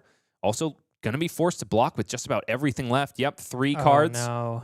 And so Chris, after Ricardo passes back over, sends the Storm Striders plus Pulsing Aether, and that is going to slam the door on this round 3. Yep, response is coming. Punamu Amulet right after hitting second cycle. Pulsing Aether, discard a Phantom Photon Splicing, and that is it. Fist Bump extended. All of the arcane damage leaks through. Chris, head in hands. Wow. After a very tough showing from Florian Rotwood Harbinger. And I feel like there was that window to play the German. I'd have to go back and look to see if he would go down to 0 cards in hand. If that was the case, you probably can't do it and the window's not real. But, oh man, that thing got stuck in the Arsenal at the very end there, just like I had hoped would not happen. And we see him fall without being able to heal back up. You know, even though that, the game ended very, very firmly in the hands of Chris Legg. But that being said, I think if a couple things had broken his way, Ricardo could have taken the win there, or if a couple of different decisions had been made. I do wonder if you just had to commit to the Germinate on that turn, say Devil May Care, because the way it all shook out, there were 2-3 turn cycles where Ricardo was basically doing nothing but circling the drain. Yeah. No, this game was very reminiscent to me to the Kachan game, where it was like these micro decisions that were made throughout the game that just kind of like it seemed like he was there and then just didn't quite piece the game state together that he needed in order to survive. And that was it. And the Verdance was able to get there. After an early game that was absolutely in the hands of an elemental rune blade, it definitely shifted in the mid game and certainly in the late game after all was said and done. Honestly, Ricardo, it seemed like the seas were parting for him after resolving 3 Channel Mount heroics that stuck around for at least 1 turn. In the case of 2 of them, it was 2 turns and got some serious physical extra points of value there. We are going to be back with an interview with Chris Legg, but first, we got to review our format again. At this point, Chris Legg is the first person on stream to ascend to top 8. He, along with 1 other folk in the room, is going to be there at the ready for to play for the trophy. Ricardo Rua is not out, though. He descends to the yellow box on your screen, 2-1. Going to fight for his opportunity to make the top 8 in the next round and stay out of the red zone. But that is definitely where we are going to find ourselves in the next 2 rounds, Michael. We like to be where the stakes are highest. Yeah, we've got a... Oh, I'm getting that we just lost Kevin Harcum and Tyler Goodridge to the O2 bracket. Our first 2 players falling out of the tournament as well. So sorry to see them leave, but of course in a game like this where there can only be 1 winner, there have to be losers as well. And Daniel Cole is the second undefeated to get into the top 8, which does mean 1 copy of Cindra Drakai of Retribution and 1 Verdance is the beginning of our top 8. Going to be interesting to see who makes it in. Otherwise, you got to keep your eye on that Gravy Bones because maybe he can be the answer to the unstoppable force of Chris Legg and Verdance. If the player profiles are anything to be believed, that Gravy Bones seems to be the boogeyman of the tournament. Almost every player profile I've seen says they do not want to face Pheano Black at any point in this tournament. So surely he will be one of those representing the top 8. We'll have to wait and see because he's swimming somewhere in the middle right now, and he still has his work cut out for him to get there, just like all the other players. Definitely not a lurker of the depths, still a known quantity. But we'll have to see how it all shakes out here at the New England Players Championship. That's Season 3 of AGE, and there is so much more flesh and blood left to be played, so don't go anywhere. We'll be back in 2 minutes with an interview with your winner of Round 3, Chris Legg.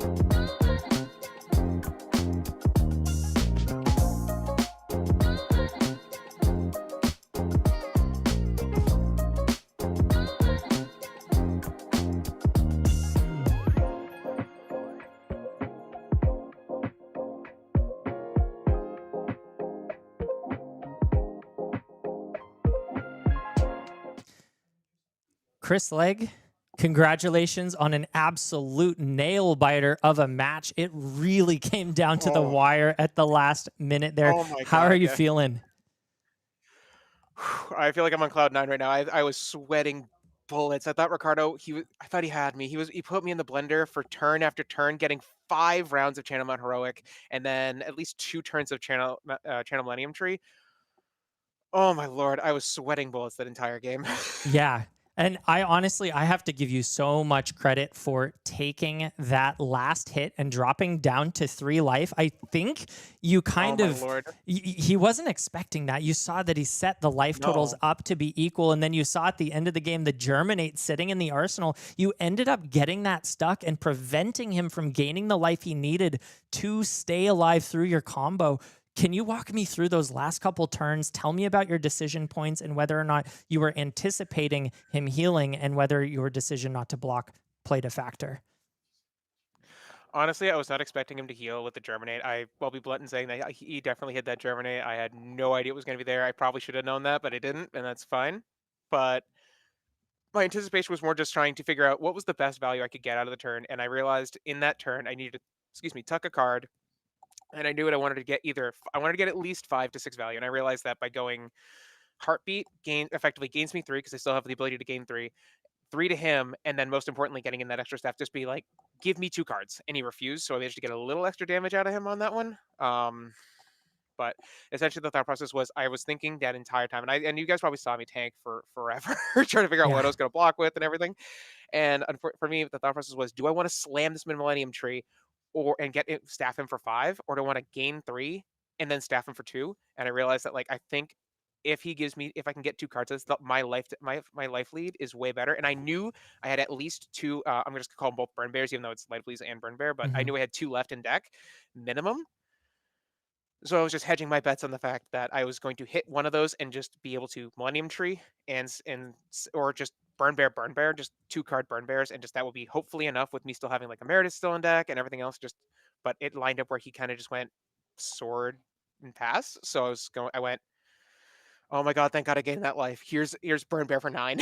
Yeah. No, and you navigated the end game absolutely beautifully, but I do also want to talk about the mid game. We saw you establish your potions. You ended up pitching the 4th copy of it down to the bottom. It seemed like at that point in the game, you realized that it was probably not going to come up in time. And so making that pivot, and then when you cracked the 3 potions, both Bryce and I were very shocked to see that. Can you walk us through how you were able to come to that decision? What seemed to us right in time. I think if you waited any longer, it might have been too late. I was super dead if I didn't do that. So the thought process was essentially, I realized that I was taking too much damage too early. With him getting 5 rounds of Channel Heroic, I was pushed way low, way too fast. So I realized, okay, this is the 3rd rampant growth. I only had 1 left in my first cycle because I pitched 2 of them super early. So I realized with Potion down there, we're not getting to 2nd cycle. That just was not happening. So I realized, okay, this is my pop-off turn. I have the set Burn Bear. This is going to be the maximum amount of damage I can possibly get off of this. He already killed 2 of my Millennium Trees. I know I have 1 left, and that's just I'm not going to see it. And in Tommy Manor, it's not in this hand. It is time. Yeah. There is no IPing here. It is time to put him on my level. And it literally did. He just went, oh boy, that's a lot of numbers. Yeah, you managed to even the game up right in that moment. Yeah, it was huge. And for what it's worth, Ricardo put me in the blender turn after turn after turn, and I was sweating that entire game, as I said. Yeah. Can you talk to me a little bit about the crazy good game. decision to bring the potion package into this matchup? I know that Florian is supposed to be this late game setup deck with a bunch of D-reacts, super defensive. Obviously, you need to respect that. But in hindsight, knowing what his game plan was, do you think that you still need to respect it just in case he decides to play the other variant into you? Or what do you do knowing that it could be a 50-50 flip between defense or this really offensive attack style? So I will admit that I think that it helps that I know the matchup because I know who he's been teaching him, and he's one of my teammates. So I also know how I just have incidentally a bunch of games into him. So I knew he was going to be on full on punch until he ran out of Channel Mount Heroics and Channel Millennium Trees, and then he was going to go, and now we're going to full fatigue. Mm-hmm. So I knew I had to survive the Channel Millennium Trees, survive the the actual like all the channel heroics, Mhm. and I saw so I bring in my potion package because if he at certain points he has ran the what's it called not Reaping Blade, the other one, Scythe. Oh yeah. He has run Scythe into me, and that Oh. is so much harder to kill because that just like leans further into the fatigue for him. Mhm. But I know if he's trying to kill me, he's on Reaping Blade. So the second he runs into Reaping Blade, I was like, okay, he is trying to race me. I brought in potions. This is a little risky, but I can block, and then I know I just need to bear him down, just whittle him down slowly, and just I will eventually get him low enough where I can just, even if he was on full fatigue, my game plan was to set Millennium Tree. And you saw me end up having to discard it like turn, I think 1 or 2 to his his really nasty helmet. And I just went, okay, well, there goes plan A. Because I was going to set that and just start going, here's Burn Bear for 9, here's Burn Bear for 9, here's Burn Bear for 9. And Yeah. hope that could get me there. But Yeah, you managed nah, to. he was just like, absolutely not. Yeah, the value at the end of the game for you was really, really nice. It almost gives me this sort of prisoner's dilemma feeling when you talk about the matchup. Like, if he does this, then I have to do this. But if I do this, then he'll switch to this. And Oh, yeah. you kind of both end up playing almost like the worst game plan into each other, because if you don't do that, then you really run the risk of sitting into a deterministic loss. Yeah. And like there is a not zero opportunity in that case, especially with me having seen my two of my 3 Rainbow Ghosts that early Mhm. and having all 3 pots already and putting the 4th one to the bottom. That just puts me in a really weird spot. Like I think in that matchup, I had to very much just change my game plan. Like the entire thing was on the fly at all times. Yep. Like I was constantly changing my game plan going, I need to block here to survive. Okay, now I need to pressure a little bit of damage and just back and forth, just basically kind of almost being reactive in a way. Mhm. Yeah, And this that was game. kind of just like the loose game plan. This game was such a good example of player skill and matchup knowledge, and the ability to pivot is so important in the game of Flesh and Blood. I've seen countless games live here on our coverage where it really comes down to a player identifying that whatever their game plan was is not going to work, and that they need to find a new one right in the middle of the game. Really, really cool read. Really awesome to see it pay off. So congratulations on that. Thank you. I do wonder about sort of the previous play-ins and how long you've been playing at AGE. What has it been like for you to play this season and then end up in the Players' Championship? AGE kind of kicked off for us not terribly long ago, for at least from my perspective, at least, right? And I wasn't even on Verdance for half of it. What So were I you kinda picked this up playing about- for the majority of the play-ins? I was actually playing Kassai. Oh, nice. That's so funny. I was just thinking when I said the pivot game plan, Colin Erickson on our side of the country is just an absolute monster at reading the game plan and switching it up, playing Kassai, choosing between aggression and defense. And he was the person I had in mind when you were describing how you pivoted this game. So hearing that you are also a Kassai player doesn't surprise me at all. The ability to pivot and have multiple game plan options in the same 60 is really cool. Yeah, and like like I said, for most of the season, I was playing Kassai, and then just out of nowhere, I think we got Burn Bear, and I just started playing with the deck. It just felt good. Then we got Lead Police on top of it. I was like, this is my AGE deck, and then miraculously in like the last one, I managed to secure my own slot in this, and as he's 12th. Yeah, And now that I'm here, now I'm 3-0 and going into the top 8. Oh my god, that's awesome. I am on cloud 9. That's so fantastic for you. I'm really happy to hear that you're playing and you're winning is going well for you. For the play-ins, were you able to attend most of the AGE events, or did you sort of need to rely on some big wins to make it in? I think it's a little bit of both. I didn't get to attend all of them. I think I missed a good 3 or 4 total just due to life events. Yep. But a couple big wins did get me just catapult me up there to actually get into the top 8. I'm sorry, excuse me, top 16. Yep.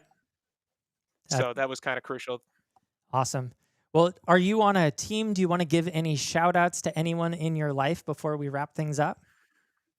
I think I'm good on shout outs, but I do want to give a shout out to the banana testers because Awesome. I believe they are watching. So we're doing the thing, guys. Hey, and congratulations once again to making it up to the top 8, the first of 2 making it today.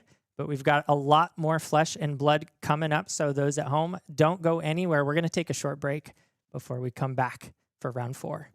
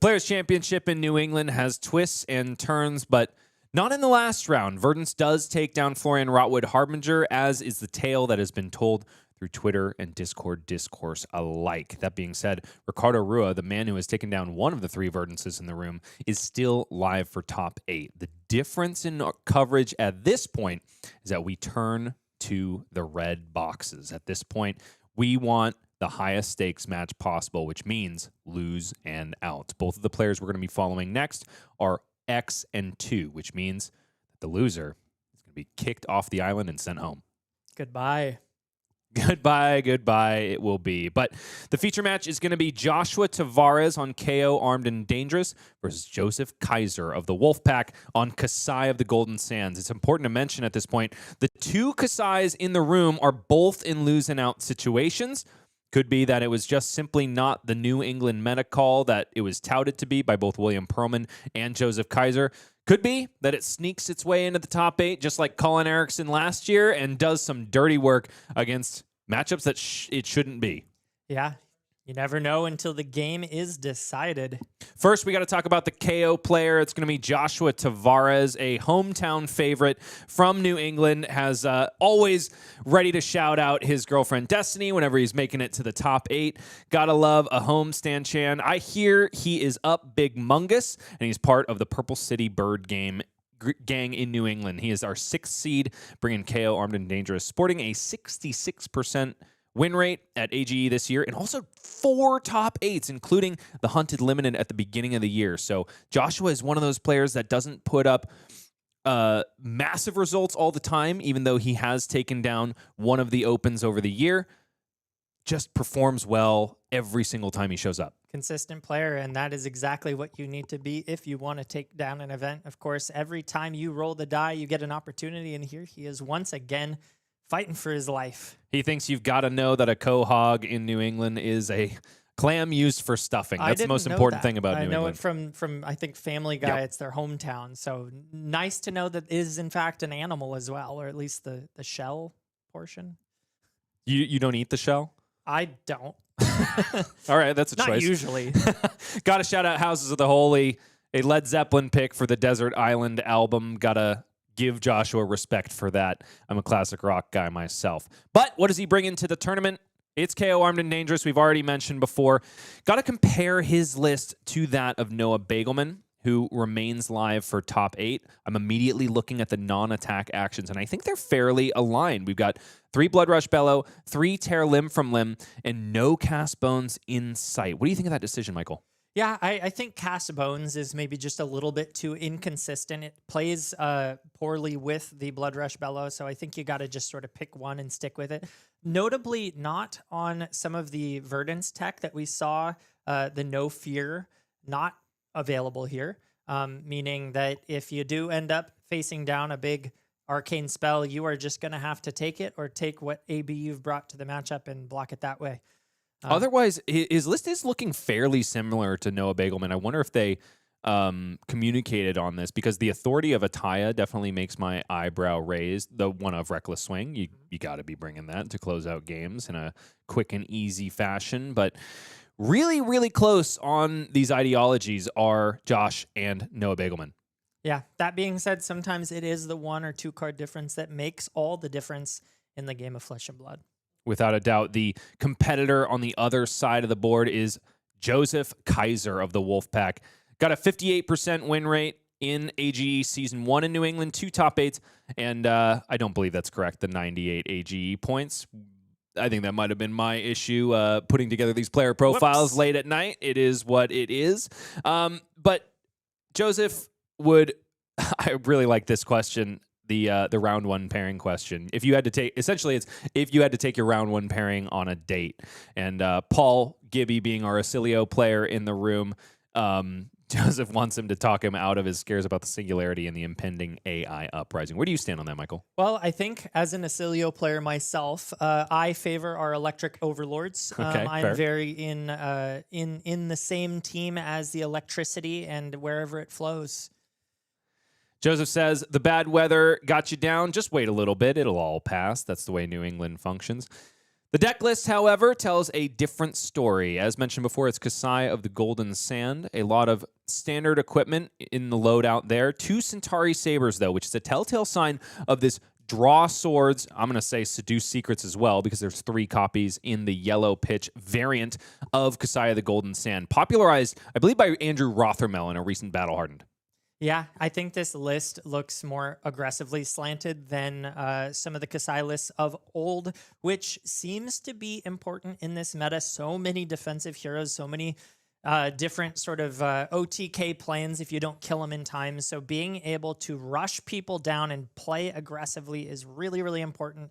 Seeing the choices here seems to play towards that game plan. Did have to bring in some tech pieces, knowing that his round 1 was Paul Gibby on Oscilio. Constella Intelligence has 2 Amulet of Echoes. Doesn't seem to have made the difference there. It's a traditionally unfavored matchup for Kassai, and Amulet of Echoes is one of the ways you can kind of tech your way out of it. Yeah, I think the only problem with it is you still need to find it before they find it. And when you're only on 2 copies, of course, you do need to make concessions for the rest of the field, but you're not as likely to see one before the Oscilio if you only have 2. Joseph Kaiser has made some concessions, but he has not conceded out of this tournament yet. Can knock the door down on Joshua Tavares in order to proceed forth. But one of these players is not going to be seen again on coverage for the rest of the day. And we've got to have an answer. There can only be one. Will it be Joshua Tavares on Kayo Armed and Dangerous, or Joseph Kaiser on Kassai of the Golden Sand? A classic heavy hitters matchup, a meta that a lot of people harken back to as one of their favorite in Flesh and Blood. But Michael, is that your opinion? Heavy hitters meta is when Victor Goldmain first came out, and I am loving him right now. I got to say, I'm looking forward to this throwback. No surprises in the equipment suite here. Joshua Tavares, though, perhaps the most contentious decision is bringing in beaten trackers over scabskin leathers. There's a member of my team several members of my team actually, who tout scabskins as a bad card and would much rather have 1 instance of a guaranteed action point during the game over a 50% upside after rolling a die. Do you think that makes a lot of sense, as Joseph Kaiser appears to be going first, choosing his attack pattern as we speak, and he starts sending a lot of damage, putting that... That's a Slice and Dice into a Centauri Saber. Currently, Slice and Dice only giving +1 to Centauri Saber, so coming in for 3. The real power of Slice and Dice, of course, is the second weapon swing, which implies Joseph Kaiser is ready to give this go again and send the right hand as well. In the hand is Glint the Quicksilver. Probably going to get reprise value here because Joshua definitely wants to be blocking on turn 0. Fearless Confrontation comes down, gives the +1 to Centauri Saber. Glint the Quicksilver, gonna draw a card. And it's yet another sink below. Nothing too special to be had on turn 0. Joseph would much rather be drawing into some attack reactions and pushing more damage, but that is not his fate so far. can swing that additional saber, but if your opponent's just going to block it out and get some filtering done, do you? I could see a world where you don't. Joseph probably happy to Arsenal one of these D-reacts, but we're seeing the Vigor get made and another. Nope, just okay. Brave Forge Bracers coming out and swinging. Okay, there's a break point here if he blocks with an attack. So I do still like this. It's more than a break point. It's 6 thanks to that slice and dice. Joe doesn't want to lose any value on the slice and dice that he played in the beginning of the turn, and it's paying dividends because Joshua Tavares has nothing but non-blocks in the hand, which means that Savage Sash might be coming out to play a little bit earlier than Joshua would have liked. It's 2 Bare Fangs in the hand along with a Wild Ride. One of those things that can happen rarely in the newfangled KO deck, but shouldn't be happening regularly. And still gets to pitch that last sink below for a Vigor token. So actually really, really efficient first turn of the game for Joseph. Joe's really happy here. Pockets a sink below for later, so going to be able to do defense and then offense on his turn. Joshua has access to action points, though. We'll definitely be getting a Might token before this turn is over as well, thanks to the static text on KO. Card drawn, I couldn't quite make out. I don't think it's a miss, though. So it's 2 Bare Fangs and a mystery card in the hand for this random discard. 35 plays 40, and we're only 3 minutes into this. Round 4 of the Arcane Games and Events Players Championship in New England. Might token generated here as Bare Fangs #1 goes into the graveyard. And it's a resource card for Joshua Tavares, which means that Claw plus Bare Fangs is likely the follow-up. Yeah, nice curve there. Joseph, thumb in the arsenal, wondering if this is the time to cash it in. I could see it one way or the other. I do really like sitting on those D-reacts into KO, just saying, if you ever dare to play a pulping to start, I will shut that down. So there is some potential value to be gained by not playing it here if Joseph can block efficiently with the hand and decides not to block at all, leaning aggressively. 5 damage comes across. Joseph has 2 resources at the ready, but that's not enough quite to get through a turn cycle with what he's got. He needs 1 for a swing of Centauri Saber, 1 for a swing of the other, but also 1 for the Go Again enablers in hand. They're Blade Runner and Run Through. So right now, Joe just happy to take this offensive swing from Joshua. 3 Go Again now with the Mandible Claw.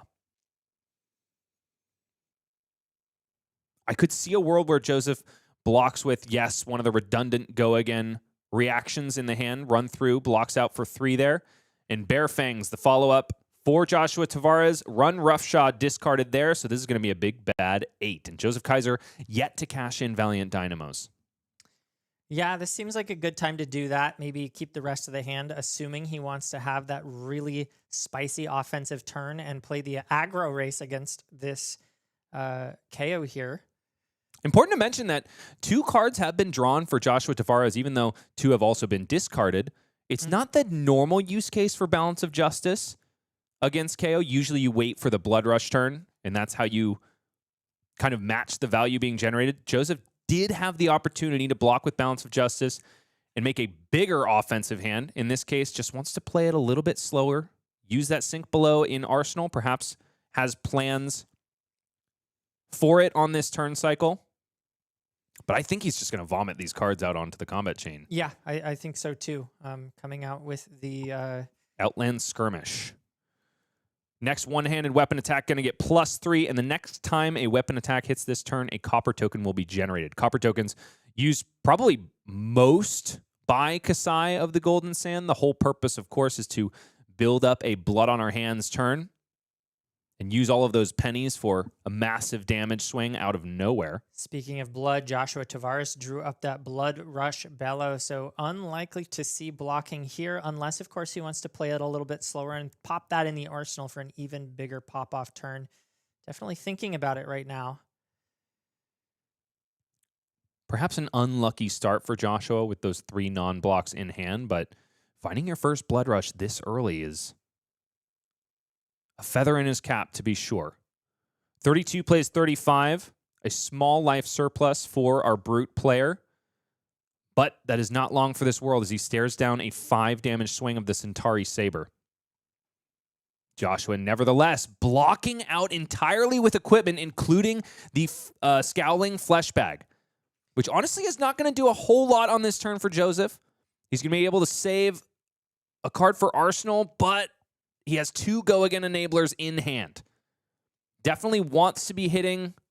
No, actually, this is going to do some serious work now that I think about it. Yeah, no, I think because he's not activating Reprise, the Glint is offline, so not drawing that extra card, which matters. You know, it's not that card though. It is the Blade Runner, but yeah, no resources to swing with the second Centauri Saber. So that Flesh Bag absolutely That was actually shutting huge. things down. The winner of that turn cycle is undoubtedly Joshua Tavares, as Joseph Kaiser, despite having 3 sources of go again at the beginning of his defensive turn, was unable to convert all of those cards. And here it is, Blood Rush coming down, not even needing to wait for that 5-card hand. He's got the resources. He's got enough to go. Gonna be really happy whichever card he discards here. It is the Buck Wild. Oh, no. I thought the Buck Wild was in the red. It is the blue. So probably much happier to hold on to the Run Roughshod in hand. Oh, excuse me. It was Show of Strength. Run Roughshod's in the pitch. Did you get that blue? Got a yellow, right? No yellow. Swing Okay. Big, Show of Strength, and Savage Feast. So this could be our Savage Sash breaking turn. Very well could be. 2 are floating for the Mandible Claw to come in for 6 if Joshua decides he wants to do that. Also, could simply pop Savage Sash, as he does here, and send that Savage Feast for free. If he finds himself a resource card, he'll be able to send Mandible Claw and also Show of Strength. Ooh. Or Swing Big. Here we go. Savage Feast coming in for 0, folks. A 0 for 8 on this Blood Rush Bellows turn. I hear that's good. Ain't bad, especially after you've blocked with the Beaten Trackers. Love the fact that Joshua has insulated himself from losing value. Beaten Trackers immediately going to generate an action point the moment a card with 6 or more hits the graveyard. So Savage Feast coming in for 9 essentially go again, thanks to the Might token generated last turn. And Joshua showing a very similar approach to this Kayo deck as Noah Beygelman, his cohort in Brutedom on this day. And he did get the blue. He found the blue, which means not only being able to send Swing Big for a big bag 10, it's going to be 11 thanks to the new legendary arm piece Gauntlets of Tyrannical Rex. This is a fearsome turn. It's going to be 9 into 5, 14 plus 11. 25 damage on turn 2 of the game. Silver lining here, getting to cash in that balance plus a defense reaction in the hand of Joseph means he will be able to stifle some of this damage efficiently, but likely to take a good amount regardless. Fate Foreseen plus Balance of Justice. A really awesome combo on a turn where your opponent is threatening Blood Rush Bellows, because Joseph Kaiser is going to have full information about what he draws off the top. Could even elect to hold on to the Balance of Justice if it's not a useful piece. Kept it on top, so you got to think he likes what he sees. Joshua Tavares closing the combat chain to activate Gauntlets of Tyrannical Rex. Smashing Ground into the pitch zone, assuredly to send Mandible Claw. Yes, indeed, for 6, folks. 6 go again here. To be considered by the Warrior player that potentially could. Balance of Justice cashed in immediately. The card drawn. Spoils of War and Blood Follows Blade and Unsheathed in the hand for Joseph Kaiser. I don't think he's going to be doing much more blocking this turn. Yeah, if he can help it, this is absolutely a disgusting offensive turn. And we see him reaching for that notepad. Just says no blocks on the claw. Swing Big now. Coming in. That Scowling Flesh Bag, I keep thinking back to it, was just huge for Joshua Tavares. It was a 50-50 to... I mean, he was making the turn awkward no matter what, but also prevented the second dagger from swinging, getting an extra point of value from Valiant Dynamos, also 2 from the second Centauri Saber. Yeah, it was worth like 9 value, that Infinite. one card. Blood Follows Blade, the block here on Swing Big. It Even though a lot of people would like to see a sellsword developed here, I think Joseph is making the correct play here because he's already got a source of go again in the arsenal in the form of that red Blade Runner. All the way down to 16, Joseph is going to need to send a turn as vicious as the one we just saw in order to even out the life totals. I don't know if it can get more vicious of that, but but Spoils of War is the way to start it off. Joseph is turning blood into pennies, and hopefully pennies into serious damage. 4 damage readily accepted by Joshua, down to 31. 2 copper generated there. Snap, no blocks. Spoils of War, of course, providing go again to the Centauri Saber. Still an unsheathed in the hand for Joseph Kaiser, and also a red Blade Runner in the arsenal. Might elect to just hold on to that Blade Runner, because if there's one thing you don't want in a Kassai deck is too many redundant sources of go again. Chain closed here for unsheathed. And Centauri Saber II being thumbed by Joseph Kaiser. Thinking about Kassai maybe activation, I think. Yeah, either that or even the Brave Forge bracers. But yeah, goes for the Kassai activation. When you see no blocks on the first swing, you're feeling pretty confident that the second will hit. This Saber coming in for 5, thanks to the Unsheath, will still generate 2 copper on connection. Also a gold token thanks to the Kassai activation. Life totals getting a little bit closer, but it's still firmly in the hand of the Brute. Yeah, that wasn't as big of a turn as Joseph probably wanted, but without any copper on the board, any hope of anything big like a Blood on Our Hands is not available yet. Now it is, though. Wild Ride. Drawing and discarding a card for Joshua Tavares. Going to be coming in for 6 no matter what, but will it have go again? Joshua does have a Beast Within in hand. 1 in 3 chance in order to essentially draw another card. Blood Rush Bellows. Drawn off the top.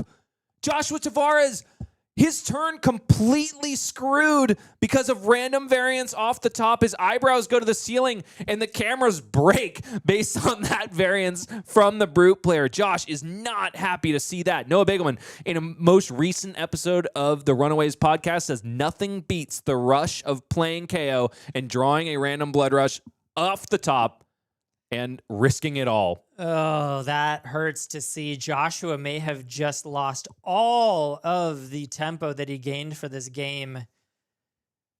And this could be the exact moment, the stumble that Joseph Kaiser needed from the Brute gods in order to sally forth with a dual-wielding warrior.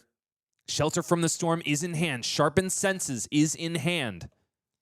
Just blocks 4 of 6, takes a little bit more, and has a 4-card hand to work with to send back. Oh, Joseph missed a point of value on Valiant Dynamo, though. Oof. As a fellow Warrior player, this hurts my heart so much. 14 plays 26. But Joseph is going to be able to start kind of okay. It's 2 yellows pitched to draw swords, not what you want to be seeing, but now the swords will be free for the remainder of the turn. Does mean that Blade Runner from the arsenal can carry us through to the end. Draw Sword's also going to provide +3 to the next warrior attack this turn.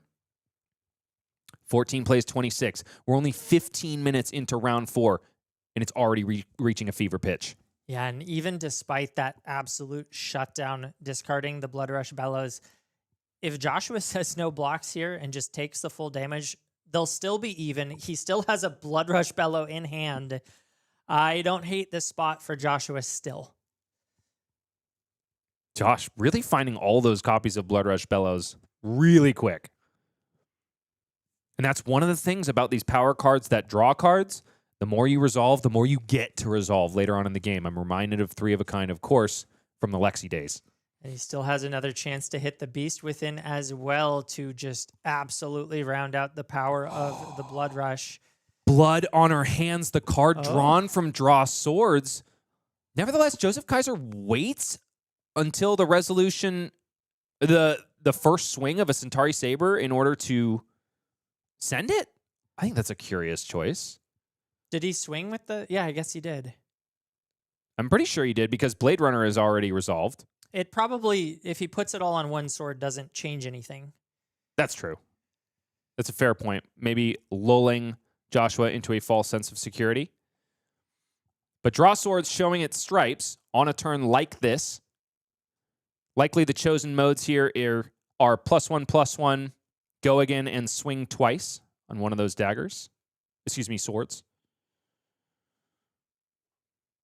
Joshua just happy to take it. He knows he can't die here, so that's what the life is for. It's for ensuring you can keep a 5-card Blood Rush Bellow hand. Wait a minute. The numbers went kind of fast there. There was some shortcutting. But the way everything was postured, there were only 2 more sword swings. Yeah, I think the life totals are a little bit ahead of the camera. Yeah, well, I'm wondering, I feel like Joseph Kaiser should have, with 4 copper, should have been able to swing swords 3 more times. Oh, and he hits the Beast Within off of Blood Rush Bellows, exactly what you want to see. Joshua Tavares securing a resource card without even drawing up on Blood Rush as of yet. 1 damage taken there, 12 plays 14.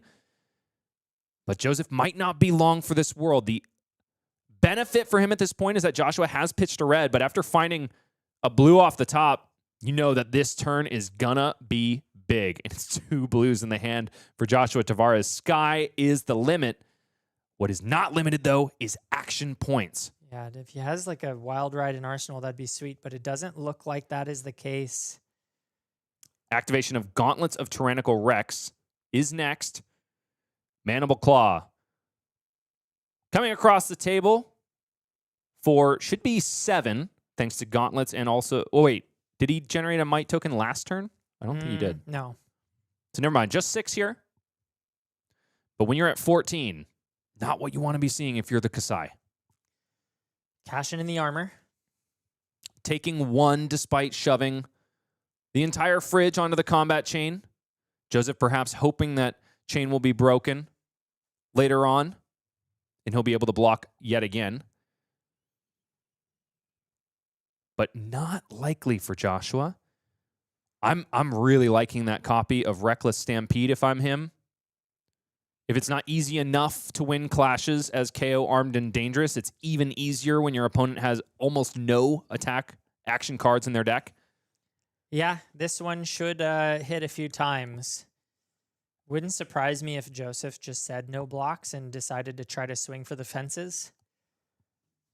Because Reckless Stampede is one of those cards. Probably exactly why Joseph shoved all of his equipment on the Mandible Claw. Because those are cards. And Reckless Stampede requires you to clash for every card defending the chain link rather than action cards from hand or something like that. And this Stampede is causing a real earthquake as the camera shakes, cosplaying the Stampede. From the bellows and bowels is where Joseph is going to have to reach in order to find the victory here. Josh did miss just a little bit of blocking potential value on that last turn. IP1. Does have, is that a draw swords or a shelter? That's a draw swords. Does he have 2 non-blocks in hand, Michael? I know I saw Riches, but now I think yep. I have Ophidia and Riches of Tropeldani are together in the hand. Ouch. It's one of the downsides of this aggro slanted Kassai list. You can't do the mid-range thing nearly as well. To be fair, I don't know that he wants to block that anyway. The Stampede is just going to leak a ton of damage either way you slice it. So Joseph just taking it and trying his own hand at a vicious offensive turn, seeing what he can get. It's a Fate Foreseen and a Blade Runner on top of the deck. I have Ophidia pitched here. So what Joe is debating here is the opt. Which of these cards does he want to draw after Draw Swords resolves?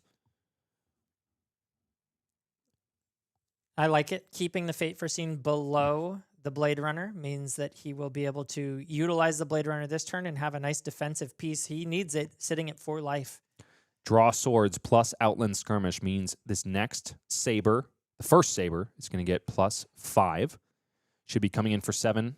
Also going to be threatening a gold token generation off of the Kassai of the Golden Sand activated ability. And here comes Centauri Saber, free.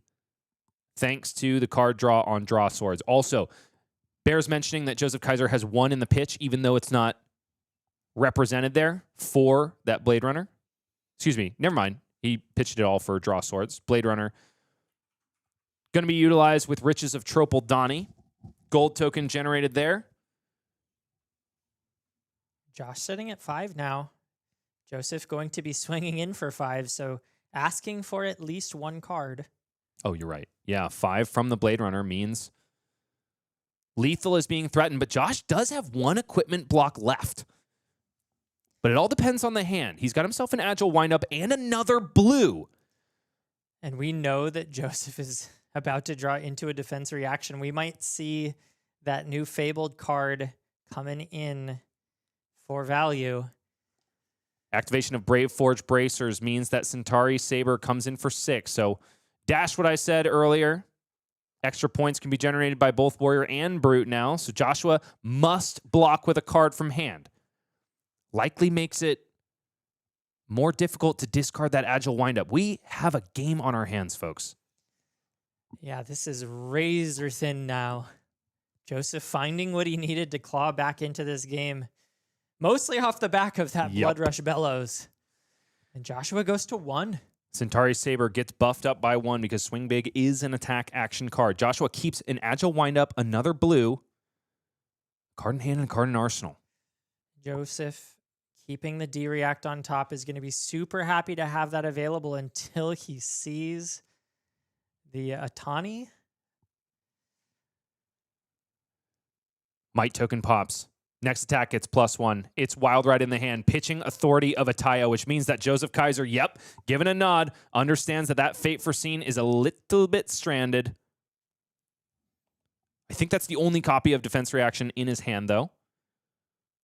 Does have that benefit going for him. Wild Ride drawn randomly and discarded there. So Joshua has himself a blue in the hand, which means that if there's a 2-cost in the arsenal, this is going to be really difficult for Joseph to survive. Yeah, that defense reaction is burning a hole in his pocket at the moment. 7 go again here when Joseph Kaiser remains at 4. Has access to 3 block value in the equipment suite. But with Authority of Ataya pitched, Joshua giving a wry smile. I think he knows he's got a good situation here. Authority of Ataya, and a fascinating card in KO because it provides yet another miss. Yeah. Blocked out completely. Is this Wild Ride 3 go again on Mandible Claw? Likely means there's a 2 cost to follow. And if it's a Show of Strength or Swing Big, it could be putting in too much work against Joseph. And there it is. Thumbing it, playing it. Swing Big is the card. 8 damage. Finishes up this turn. It was 7 into 3 into 8. This is an 18 damage turn. Joseph Kaiser shows the Fate Foreseen and succumbs to the raw power and bludgeoning potential of KO Armed and Dangerous. This heavy hitters match goes the way of the Brutes. Wow. What a close one. That was swingy, too. Swingy, to be sure, but also Joshua Tavares came out swinging and then was stopped dead in his tracks after doing the very same thing to Joseph Kaiser with the Scowling Flesh Bag. So, just desserts for all things said and done. No, the amount of gambling that took place, the wins, the losses, that was chaotic, to say the least. We can expect nothing less from the deathmatch arena, Michael, and that is exactly where we were. The sands are coated in blood, and the players are dirtied, battered, but not broken, is Joshua Tavares. We are saying goodbye to Joseph Kaiser, one of our 2 Kassais in the room. We'll have to see if we can get an update about William Perlman, the only other Kassai, fighting their way through the deathmatch arena, trying to raise an army and make it to the top 8. Congratulations to Joshua Tavares. He remains alive, but still in the red box, ready to lose and out or find his way to glory in the next match. we'll absolutely be getting Joshua for an interview. He's one of the guys we know and love from the New England circuit, has been battling it out since the February Open, our first ever event in New England, and I'm really happy that he made it through. No offense to Joseph Kaiser, love him as well, but Joshua has a big place in my heart. We love the ones that have been there since the start. So respect to him and respect to the win. And respect to our sponsor, Grave Troll Games in Nashua, New Hampshire. That is exactly where all of these illustrious players have their butts parked and are playing amazing games of Flesh and Blood. Another shout out to Katie Lamar, owner of Grave Troll Games, who has been incredibly accommodating to us. We also have to mention the fantastic folks that have made this show possible. Jesse Harper, your Riptide Chad, your Talishar Lexi mainstay from back in the day, and also Peter, who have been our stream techs since day one. We're so thankful that they're able to put their amazing brain cells to the task and help us put on a show that's not even in our backyard. It's very, very special thanks to them and all of you who keep these shows rolling, keep us coming back to YouTube time and time again. We'll be back with an interview with Joshua Tavares in more mere moments. And of course, more Flesh and Blood. Don't go anywhere.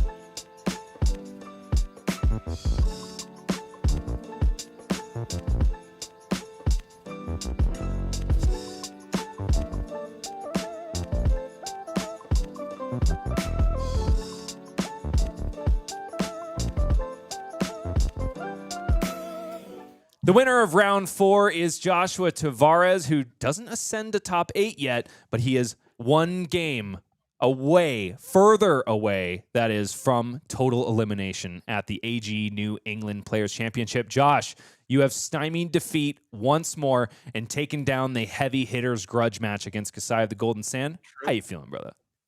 I'm feeling great. I'm having fun playing games all day today. Can't ask for anything more than that. That's what we like to hear. And that's what you've been doing all year long. We were talking about how you're one of the guys that comes and puts up consistently good performances every open during the year, rather than coming in and just, winning one, maybe two, and securing the Players' Championship there. You're no slouch. You have won one of these events before on Cindra Drakai of Retribution, but talk to me about what it's been like to have, monthly 1Ks in your backyard. Oh, it's so awesome. You always have something to practice for and to look forward to, and just practice playing in tournaments. And I love to come to these where there are other people outside of just your locals meeting up, some of the best players, and we all get to play great games of Flesh and Blood. In an amazing location as well. Shout out to Katie Lamar and Grave Troll Games. They've been magnificent hosts for both the stream and the players alike. We're showcasing the beautiful facilities right behind you there, Josh. Bring me into the room. What's the vibe for the Players' Championship? Oh, I feel like I'm just sitting in a room full of my friends, just playing Flesh and Blood. Store's awesome. It's always a great time. I'm Happy to glad to be hear here it. for sure. Josh, we have to mention the folks that are watching you at home because you have someone very special who is dedicated to being in chat and making sure that you feel the love and support. Who you shouting out? Hi, Destiny. I love you. What's up, Destiny? Thank you so much for joining us and for cheering your boy on. It must be amazing to have somebody at home who cheers you on and makes you feel the love. Makes it fun. Yeah. That's awesome, man. So, if you take this one down, if you get the cash, what are you and Destiny doing? Well, I think she'll stay at home, and I'll use the money and go have fun all to myself. You think that's a good idea? I deserve it. I won. That's a bold choice, man, especially when you know she's watching. You know, her and we're having the best time together all of the time. But if I win this, it's for me. I won. It's only fair. Nothing to say about the love and support she's given you along the way in the waiting in the wings. No. Well, I hope you reconsider, brother. I'm working on him, Destiny. Know that I'll have a fun date for you planned by the end of today. Josh, you remain in contention. Talk to me about your mindset moving into the next match where it's a losing out and a winning in for you. I just decided that I'm gonna play to the best of my ability, and as long as I don't make any mistakes, then I did the best I could, and it's just out of my hands. Whatever happens, as long Speaking, as I maintain a positive attitude, I usually do well. And if not, I kept a positive attitude, so I don't leave sad anyways. words to live by, to be sure. And speaking of hitting stumbles along the way, in the middle of that game, after taking a commanding initial lead, finding a first blood rush, putting it together with a Savage Sash for, I think it was a 28 damage turn, you did randomly draw and discard a Blood Rush Bellows when it hurt a lot. Talk to me about that moment. It's just one of those, like, you have the two cards, everything's fine. You just need to not draw a miss, and you can play the game. You draw the miss. I get that bit of anxiety. I get that thought of like, ooh, do I Beast Within and like turn this into a Blood Rush? Kassai doesn't play Arsenal Disruption. Do I set Blood Rush? I'm thinking mostly positive thoughts. I'm not thinking about discarding the Blood Rush, but you do. Mm, you just have to do your best after that happens. You know, What else can you do? You looked pretty unflappable in the moment. It didn't seem to get in your head. It didn't seem to tilt you out in any respect. Has bringing Kayo to events kind of instilled like a lack of fear in you or a tougher skin in order to get through those moments? I'd say so, yeah, because the highs of the deck definitely balance out the lows, and I think if I'm able to control the variance as best I can and deck construction, how I'm blocking or not blocking, I think I can swing things in my favor. And KO is my boy. I love KO. Heck yeah. Sometimes, not so much, but other times, come on, that's my dude. Well, I'm glad he's doing you well today, Josh. Speaking of another one of the highs that balance out the lows, that Scowling Fleshbag turn, man. Do you have any idea how good that was? Well, yeah, I mean, he passed his turn, so that was pretty good. He didn't get to refresh his boots, and I'm just thinking, like, I played against Joe like last month, I think, in the finals of a tournament, and I made the game go so long. I was blocking out. I was respecting the copper so much. And I think I was playing Tunic instead of the Sash. I think that when I play the long game against Kassai, she's just going to end up outvaluing me. So I looked at my 5 armor and I looked at my hand that could potentially. So my armor is going to block and then it's going to have like the offensive value. And I just like saw a chance to maybe come up big mungus, make him. I'm assuming. Yeah, I intimidated the go again card, and I got the value on him not being able to refresh the boots. It's nice and good. Yeah, and beyond that, it was without a doubt the big mungus moment of the game because the way things drew up on that Blood Rush turn, you had outlets for Sash. You had outlets for your beaten trackers. So you left no defensive value on the table and came back swinging hard. That's what I needed, for sure. Without a doubt, especially against Kassai, who is normally kind of a stalwart defender. What do you think about the more aggro slanted list that both William Perlman and Joseph Kaiser brought today? I don't think I have comments on it. What would you say makes them more offensive than usual? It's mainly the package of draw swords and also seduce to secrets that make it more of an aggro slanting list, as opposed to, say, the heavy hitters mid-range style where we were seeing things like Heart of Fjendal and also a lot higher density of blocking cards. I see. Yeah, just in general, I don't have many games against Kassai. I was familiar that they play Draw Swords, but I just thought it was a part of their engine to give their things a go again. I hope so. I hope Draw Swords gets to go again. What does it do? Draws them a card. Draws a card, Oh, makes it their free. sword free. Makes their sword free. Very good. Exactly. I have no comments. I don't know. Well, you certainly took this one down, so maybe it's not a point that you really need to quibble about, Josh. Now we turn to a much more interesting topic of discussion. Everyone at the AG New England Players Championship has received a box of Stidger family fudge. Are we enjoying it, Josh? Have you taken a nibble yet? So, there I was, 0-2 in the tournament, dehydrated, not feeling good. They're just thinking like, today is not my day. I open up the box of fudge. Beautiful. I have one of each flavor. The Sugar Rush was amazing. Each one tasted so good. It picked me up. I used the restroom. I washed my face a little bit. I said, it's time to get back and play some games. That was the perfect pick-me-up. It felt like I was in a video game, like taking the power up. Incredible. Is it safe to say that it's not the blood rushes that have pulled you through, but rather the sugar rushes? Ooh, you could definitely say that. That's a good one. Joshua Tavares is Sugar Rush Bellows from now until the end of this day. Josh, you're absolutely crushing it. You've got a smile on your face. You got Destiny in chat who is sending nothing but love and heart emojis. You seem like the luckiest guy out there right now. What more could you ask for? Josh is up big mungus, much like competitor Ka-chan before him, and we can't wait to see more from you, Josh. Is there any, if the broader Flesh and Blood world wants to see more from you, is there anywhere they can find you online? Not really, but maybe someday soon. All right, I like to hear that. We will be posting Joshua's winning deck list on both Twitter and Blue Sky. Definitely check those spots out. We'll also be posting in our AGE Discord. If you haven't made your way in there yet, follow the slides that are going on during the intro and, the break videos.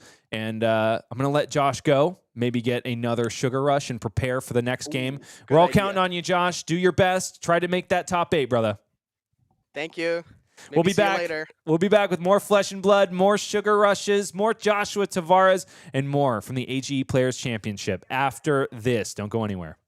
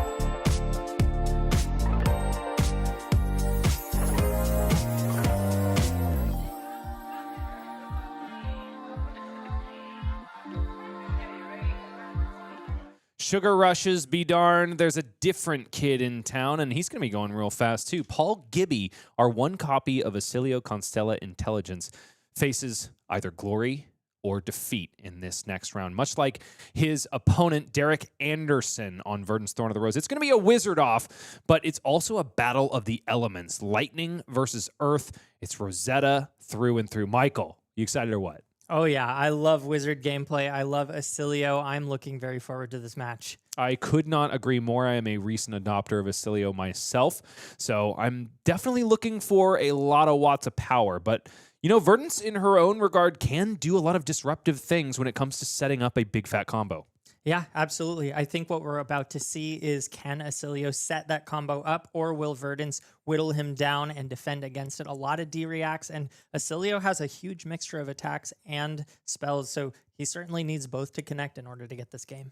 The choice of Arcane Barrier is probably going to be one of the most interesting ones, not necessarily for Oscilio, but probably for Verdance. Which slot comes up? Will it be the Metacarpus node or the Stonewall Gauntlet that makes its way into the equipment suite? Time will tell, but first and foremost, let's go over the Players' Championship Swiss format one more time. If you look all the way to the right side of your screen, that is exactly where we are. 3 tables remain, 3 pairs of players that are going for the win and in or lose and out. It's all on the line here, and therefore it is my favorite round of Swiss at the Players' Championship. Everything is on the line. Both players on either side of the table will enter this bracket 2-2, and as Bryce just mentioned, seal their fate one way or the other, moving up or moving out. The consolation prize is, of course, Stidger Family Fudge, which you heard from Joshua Tavares provided a much-needed sugar rush in order to get himself out of that 0-2 bracket. He fights alongside some of the other players in this 2-2 situation.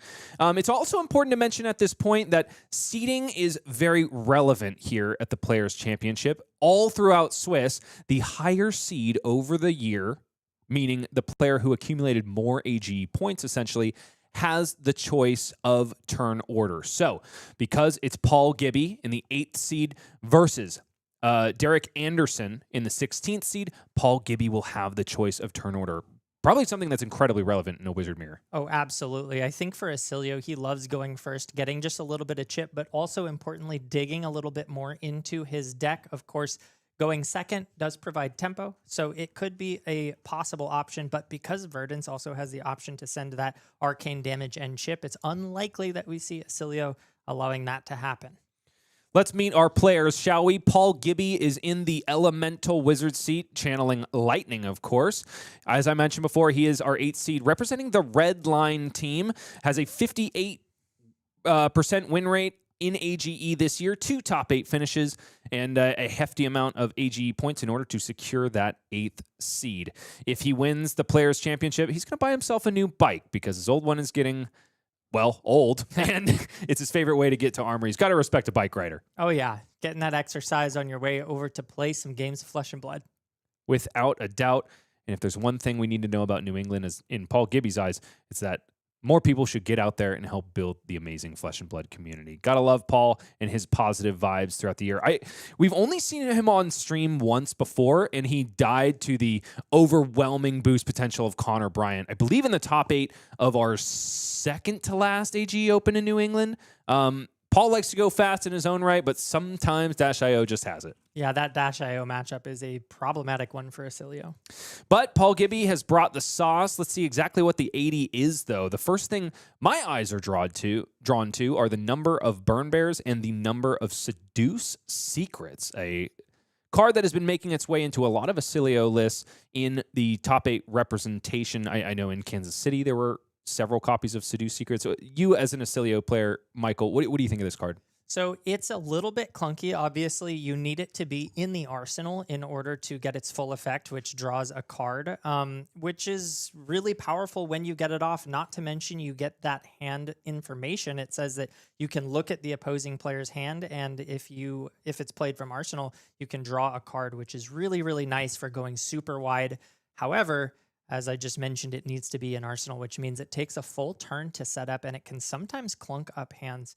That being said, Oscilio can just drop the card using his ability and draw a new one if needed. So I think that the opportunity cost of playing it might be low enough to allow including it safely, but we'll have to wait and see. I don't have a lot of practice on that card, and I certainly have my doubts that if it shows up at the wrong time, could be a liability. And in the other corner is Derek Anderson, sneaking in at our 16th seed with 49 AGE points on Verdance. Thorn of the Rose has a 52% win rate in AGE and only 1 top 8 finish so far. So just consistently doing well throughout the year and squeaking his way into the top 16.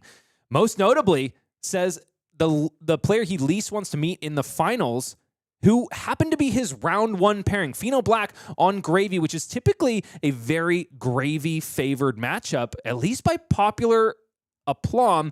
In this case, Derek Anderson took him down in round 1, has since kind of fallen from grace after that meteoric start, but he remains live and just has one more wizard to face down before he can secure the top 8. Looking at this deck list here, we have a pretty standard Verdance loadout. I know that there was some talk about a Talishar coming in as an option against Gravy, not represented here, so he must have found some other way to take that champion down.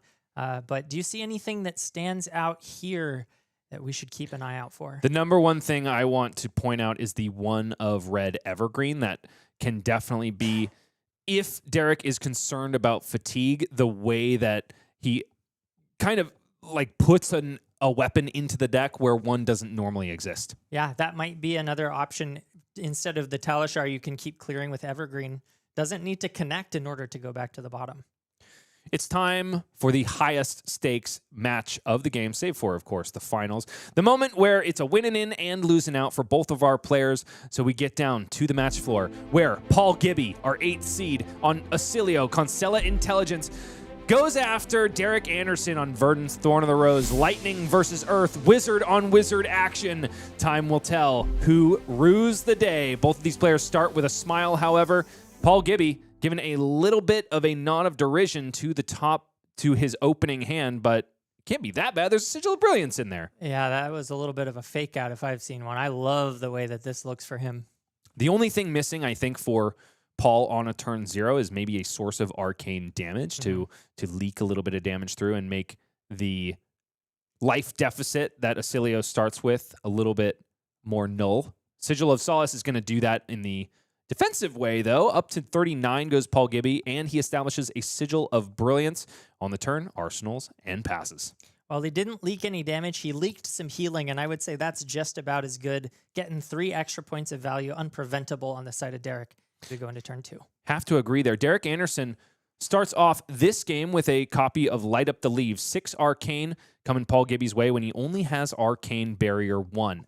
Derek Anderson also has a copy of Burn Bear in the hand, which may be destined for the Arsenal. This is a situation where I think Verdance is happy to kind of play the standard Earth mid-range game plan. Would you agree? Yeah, absolutely. I think that is through and through the plan on the side of Derek playing Verdance. It's really, really important for him to play really above rate value plans. Needs to have the life lead before the Oscilio pops off because otherwise he's going to be in a world of hurt. But so far, so good. 33 plays 40 means that Derek Anderson has that life lead ready to go. But Paul Gibby with a 6-card hand starts things off with that Flittering Charge. Flittering Charge, going to gain go again when Paul Gibby deigns to play an instant. Does have a fistful of them, mind you.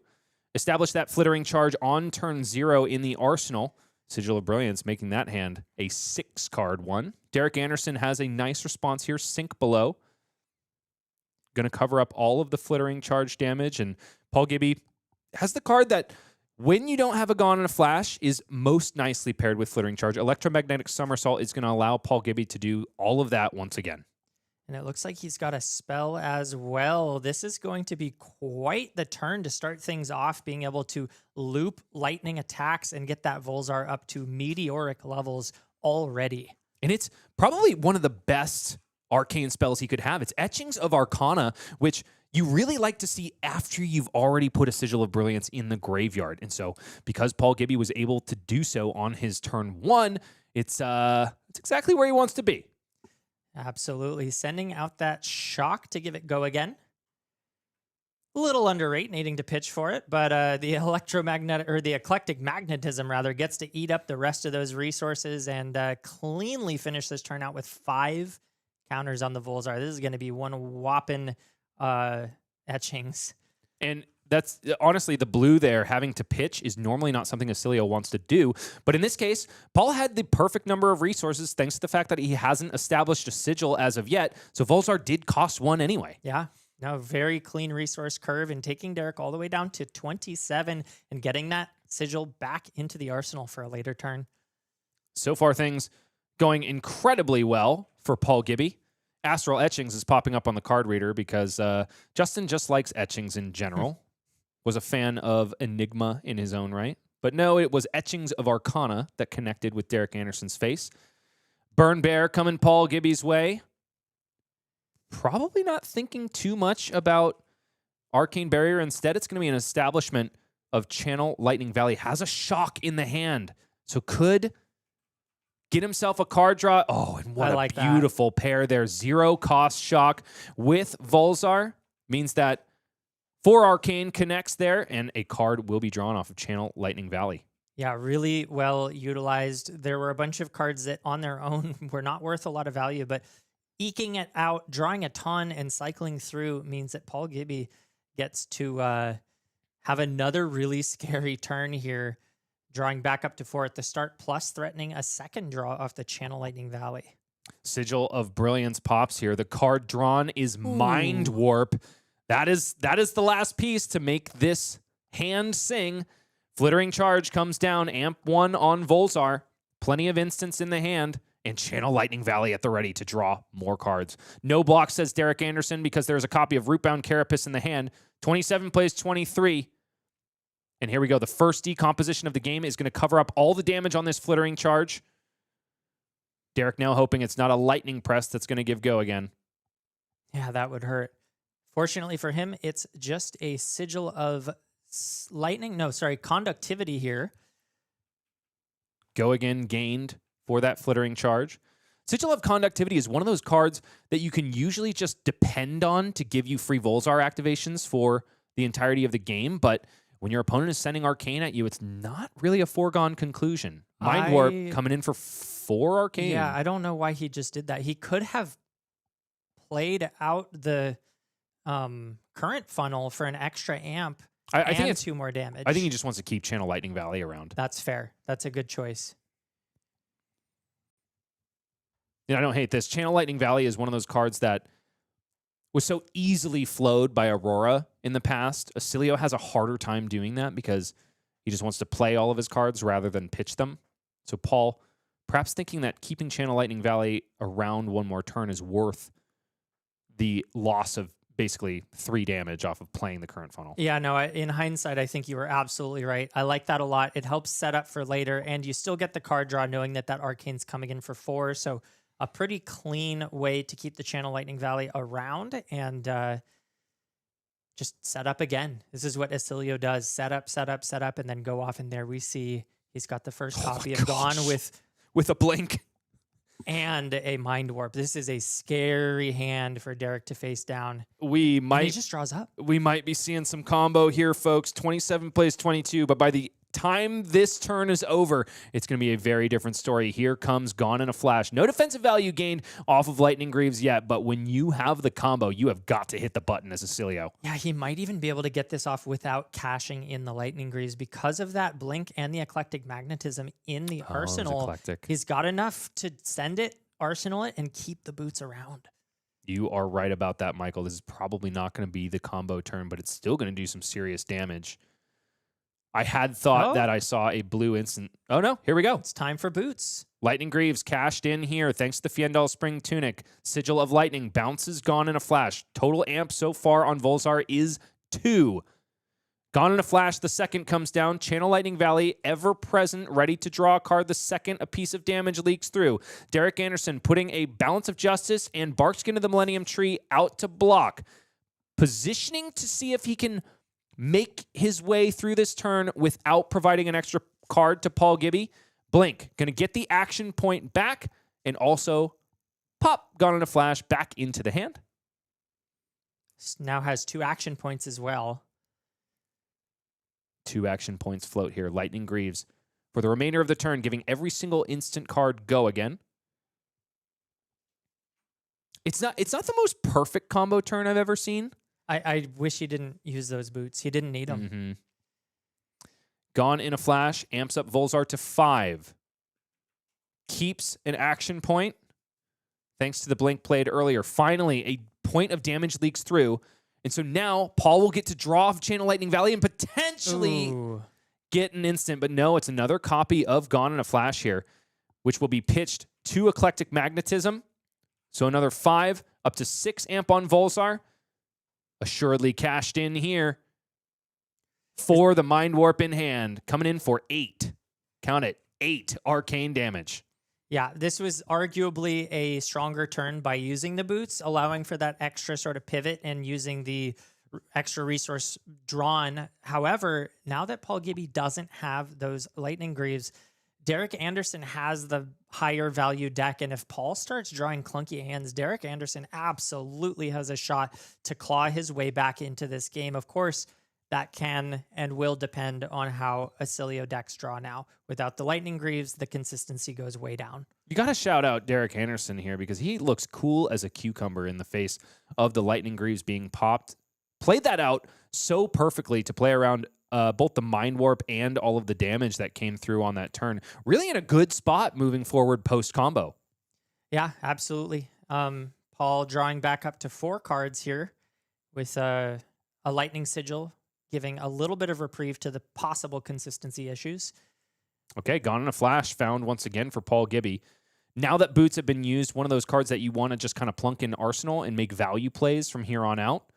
Sigil of Lightning, going to perhaps encourage a swing of Gone in a Flash, but maybe it's just going to be Blast to Oblivion first. And I actually like that play because the Channel Lightning Valley in hand is going to play nicer with Blast to Oblivion than it would Gone in a Flash. Yeah, getting that extra lightning, embodiment of lightning here Super important to keep the turn extended.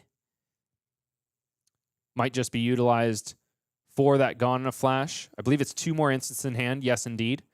So Gone in a Flash going to come down twice more, threatening a card draw on each. 4 go again here. Derek Anderson puts forth an Emeritus Scolding. Oh, and has the mental block to cover up 2 break points in a row. The first one generates a Ponder token. Really efficient and important timing. Gosh, Derek is really clean on these blocks. You can tell that he has played this matchup before, probably because Paul Gibby is in his locals. Makes a lot of sense. I'm sure these players have played this matchup many a time. Paul, with 1 more instant and a Gone in a Flash, discards the Sigil of Lightning, says that is not good enough. Instead, finds a copy of Blast to Oblivion. What do you think about the cycle there, Michael?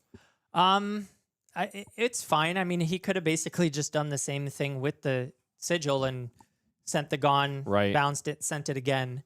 I tend to think I would rather have Gone in a Flash in my arsenal than Blast to Oblivion. I don't like it without boots. Usually, once the boots are gone, I stop arsenaling Gone in a Flash. I hear you. The only argument is that Sigil of Lightning would have given us an embodiment of lightning at the beginning of the turn. So, like, that's when I feel like I like. So then you can keep it. Yeah, absolutely. Oh, but he finds the Comet Storm to cash in on the Volzar at the last moment. That is a-okay. Yeah. Okay, Blast to Oblivion in the yellow. Paul Gibby showing us that he's no slouch. He's played this matchup time and time again. He's played this deck time and time again. 7 Arcane on that instant speed shock. Also buys back the Gone in a Flash. At this point, Paul Gibby wondering if he's going to send Gone in a Flash. No. Derek is simply holding priority, I think. Yeah, Derek's in trouble now. Barrier. All the way down to 7, and another action point remains. Paul opting to just go ahead and arsenal that Gone in a Flash. No Sigil of Lightning on the board means this could potentially clunk up, but there's still blinks. There's still other go again options in the deck. So I certainly wouldn't count it out. And he got to keep the Channel Lightning. And as I say that, he draws the blink. He's got a disgusting hand once again. Oh my gosh. Flying high right now on this Oscilio. Luckily for Derek, he's not sending anything. So Paul Gibby can't do any Flash of Brilliance shenanigans. But starting off the turn with a Blast to Oblivion is Paul Gibby. Might be a nasty, another nasty mental turn. block. Mental block is exactly what Derek Anderson needs here to stymie the draw from Channel Lightning Valley. But if this turn cycle ends with an Etchings of Arcana, the damage might just come through no matter what. Embodiment of Lightning generated here. Sigil of Conductivity showing its stripes in the Oscilio list. So here comes Gone in a Flash with Go again. Man, these hands are really lining up for Paul. Yeah, they are. 1 card blocked here. Damage prevention from the mental block. So Derek Anderson still insulated from the card draw of Channel Lightning Valley, at least for now. The calmness on the side of Derek is beginning to wane, though. You can see he's starting to become quite uncomfortable with the consistency that these combos have been coming out on the board. And man, you're just seeing it bounced back once again. 4 counters already on the Volzar, 3 cards in hand. There's only 1 action point remaining for Paul Gibby on this turn. So the good thing for Derek is that he's not going to see another Gone in a Flash. Instead, it's Etchings of Arcana for, 8 Arcane. Yeah. Derek's able to block only 3 of it. Take 5 down to 2. Etchings of Arcana goes back and gets another Sigil of Brilliance. No, this time, no. You got to take the Sigil of Lightning, and I really like this choice. It's just consistency. You're already drawing the card. Now you've got the guaranteed go again. It's going to be hard for Paul to whiff on this draw. You've convinced me. But he's drawn all instants. With 2 lightning presses, though. Okay, he's got a little bit of reprieve here with the... But does he have a spell? It's a Gone in a Flash in the arsenal, right? He's Gone in a Flash in the arsenal. But we've got a draw to deal with here first. Derek Anderson, once again, astutely, kind of not by his own choice, but not attacking into the Flash of Brilliance for Paul Gibby to get Flash of Brilliance back. Blast to Oblivion is the draw here. Digging for a spell, hasn't found it. Paul Gibby still has the opportunity to activate Aether Bindings of the 3rd Age, but without any spells found. And he found it. There it is. I don't think he needed that extra amp. to No, close probably it. not. He's pretty safe here with Derek only at 2. So I like the choice not to pop it just in case, and then you could save it for later if you don't find the spell. Yikes. Blast to Oblivion, covered up by Rootbound Carapace. Oh, and he's got the double lightning press too, so he's going to need another D-React to survive here. No, he discarded one of the lightning presses. Okay, well, Yeah. Still. that's and it. that's the fist Oh bump. my Oscilio goodness. doing Oscilio things. This ain't no microwave. That's the Constella Intelligence sending 50,000 watts of power the Earth Wizard's way. And honestly, based on the way the draw sequences played out, I don't know if there was anything Derek could have done in that situation. That drew up. I couldn't have cheated my way into a better hand sequence than that. That was really, really tough to overcome. And Paul Gibby just outputting way too much damage to deal with. And with that, he climbs a lightning-fueled rocket into the top 8, secures his spot, and also a spot for the Dark Horse hero that could Oscilio. Constella Intelligence is one of those that just rewards you so much for the time and effort that you put into it. Absolutely. And I have myself wondering here what the road to get to this point looked like for him, which heroes took him down and which ones he beat. I know that Oscilio struggles a little bit into a more aggressive field since it can take time for him to set up. So it may be that he fell to a few Cindras along the way, but my God. did he Kayo as look- well. Noah Beygelman took him down in the last round. But man, does he look good into that Verdance and into these slower decks. That was just a pounding. And I think it's a really astute meta call of late, right? Because Earth is at the top of their game, minus Florian losing some stocks, don't get me wrong. Gravy Bones, you got a fantastic matchup in him, especially now that he's lost some of that offensive overlap from an overwhelming amount of tipples. Yeah. Gravy slowed down a little bit, which gives more edge into Oscilio. And we saw here what happens when he gets to just play his game plan unfettered, and it is painful. And also when the deck cooperates. I mean, I have been in Paul's seat where I'm getting not even like 20% of the good hands that he got right there. Yep. It's just one of those decks that I think is very high rolly, but when it lines up, you can't lose. And certainly seems like, sure, the zero cost shock addition is a big juice to the deck, but I think also it provides a lot more agency to the players that are good at the deck. It makes it a contend. Like I definitely don't feel like it is a contender for no reason. It still takes a lot of skill. Sure, you can high roll your way into combos that just end games, but Paul was playing that well from turn cycle to turn cycle, not just that well on the combo turn. Absolutely. And we even did see a few turns that you and I would have played differently. I was a little bit hesitant about the timing on the boot spot, but he wasn't. He saw it and he went for it, and it did not slow him down in the slightest. He never needed that piece again. Just kept rolling to go again, kept getting the ability to go wide and converting all of his cards, and just absolutely crushed it. Commendations go to Paul Gibby and the Constella Intelligence, but also, as we say a very sad goodbye to Derek Anderson, we have to give him a nod and a salute of approval after taking down Pheano Black, an amazing board state hero player in general, and also a guy who's been putting a lot of reps into Gravy Bones, despite the fact that Verdance is normally considered a slouch into him. So Gravy Bones has one loss thanks to Verdance in the hands of Derek Anderson. So as we say goodbye, we also say, well done, Derek. Well done indeed. We'll be back in short order with the announcement of our top 8. But before that, we're going to see if we can encourage store owner Katie Lamar of Grave Troll Games into the spotlight. Once again, we love having her on camera. We're going to see if we can get a live Stidger family fudge review. All that and more Flesh and Blood, of course, in a bit. Don't go anywhere.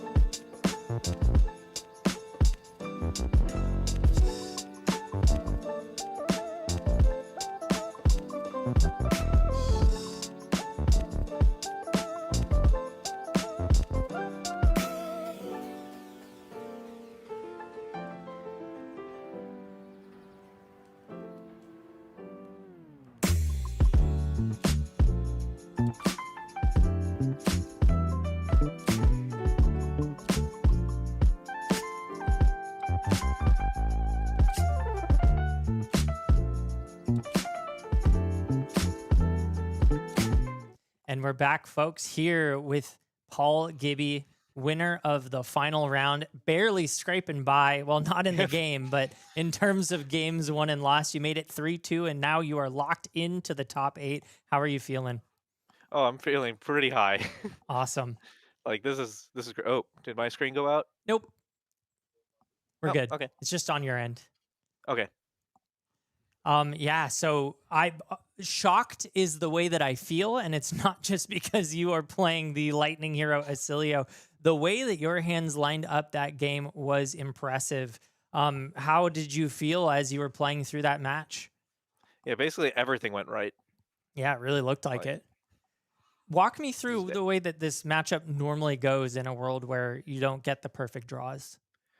So against Verdance, I'm mostly aiming to play a more mid-range game. Mm-hmm. Like she's one of the few matchups where I bring in cards like Tunic and Eclectic Magnetism, Mm-hmm. where I'm okay just paying Tunic resource, Eclectic, send one of my zaps with some amp. Yeah. And I'm generally okay playing these 2-card hands while I wait to set up like the perfect combo. But when the deck just hands itself to me like that, I'm just gonna go blasting.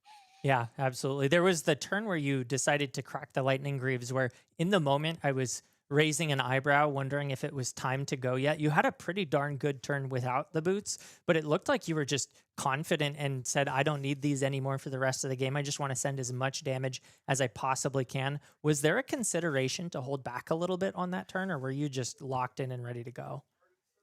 There was. It was largely because I had the Channel Lightning Valley out that made the decision for me. Because I knew I was going to get another card, and that extra card would just make the combo likely better than any other hand I could have gotten. Yeah, that makes a lot of sense. You ended up using that extra card to pitch to play the Eclectic Magnetism, and that was a lot of extra damage being able to send out there. Yeah.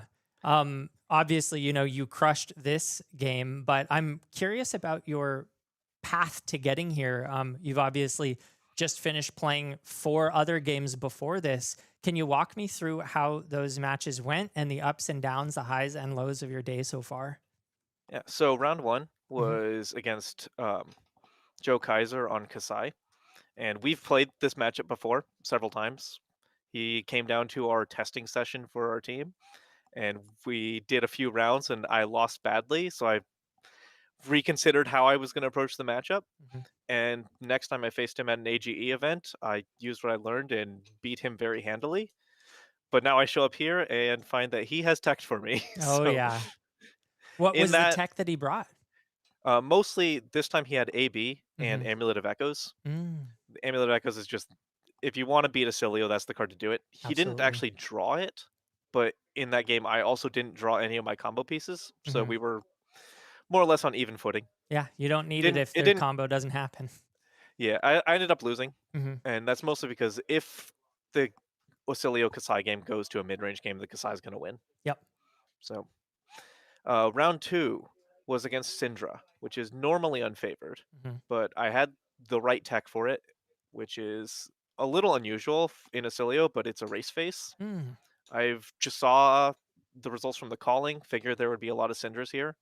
And since it's a matchup I normally don't want to see, I wanted to make sure I had something that could make Cindra block. And a race face was it. It bought me tempo for 1 turn, which is what I needed to secure it out. That's awesome. Round 3 was Verdance again. And it didn't go quite as explosively as this one, but I did my plan of play slow until I find the perfect combo and then storm off. And last round was against Kayo. There was Noah Beygelman. That is not a fun matchup. No. No, he just he Ooga Booga sends a lot of damage, and Frail Wizard dies. Yeah, did he bring AB into you, or just say he did not? Yeah, he did not. So just relying on the armor block, which is still quite effective into Oscilio, and sending a ton of damage. And then the that flesh landed bag. you here. Flesh bag is brutal. Yes, absolutely. Wow, that's really awesome. You're able to secure it here after what is literally an up and down day for you. And also some unlikely losses and wins there. It's, from my understanding, Kassai is supposed to be favored for you, and then the Cindra is unfavored, but you just flipped that on its head and won the unfavored and lost the favored one and then Yep. made it to the finish line. I'm also curious about the rest of your AGE experience so far. Obviously, it's been almost a year now of playing games here at AGE, all the play-ins. How has that been going for you? Obviously, you got here, but So I actually started pretty late. The Mhm. first one I went to was actually the first one that was hosted here, okay. which was June-ish. Wow. Is that? Yeah, June. Were you playing Oscilio But back then? the first one I was playing Verdance Okay. because I hadn't really figured out Oscilio with Consigned to Cosmos yet. That had just been released, hmm and so I felt like playing the hero that I felt was a little more stable. Yeah. Probably still feel that way in terms Yeah. of stability, but the high roll potential is not there for Verdance. I've definitely gotten better and at Oscilio, and I find him way more fun. Yep. Me too. I don't want to block. I want to attack. Yep, absolutely. But you have some D reacts in case you need to block. He can Yeah, play that mid-range game. my list is right now on just 3 shelters. Okay. It used to be 5 total D reacts, but Mhm. I cut down to hopefully increase my high roll potential to maybe get over KO. I think that makes a lot of sense in a slower meta. Obviously, it's kind of there's a valley right now. There's the slow decks and then there's the really fast decks. Not a ton of like super mid range. So I can see the argument for picking one side or the other, and it sounds like you've really gone the aggressive route. So it sounds like you had a pretty successful season if you were, going into it that late and making it all the way here. So I have just a few final questions for you. Obviously, you've got the family fudge. Yep. I hear word from my producers, you're saving it for your home, but obviously I there's a am. lot of ravings going around. What are you hearing about the fudge at the game store? I'm hearing that it makes life worth living. Wow. So So you're gonna save it for just in case you drop out early. You've got something to live for when you have to Yes. go back home. yeah. Awesome. Well, do you have any other shout outs or anything that you want to say before we wrap things up? I just checked my phone and saw that my mom was watching me. So Oh. shout out my mom. Shout out your mom. Yep.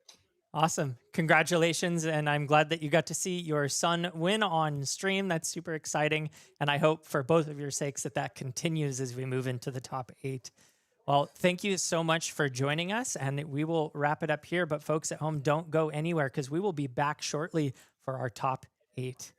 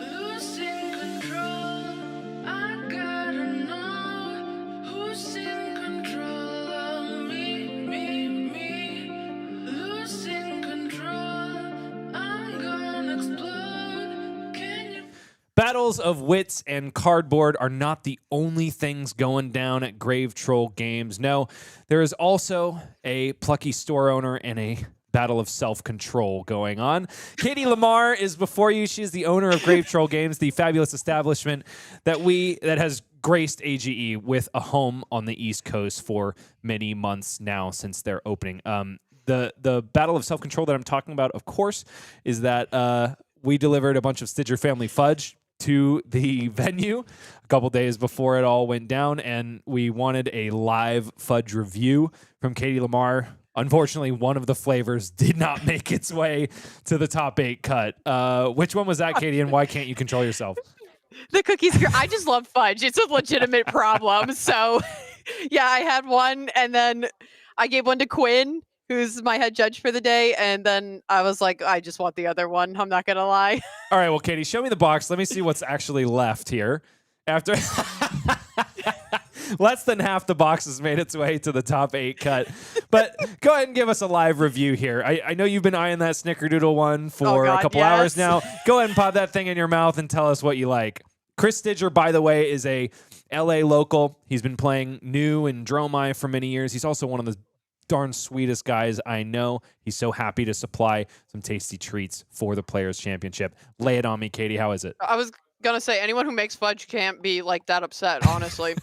It's just so good. It's just like so like rich, but like not like overpowering, because that's like always my thing. Because like with Snickerdoodle, especially like with the cinnamon, you could just put so much in there, and you're just like, well, I guess it's cinnamon now. I know. I'm not Snickerdoodle. I'm not normally a Snickerdoodle guy for that exact reason, but this is pretty balanced, you're saying. No, definitely. And like it's like just smooth, and it's like just enough, you know. All right, Chris, if you are listening, the Snickerdoodle is on point. What's next, Katie? I'm going to fill you up by the end of this interview. I guess we can go with just like the last one of the regular fudge. Okay, send it. The regular one goes into the mouth. Katie Lamar's taste buds are doing some work, salivating, digesting, getting ready for the esophagus and the stomach. She's also going to sneeze it out of her nose if I have my ways about it. What do we think? What do we think of the standard chocolate? It's just so good. Like it's all so good, Bryce. I'm really glad to hear it. I know Chris is going to get a kick out of this when he finally gets to watch it. It's like rich, because like one of the problems I genuinely have with fudge is sometimes it's just so dense that like you're like, okay, I guess I'm getting a little bit of like a workout while I'm like doing this. My jaw's going to be nice and ripped. But that's not the case here. It really does just kind of like melt along too. That's incredible. Love to hear that. So the one that is missing for us is the cookies and cream, you said, right? Mm-hmm. And that one, where are we at in the rankings right now? So just give me your top 3 based on the Snickerdoodle, regular, cookies and cream. It's really tossed between the Snickerdoodles and the cookies and cream. You have I'm gonna to be choose. straight with you. I know I do. That's the worst part. I think it's going to be cookies and cream because I just had no self-control. Okay. So cookies and cream, then it's probably Snickerdoodle. By probably it is. And then probably just a classic fudge, honestly. I'm not a big fan of nuts and things, but like that's just a me thing. And then the butterscotch, because I can do butterscotch in like increments, but it is very good still. Oh, there's a butterscotch one as well. I think that's what it is. It's the orange one. I think it's butterscotch. I think someone else here said that it might be like a toffee flavor, but I thought it was more butterscotch. Interesting. I know my favorite that Chris makes is an horchata one. I'm not sure if it made its way into the New England boxes. I'm getting a signal from Justin that I don't understand. It is horchata. Okay, that's an horchata one that you've been eating. Does that change anything for you? Go ahead and go ahead and smash that last one with horchata in mind. Think of your favorite taqueria out there in New England land, the place where the street tacos are cheap but also greasy and good. That's where you go for 2 a.m. and oh my goodness, you've just walked in at midnight and they still have some horchata left. It's exactly what you needed to power through the late night that I'm sure you have just about every weekend at Grave Troll Games. Yes. Honestly, knowing that now, that's like really interesting, honestly, because I just thought it was like a regular butterscotch or something, but like That's pretty good if you can kind of like get a flavor to be like sweet and like kind of like get someone to almost be like, oh, I think it might be this, but then you're like, no, it's actually like savory taco flavor essentially. Why do you have tacos on the mind? Is it the mention of a We're taqueria? just talking about taqueria, and believe it or not, there's a really good Mexican place right next to my store, and they are open till like 1-2 a.m. unironically. Dang. So is that one of the favorite places for the card gamers that frequent your store? Sometimes they'll go there. We do a lot of takeout, honestly, and then there's like a chicken spot across the street, so sometimes they'll go there because it's more like quick and easy kind of thing. Awesome. It's important. Thank you so much for the fudge review, by the way. I feel like we got to do so Hot welcome. Ones sweet style for a quick moment there, and that's something I treasure. Also, massive bravery points to you for eating on stream. That's something that I typically try to avoid, but you did it with a fearless confrontation, and I absolutely love that about you, Katie. Someone's got to entertain the people.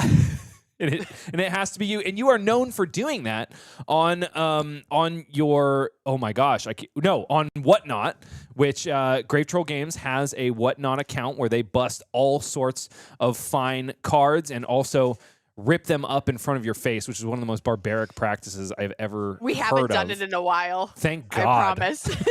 It hurts my soul just to know that you do it. How do you think I feel? So get on over to Whatnot if that is your speed, and Katie Lamar will open up some beautiful product for you. But Katie, what I want to talk about now is the home that you've created in Nashua, New Hampshire for card gamers, flesh and blood, Pokemon, Magic alike. This store is very new. It's a brand new business venture for you. You've been open since June 1st of this year. Got to check in with you again. How are things going? Things are still going fantastic. I mean, just the route that Fab has actually taken here continues to like keep pushing. I've been telling people this, especially like over the last week. I've actually seen an influx of new people asking and inquiring about the game. And believe it or not, Bryce, like probably like an hour ago, I had a phone call from a guy and he's like, hey, I know we talked about it the other day, but I really want to come down and like get into it. Because Monday's Armory, he was asking about like showing up. And I was like, you should just come today. I was like, because I got Fab here all day and you should just come meet them because they're great. And have we gotten a new convert? Has he stopped by? No, he hasn't yet. He said he would be here probably closer to close. So that's 6 for me today. So I'm kind of hoping he does come so he can meet everyone and kind of see and watch a little bit, kind of get into it. But it is always kind of like my favorite moment. You just get to help them do the thing. And then I always tell people I try to reflect them a lot, like my players, because I think they deserve a store owner that kind of carries the same vibe that they do, and they're just nothing but the sweetest. So I do try my best to be kind of a reflection of them as well. If my opinion means anything, I think you're accomplishing that goal very well and making it look easy, even though I know it's not. You've been massively influential to our experience in New England, and you only encourage us to come back. So thank you for that. Of course. I just spread Fab across the whole U.S. So when our new Fab convert walks through the door, what product are you shoving in his face? What's the thing to get him ready for the Armory on Monday? So he actually picked up a couple of the First Strike Blitz decks. And so I kind of started him there. I was like, this is a really good entry point for you and a friend to kind of just sit down and learn the game. And then I told him if he did want to join Armory on Monday, I had some of the pre-con Armory decks. I still have some of the Ira decks, Pleiades, and I have a Bolton deck. I do have the Aurora deck, but I try to tell the new people, I was not unless you're committed. So hopefully when he comes, we can try to get him into an Ira deck or a Bolton. I kind of put those two first before Pleiades, because I think there is a little more technical play to Pleiades than Ira or Bolton. I could see that. Yeah, definitely. Even though she's not having her day in the sun, still a really fun deck and an interesting deck to pilot. You kind of get to play Flesh and Blood on all axes, save for maybe the reaction step. But yeah, I've been testing it internally with the team. It's way more interesting than I gave it credit for.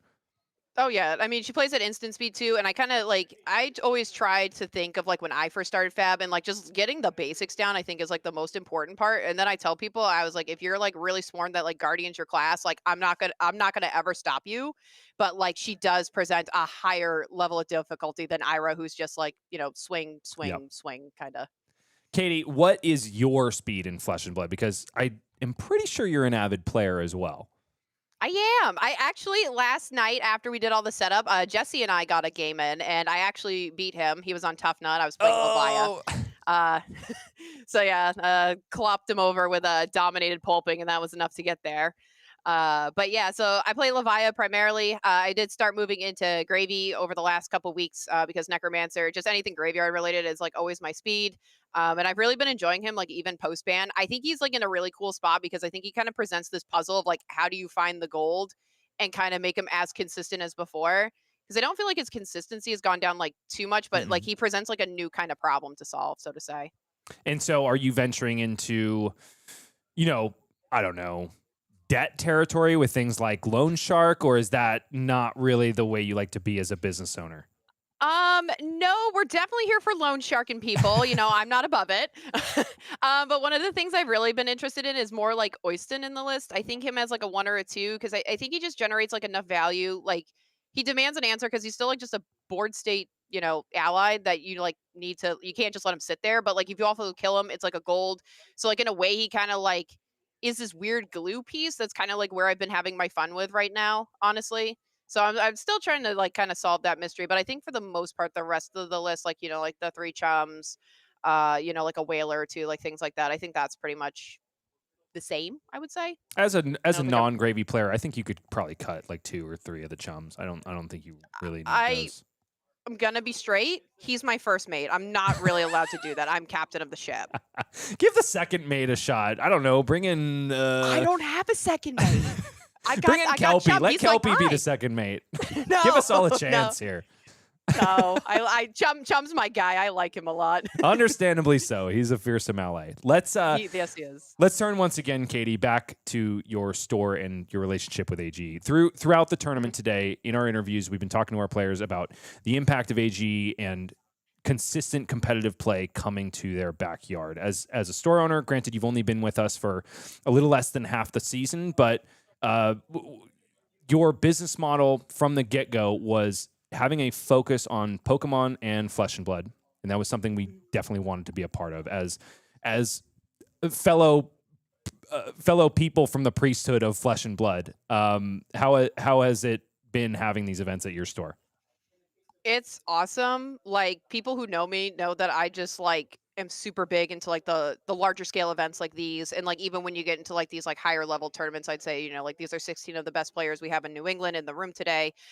These things are like so unbelievably like important to me because I think they really like not only like keep the scene alive in terms of like something to look forward to do on the weekend kind of thing, but also I think it just kind of like inspires other people who maybe aren't at this level yet to like keep trying, and like one day you too can get there. Because I know at least for me in my competitive career, that was always kind of like my aspiration is like, well, I want to be sitting in top 16 looking like a cool dude. You know what I mean? Like, well, in my eyes, you are the coolest dude, Katie, because you've created another church for all of the Flesh and Blood pilgrims out there in Radio Land. So thank you again for that. I know I've said it a million times, but you've been a gracious host and somebody that we value very much as a partner. Before I let you go, though, go ahead. Where can the people in Flesh and Blood Land find you if they want more Katie Lamar and more Grave Troll games? Honestly, I'm on Facebook and Instagram. I am very active on Discord. If you guys are a part of Purple Discord, you've probably seen me on there selling. So you can always reach out to me there as well. I do try to keep it more like, how do I put, like more like on the common man level. I don't want to be like anything crazy, things like that. But yeah, those are the best ways to get a hold of me. Will we see you at World Championship in Philadelphia? Yes. Heck yeah. I'm personally really excited to meet you in person. I don't know if I can. Likewise. I think I'm going to be destroyed by the saltwater swell of energy that you bring to the table, but I'm here for it. I'll try to keep myself toned. I promise. I wouldn't have it that way. Give me everything you got. Okay.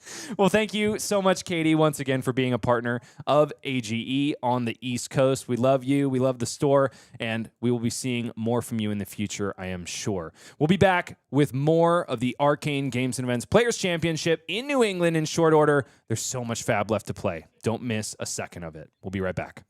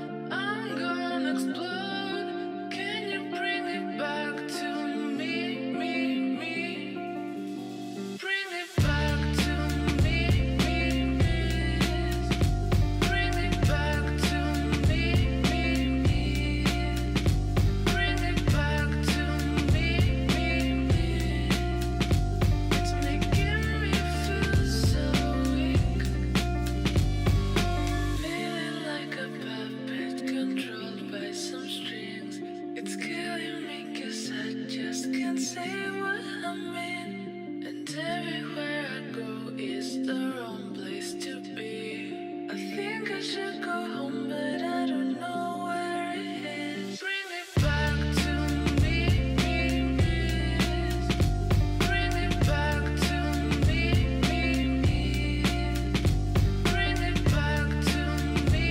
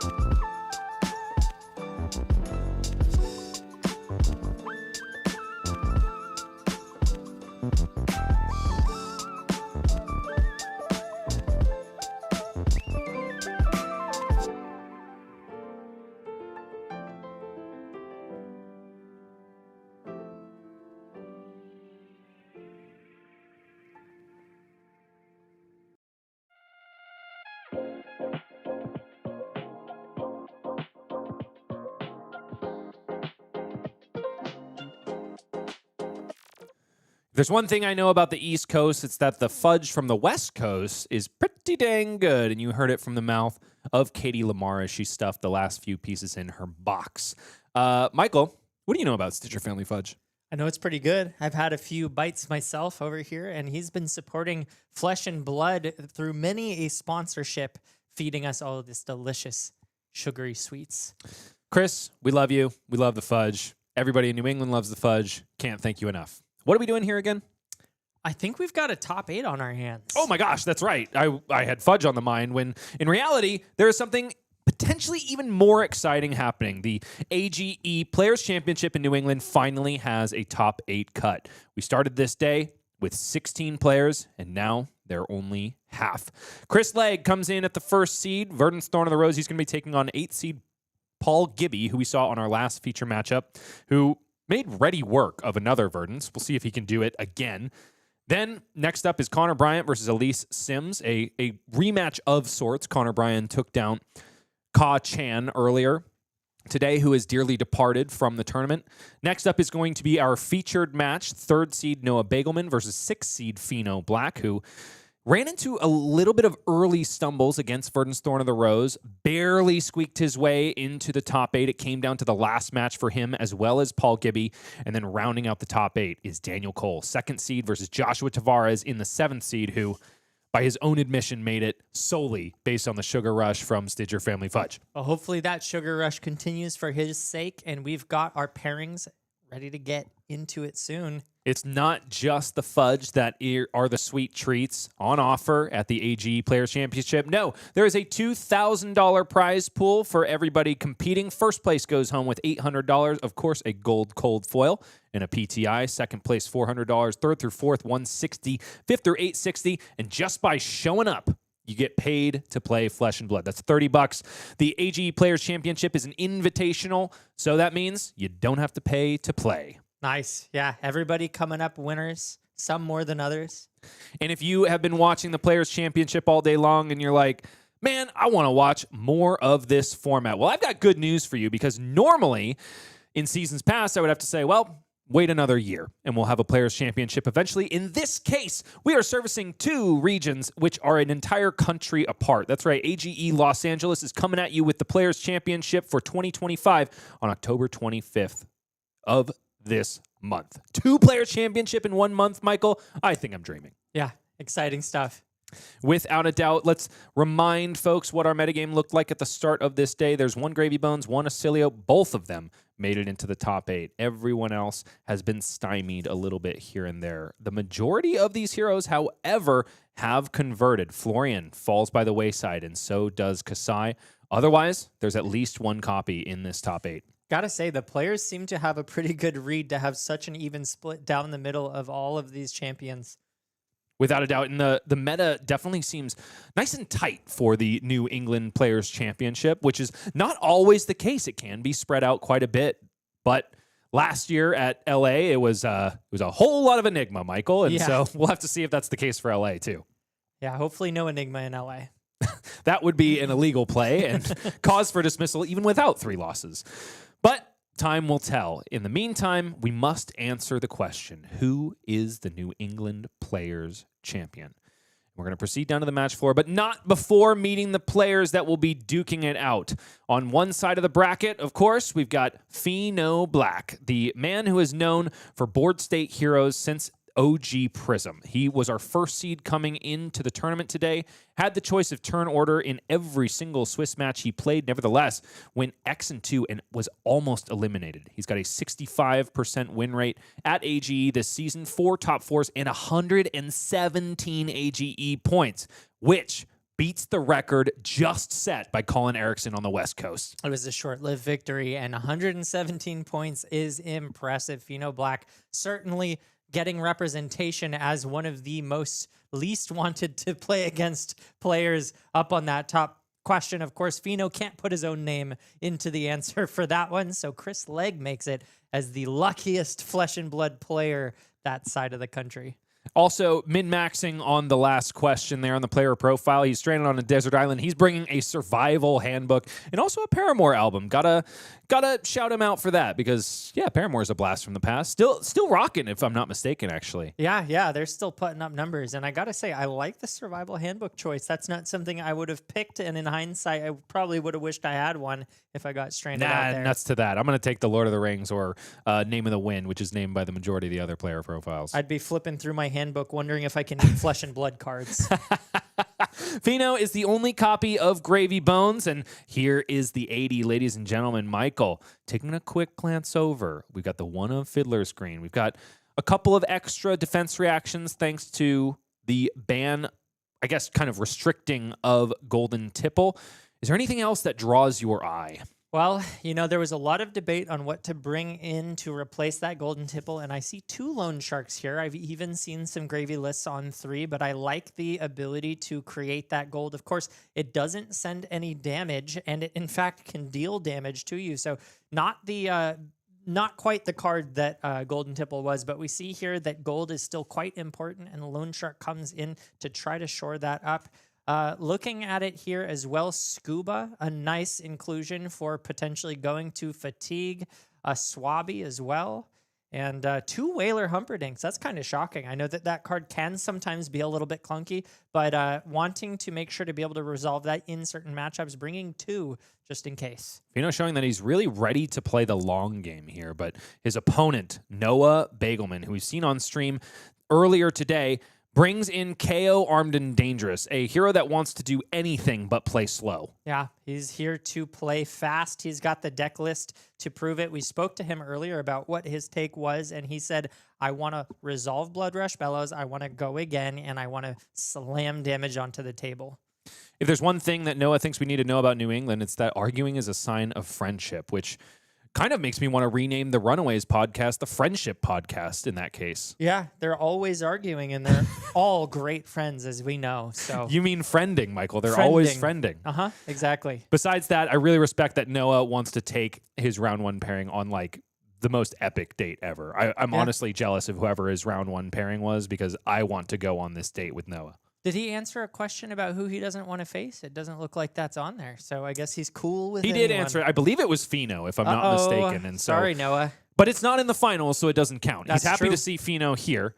The 80, though, is very similar to stream competitor Joshua Tavares, also making top 8. Honestly, this tournament here is maybe the best. It's 100% conversion. So it's the best conversion rate for KO Armed and Dangerous I've seen since Super Slam's release. Yeah, KO showing up. It looks like the players who are piloting this deck have maybe figured something out about how to make the deck more consistent. That being said, we have seen some inconsistencies. So when you bring Brute, sometimes it really just is about how the die fall. And so far, they've fallen in the favor of KO.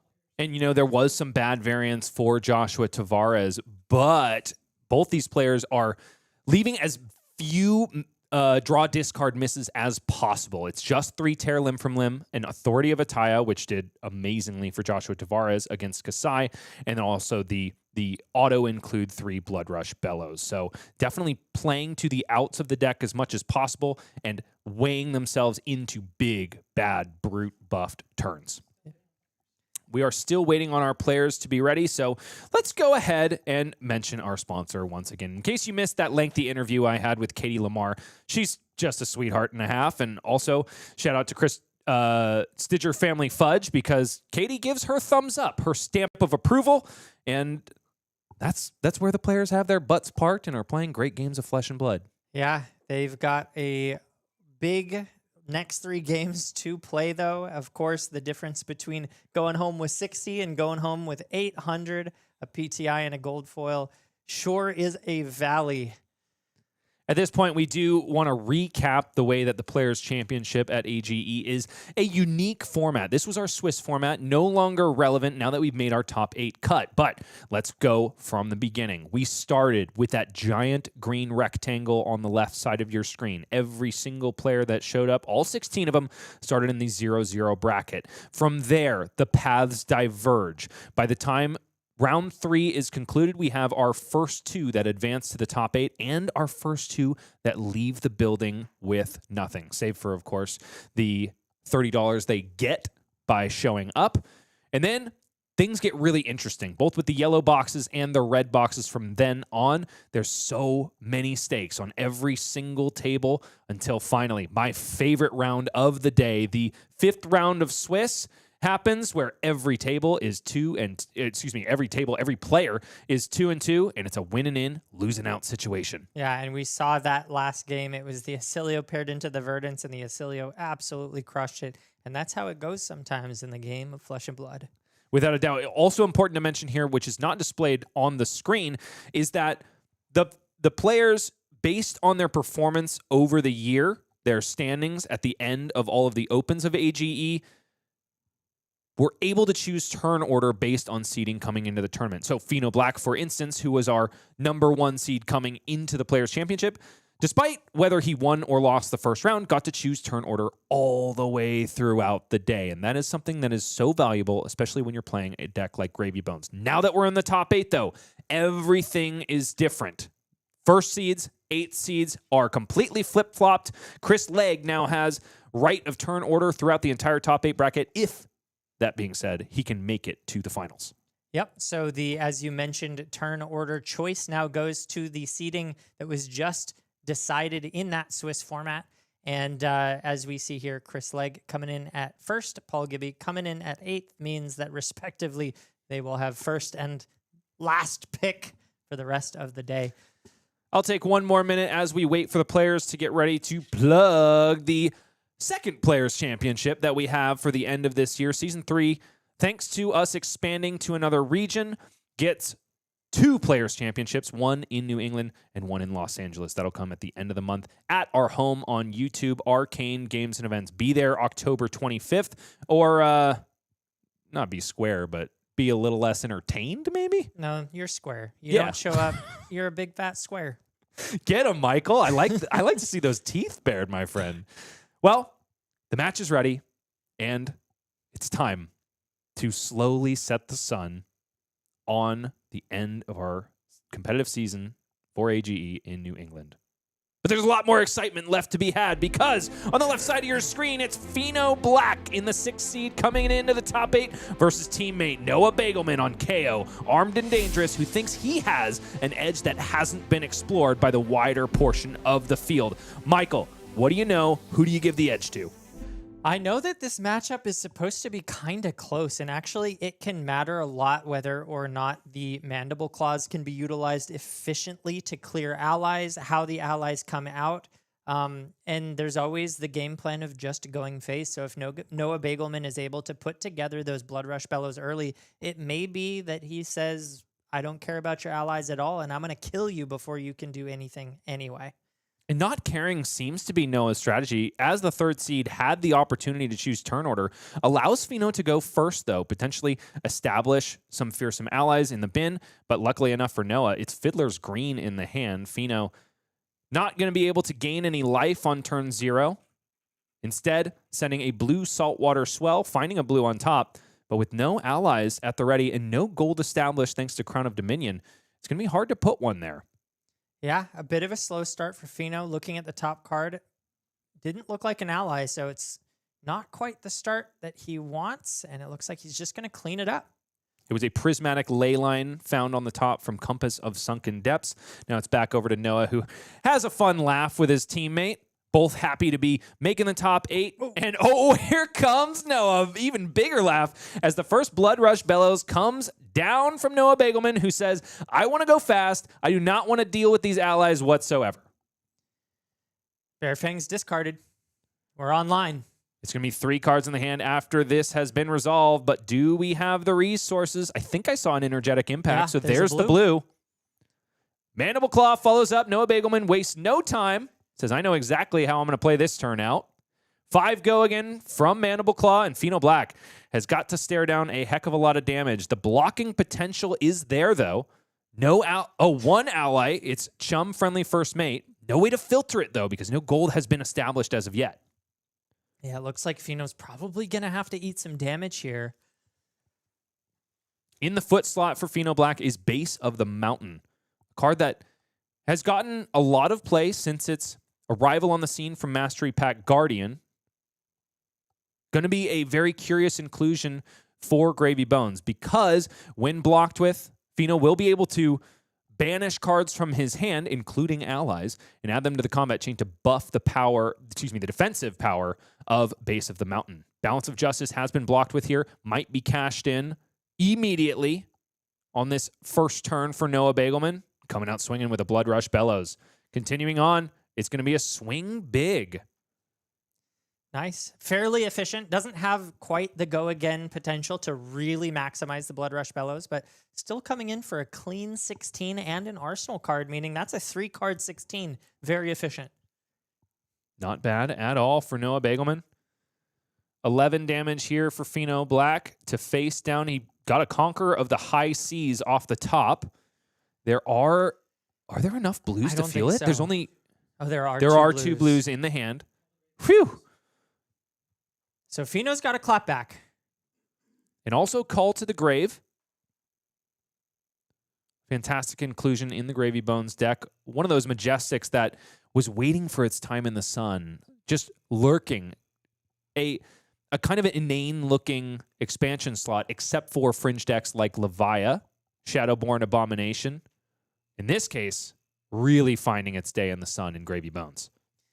And while that Conqueror of the High Seas sure looks powerful, staring down an Arsenal on the side of Noah, Noah does still have that Crown of Providence specifically to help counter that card. So for the first time he sees it this game, it's very likely he will simply bottom that Arsenal to prevent the on-hit from affecting him. Still 11 damage for Pheano Black to face. 40 plays 37. We're in turn 1 here. 1 card devoted to the block. It's a Murderous Rabble, which means 8 damage is going to leak through.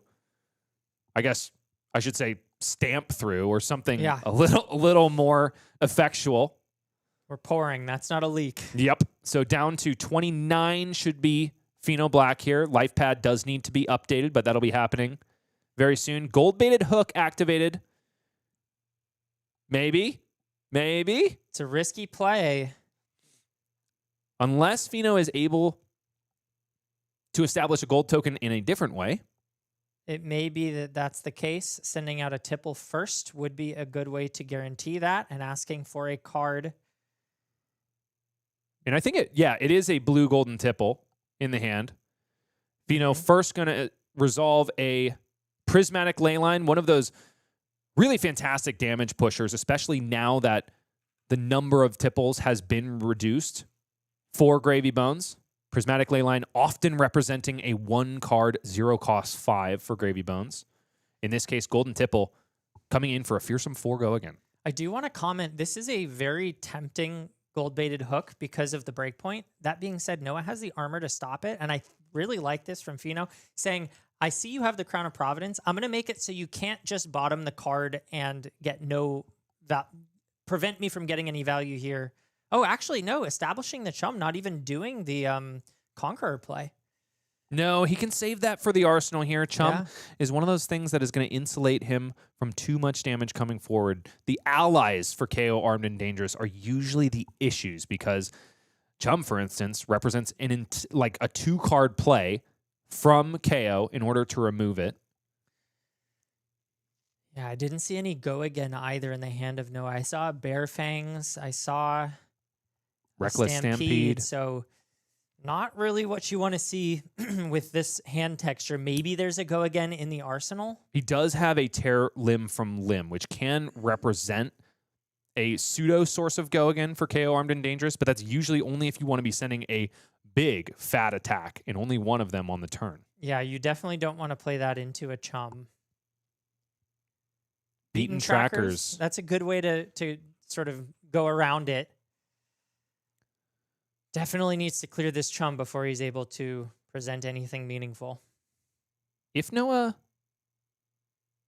No, he takes the damage. Down to 31 he goes. Another gold token generated for Pheano Black. 2 now on the board after Gold-Baited Hook does its work. Prismatic Leyline also representing that 1-card 5 that Gravy Bones loves to see.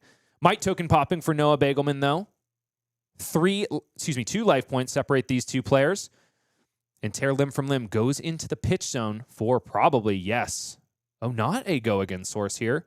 But because Noah Beygelman blocked with the Beaten Trackers, likely going to be cashed in for an extra action point right here and now. Reckless Stampede goes into the graveyard to pay for the additional cost of Savage Feast, and Beaten Trackers shortly follow because here we go. It's a new action point, and honestly, I got to hand it to Noah. That was kind of a gutsy play, given that he knows Pheano Black is running 2 Fearless Confrontations. Well, I think he has that might token, so the... I'm sorry. You're right. It came in for 7. A very clean time to use that. The follow-up is Mandible Claw. 3 go again here. I think Noah's probably a little bit sad to see Reckless Stampede go to the graveyard, but there's plenty of powerful cards left in the KO deck. He also just drew another one. Certainly did, which means that he can activate... Oh, no, he can't activate Gauntlets of Tyrannical Rex yet. So it would just be either a Bare Fangs or a Reckless Stampede. Pheano. Pretty flooded with allies, lest my eyes deceive me. It's 3 allies and 1 blue. Yeah, won't be blocking much this turn. Do I see Anka and 2 Sawbones? I believe that's what I'm catching. Impressive eye. Just the one of them. I have to close the left one in order to get that resolution.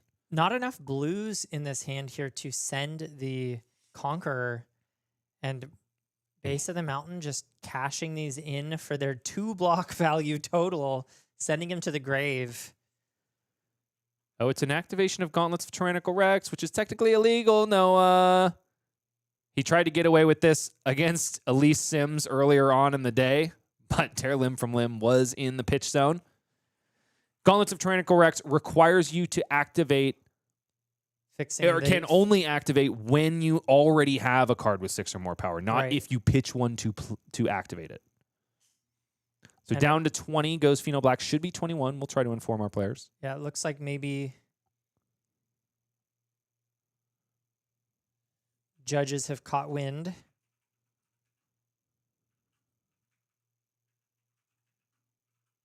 Double checking that all damage is above board. Reckless Stampede, it's another instance in which Gravy Bones is almost never winning clashes. Pheano does have 2 copies of Whaler Humperdinck in the 80. I kind of don't think it's responsible to bring them in against KO. Yeah, and that's probably usually not. the card that can win clashes against KO. So Pheano Black's life total just ticked up by 1, meaning the life totals have been corrected. We simply rewound and said you did not, in fact, activate those gloves, and life totals represent that correctly now. Shout out to our judging staff who is absolutely crushing it. Also our stream tech, Peter, filling in for Jesse Harper, who's been an amazing addition to the AGE team. Avast into Sawbones, into Swing Sawbones is the play for Pheano Black. Making the best of a bad situation, I think, with all of those allies in hand. Base of the Mountain doing exactly probably what it's meant to do in this Gravy Bones deck and discarding allies when you don't have an outlet otherwise. Yeah, no, I think that was effective. Unfortunately, they don't block, so only getting 1 block value per ally, but still really helping to unclunk the hand and fill that graveyard up in short order. The Sawbones does have go again, but there are no more resources, including the Dead Threads, for Pheano to use on this turn. Also, no 0-cost allies in the bin. So Noah is going to have free reign based on what is in the hand, but he's tanking. Might not be a clean line open to KO here. Yeah, probably thinking about blocks here. He would love to have a go again source into a claw, into another attack, but it doesn't seem the way that he's thinking that is a line available to him. Well, I think he has, it's Tear Limb from Limb, 2 other blues, one of which is an agile windup, which would mean that Noah is able to send Claw into Sawbones, the most efficient way to clear it. He's got that red Buckwild as well. So it may just be a resource curve issue, or it may be Noah just tanking to make sure that no points are missed. One of the considerations he has to make is that if Pheano draws into a copy of Fearless Confrontation, he'll be able to keep Sawbones alive if Mandible Claw is sent without a power increase. Yeah, there is a might on the table, so if he started with the Mandible Claw and then discarded, that would be enough. But it's always a consideration you have to think about. You can't just clear these allies at their clean breakpoints anymore. Vigorous Smash Up dedicated to the blocks. And if you're wondering why the heck is there no Clash, it's because there is no attacking hero. Clash only triggers when there is an attacking hero. In this case, it was an attacking ally. So one of those things you have to make sure you don't get got by playing the game of Flesh and Blood. It is a lead off of Buck Wild. I think Noah is making the calculated decision to not play around Fearless Confrontation, likely going to send this Buck Wild face for 8, try to get every point of value that he can, and then use the Claw at base value to try to clear out Sawbones. It could be that, or it could be just sending another attack. With the way that the life totals are sitting, I don't hate the idea of just unfettered aggression, especially knowing that Pheano has quite a graveyard that he can sort of continue to fill the board with. It may just be that this is the point in the game where Noah decides, yeah, clearing allies is too inefficient, and because I have this life lead and I'm currently in full tempo, that I just want to keep pushing damage to face. And I like that play as long as Pheano is not able to establish another chum. It could be really, really tough for him to slow this damage. Pheano, thinking on a Compass of Sunken Depths activation, one of the finer points of Gravy Bones play, has a Prismatic Leyline, Sunken Treasure, Portside Exchange, and an ally that I can't quite make out in the hand. Prismatic Leyline being thrown away here. Bloodrush Bellows turned face down, and a gold token generated. Pheano up to 3 gold. His coffer's doing all right here, and 2 damage will make its way to the life total. Noah Beygelman still at a surplus, sitting at 28. Buck Wild, of course, had go again there, thanks to the fact that Agile Windup in the pitch zone has 6 or more power. I do wonder if we're like squarely in the mid game. Both players, Pheano is about to descend below half-life. Activates Sawbones here, giving Noah a heads-up removal of that ally. I do wonder if you can leave Sawbones alive. I think you can. I think that now that it's been tapped down, maybe? This is a send the biggest attack you have angle. And Noah is doing just that. Mighty Windup discarded off the top, so this Bear Fangs comes in for 8, also generates a Might token. 9 from the activation of Gauntlets of Tyrannical Rex. Noah Beygelman showing that the time is now to hit the gas and ask very little questions of your opponent, except do you want to live? Yeah, and this is representing nearly half of Pheano's current life total. But if he's not, if he's blocking with his hand, he's not establishing a board, and so he does need to take a little bit more damage in order to present anything meaningful on the back end. And Noah has him in a very tough spot here. Second copy of Anka Drag Under put in the graveyard from the Gravy Bones ability, which does give Pheano more blocking capability. And I think he is pivoting to more of a defensive stance on this turn because Noah Beygelman has left the arsenal clear. So that Gravy Boat that lies in wait in the arsenal of Pheano Black has nothing really to threaten except damage. Yeah, I think he might just be blocking out here. He needs to play the blue to get the ally. He's in a tough spot. I'm kind of surprised to only see one blocking card. I believe he spied an ally on the top of the deck. Okay. Which could mean that he's going to cash in a gold? Yeah, but then what? So he has a Portside Exchange. So he plays out Portside Exchange. He draws himself a Rigor Mortis, plays out Sawbones, and I guess passes at this point. Yep. Yeah, that just doesn't feel like enough at this point. I mean, as long as Noah Beygelman is ignoring Sawbones, this play could be pretty heads up because Noah has put all of his eggs into the kill you basket, and now with 2 Sawbones established on the board, they become harder to ignore. Yeah, he will definitely keep getting incremental value out of blocking with them, even if he has to block with his entire hand every turn. The thing that punishes Pheano here is a copy of Bloodrush Bellows, but it has not found its way into the hand of Noah Beygelman. Yeah, this could be a slower turn. 28 plays 14. Noah Beygelman in the hot seat, but has ignored 1 copy of Sawbones, which could come back to bite him, to be sure. Yeah, one of the scary things about these double Sawbones is now Claw can't cleanly kill either of them. Even with a Might, you still run the risk of going up into that Fearless Confrontation. Which I don't believe has been drawn for Pheano. It bears mentioning. but it's just a show of strength for Noah Beygelman. Ooh. Only 9 damage here. Not threatening much. An unfortunate situation. Did have the opportunity to send Claw, discard Agile Windup, but then nothing can be done on the turn anyway. So just electing to go face. I do still anticipate that Agile Windup being discarded here just to get that go again set up for next turn, which is very threatening. A 5-card hand plus that agility token on the field means that the clapback from Noah will be scary. That being said, we know Pheano's sitting on the Conqueror as well as these 2 Sawbones. So if he can survive here, his next turn is also looking very scary. It's a back alley break line on the top of the deck. Unfortunately, without a copy of Saltwater Swell, Pheano won't be able to take full advantage of that card. Gold-baited Hook. Considering the blocks there, it is also a ally in the form of Oyston in the hand. Gravy Bones yet to be activated. So this is kind of the danger of disrespecting Sawbones. With 2 established on the board now, Noah Beygelman has to fight even harder to enact his game plan of just murder Gravy Bones. Yeah. No, they do so much on the defensive end turn after turn, accumulating blocking value. And a pseudo IP penalty in this situation is a big stumble after committing to that game plan.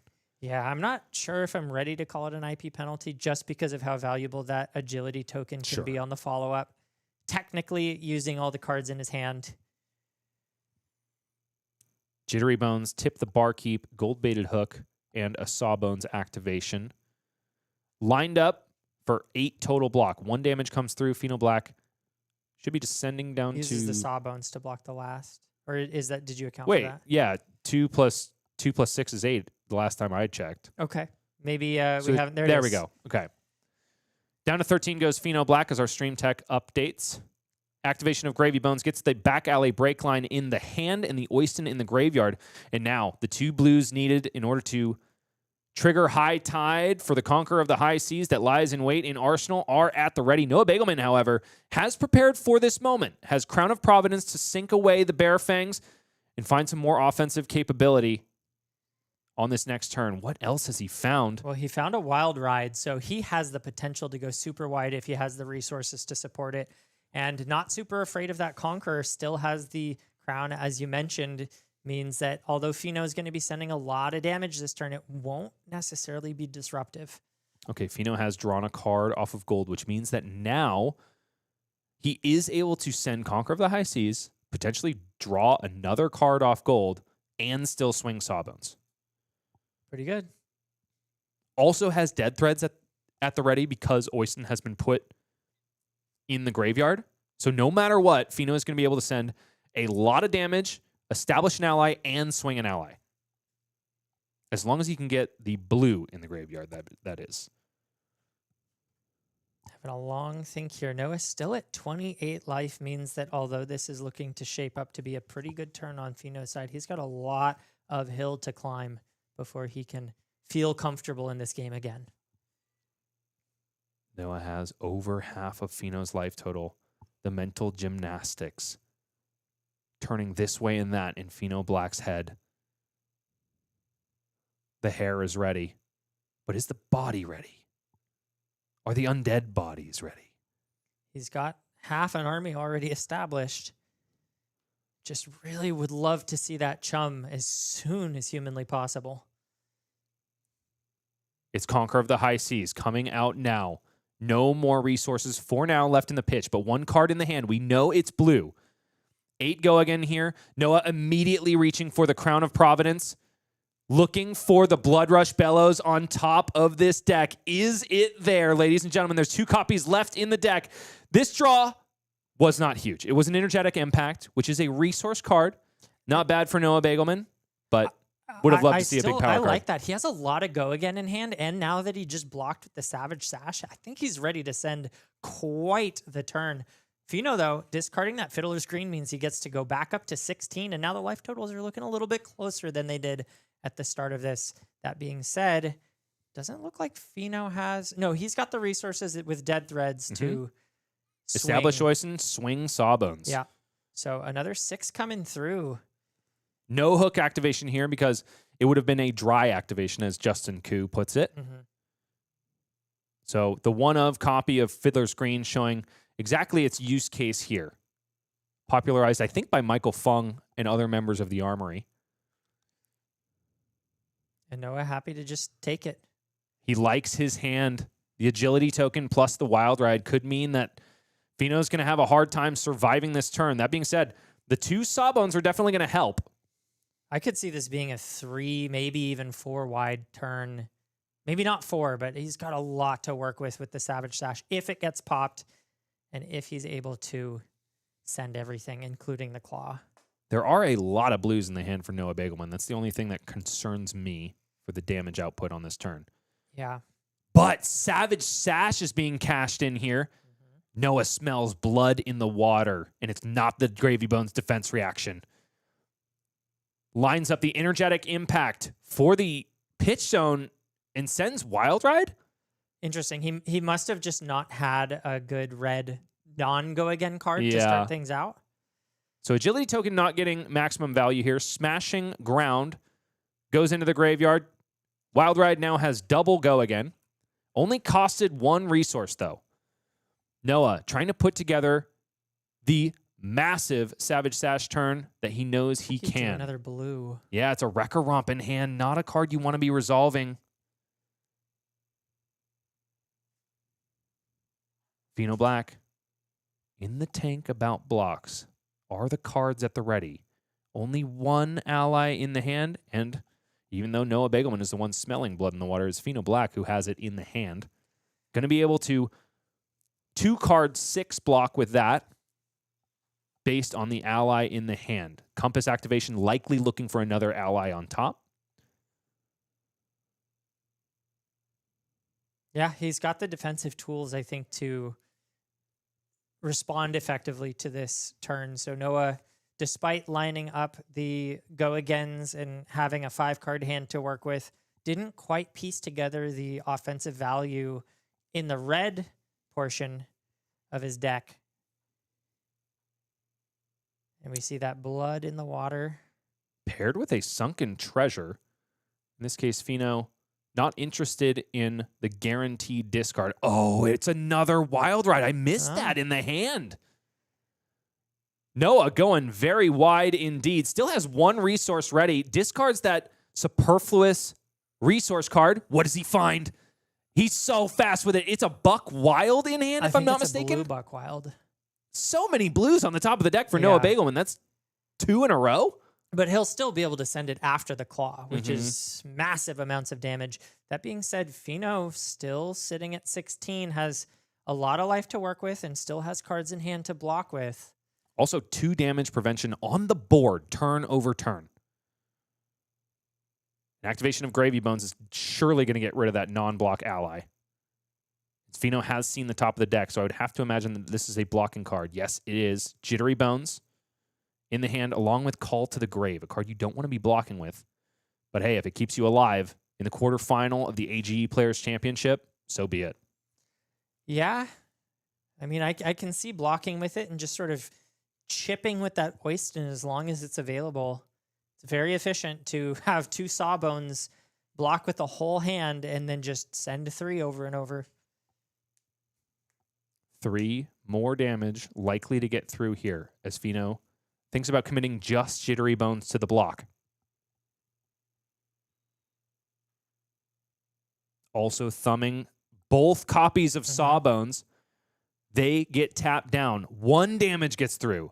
Noah Beygelman, after cashing in such important resources on this turn, not buying that much damage. Down to 12 goes Pheano Black after the Mandible Claw stabs him in the eye. Vigorous smash up, the follow-up here, and Pheano accepts it readily. Down to 7 he goes. 18 plays 7. It's all going to depend on the draw up for Noah Beygelman as to the position that he is in. I'd like to keep in mind for a moment that we've only seen 1 Blood Rush Bellows from Noah so far. So if he's able to draw into his 2nd and or 3rd copy soon, it might be enough to get him there.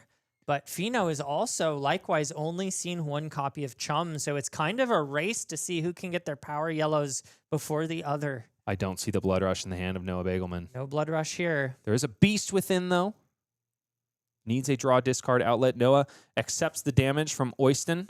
Heart of Gold. 3 damage comes across. Pheano establishes an arsenal and passes back for another onslaught. So, and Buck Wild is the exact card Noah Beygelman needed to see at the start of this turn.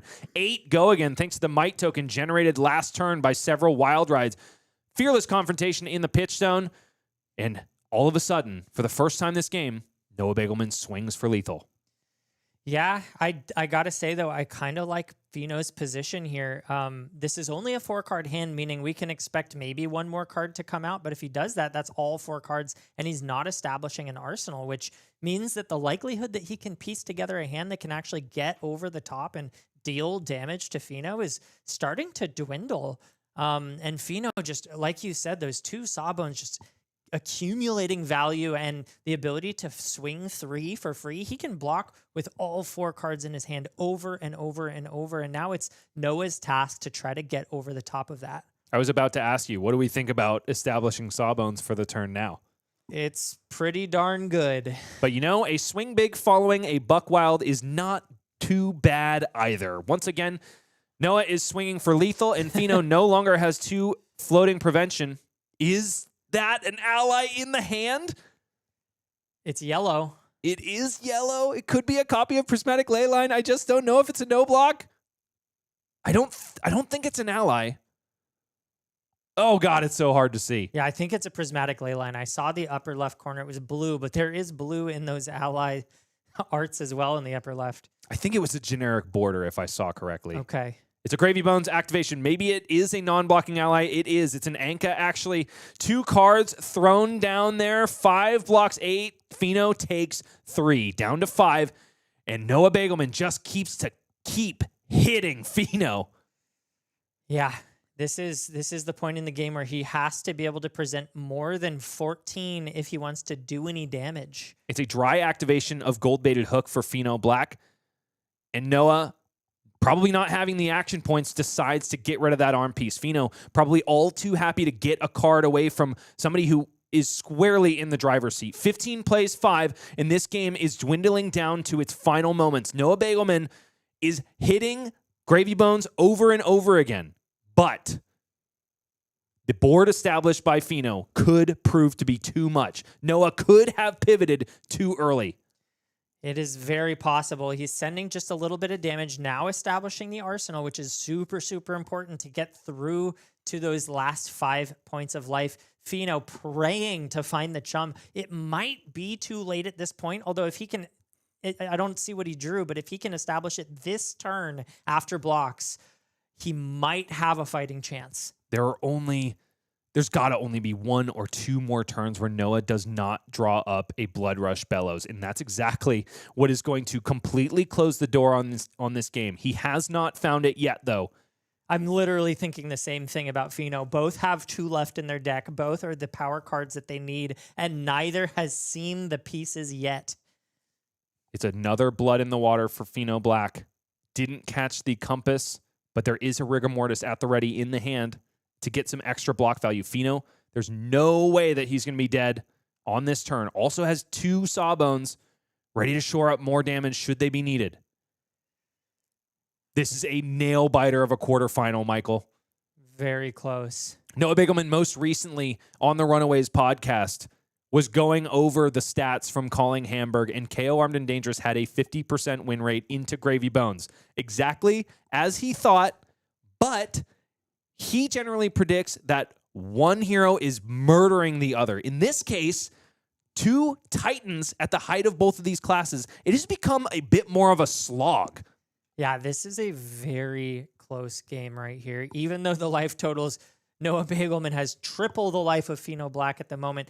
The board state for Pheano is very, very defensively postured, and it's so difficult to get over the top when you've got 2 Sawbones ready to keep your life up. Still tanking. Got a lot to consider here. Show of Strength is representing 8 damage, even though we don't have a die on the board. Pheano, without any attacks with 6 or more power, unable to reduce the power of Show of Strength. is able to get another gold established, which is very important when he blocks with this sunken treasure. Oh, may not do it though. Still tanking. I kind of like the proposition of taking 1 damage here, blocking with 2 cards, the Blood in the Water and a 3 block. But if you can't utilize it, you might as well just give it up. We see the Rigor Mortis in hand as well. I think Pheano really wants to hold on to that golden tipple and be able to discard Rigor Mortis with it. Mm-hmm. But I almost wonder if you just need to Blood in the Water, discard Rigor Mortis now. Yeah. Or even just block out with the Portside Exchange as maybe block out with the tipple, hold on to just Portside Exchange and Rigor Mortis. Mm-hmm. I see that as well. Pheano knows the top of the deck, though, so he knows if that's a viable option more than I do. If it is a red on top, that is probably not the way you want to go. I saw it flash. I think it was a blue. Couldn't say which one. It was a very quick flash. And the flash of a pan is the way that this game will end. But it has been anything but up until this point. 33 minutes of play in an untimed setting with 2 players at the best of their ability, slogging it out for our entertainment. Pheano looks like he's done the math and he's decided on blocks. Taps the... No? Finally, a decision comes forth. It's Blood in the Water, discarding Rigor Mortis and tapping down both Sawbones in order to shore up all of the damage from Show of Strength. Tapping down that Compass as well, having already been used. Noah Beygelman, nothing gets past him, except for, of course, if he's pitching a tear limb from limb to activate Gauntlets of Tyrannical Rex. But I won't harp on that anymore. Call to the Grave means we probably see the Chum come out finally. Noah At the Beygelman. same time, Noah finds the Blood Rush. So these 2 players are just lining up into each other turn after turn. There it is, lying in wait. Does he have to go again to support it, though? He's The got a Blood Rush Wild is Ride not in that hand. useful when the Chum is on the board. Both players having a quick discussion. Back alley break line is the card chosen for Pheano Black. No Chum. Interesting. Wants to cash in action points, perhaps threaten lethal on this turn. That Could is be a the way that possibility. he's posturing.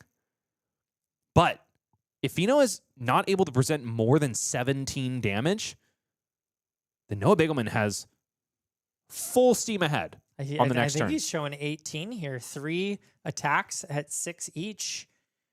Sawbones, Dockhand established. Oh, sorry. The Sawbones are tapped down. He can't attack with those. But the Rigor Mortis and the gold...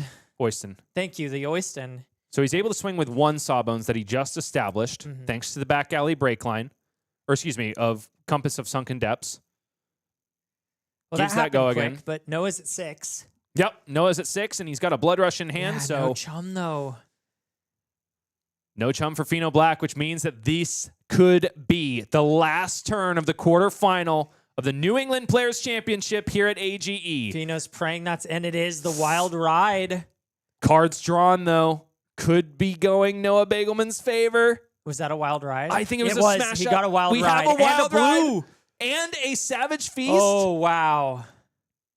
2 resources at the ready for Mandible Claw. This is going to be a boatload of damage. So we turn to the hand of Pheano Black, who has a 2-block and 2 2-blocks and 2 3-blocks. Oh, that's not exactly what you want to see staring down the barrel of this attack. It's a loaded shotgun in the hand of Noah Beygelman. He has just got to point it in the right direction and end this game. His very heads-up play, his pivot to the kill you strat is looking pretty good at the moment.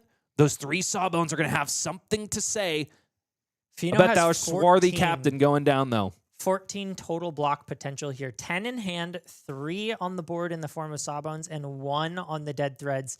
May need to commit all of it here just to survive, but if he does, that Oyston's going to keep getting incremental value, and Noah will be once again sitting in a position where it will be so hard to get over that wall. So this really feels like his last opportunity, unless he can just draw another Blood Rush Bellows on the following turn too with Go Again.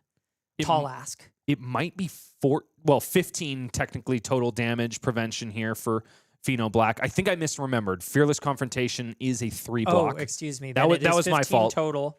So 3 blocks, a 2 block, 3 on board, and then the 1 dead threads. We'll see how Pheano decides to block this out. Gosh, 3 Sawbones is so nasty. Yeah. But Noah Beygelman at this point has let the board get away from him, and there is no clearing it now. If you're going to do it, you've got to do it Sawbones by Sawbones, 1 by 1. It's not going to happen. It's way too late for that. 100%, which is why we see Noah swinging nowhere but face. He gives a smile, wondering if his previous game plan has led him astray. For now, though, wild ride coming in for a base of 5, but goes up to 7 thanks to Blood Rush Bellows. The draw discard, however, could be a miss. It is not. Smashing Ground, which means the last card in hand for Noah Beygelman is a random one. Oh, never mind. It was the Savage Feast before. And he needs to be able to discard a card to play He does. that. So that is not a card he can utilize. If he has a 2 cost in the arsenal, though, he's okay. Exactly. So we'll have to see what he established. If he had a Savage Feast in the arsenal, that would be amazing. Yeah. Savage Feast in the arsenal wouldn't be bad. I think if you're Noah Beygelman or a fan of him, you're really hoping it's another copy of Swing Big or Show of Strength. A lot of them have been used this game, but that's exactly the way you want to cap off a Blood Rush Bellows turn. 12 damage presented so far. The magic number is 20. But does Noah Beygelman have it? 6 plays 5 here. Almost 40 minutes elapsed. So much diligent play. Pheano Black blocks it out with an activation of Sawbones and 2 cards from hand. Shields are 100% down. Does he have the kill shot? It's Swing Big out of the arsenal, and that is going to be it no matter what Pheano Black has to say about it. Only 1 card left in the hand, 1 prevention on board. That's all she wrote, folks.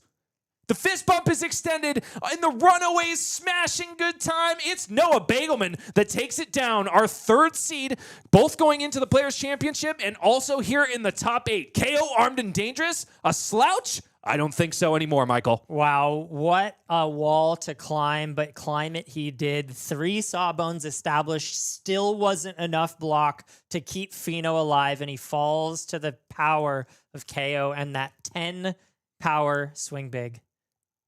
Absolutely amazing stuff. Gotta love what Noah Beygelman was able to put down there. No, it was not the the blowout that Noah Beygelman normally predicts for Gravy Bones versus KO, but it was a masterclass in how to deal with board state decks. Noah pivoted at the exact right time, now ascends to our semifinals.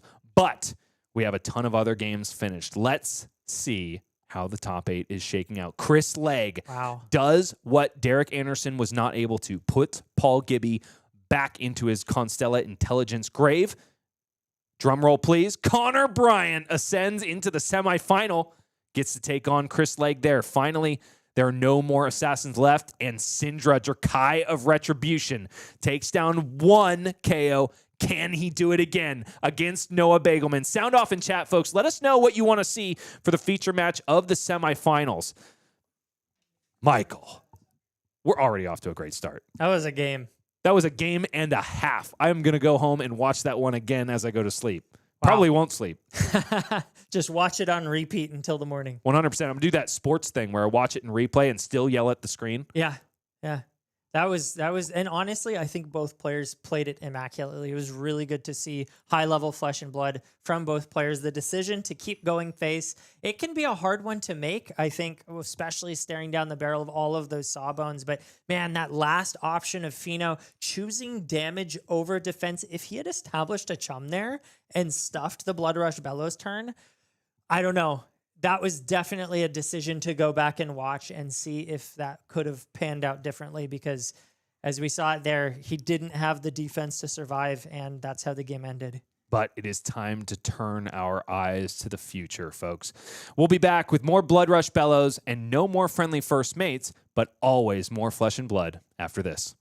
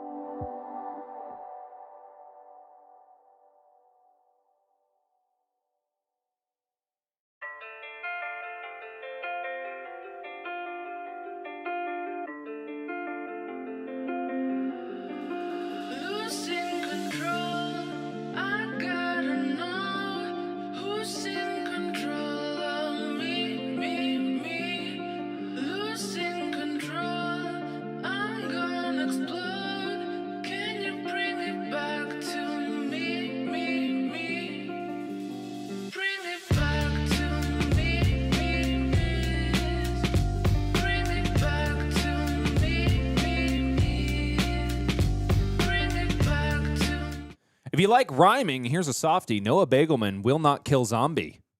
And that is the way that game shook out in the quarterfinals. Noah Beygelman completely disregards 3 sawbones on the board in favor of the swarthy captain's face. Pheano Black falls to the overwhelming might of swing bigs and shows of strength in the hands of his teammate from the Runaways. But now we are going to see Noah Beygelman again on stream. Thanks to everyone who voted for it in chat. It's going to be Kayo, Armed and Dangerous versus... not Verdance, no indeed, but instead Cindra, Kassai of Retribution, in the hands of Daniel Cole. Not seen on stream yet today. He's our 15th seed from the Purple City Bird Gang, teammate of Joshua Tavares, and also a local to New England. He's got a 57 win percentage at AGE this season, also 2 top 8s and 52 AGE points. He wants to use the cash to bribe LSS to ban all legendaries. Your thoughts, Michael? I didn't know you could buy him out for that cheap. If I knew that, I'd be sending him $800 every week for my decisions. LSS notoriously cheap. Just kidding. Absolutely not the case. I don't think banning legendaries is going to happen anytime soon. But I got good news for you, Daniel. There's a brand new format out called Silver Age, and you don't have to bribe anyone to get legendaries banned there. Yeah, not allowed. Rhode Island has good locals, says Daniel Cole, but what has he brought to the tournament? It's going to be the first Cindra that we have seen on stream so far, and the 80 is going to be interesting. There are 3. Honestly, there's going to be a giant pile of reds no matter what Cindra deck we look at, so I'm looking first, Michael, to the yellow pitch and the blue pitch. Talk to me.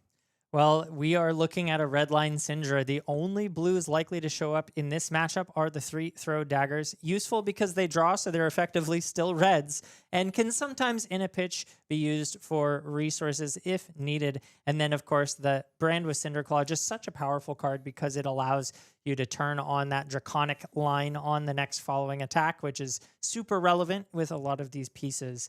But we are seeing the standard Cindra red line list before us. What I am loving to see here, though, which is a little bit off kilter, is a one of, because you can only run one of, the Imperial Seal of Command. I think Daniel was expecting to see a lot of Earth today, and you can probably expect to see a lot in general. And that card can be an absolute house when you're up against a Florian. Yeah, the ability to turn off healing. Is that one? Or turn off defense reactions. Defense reactions. And also threaten the arsenal. Mm-hmm.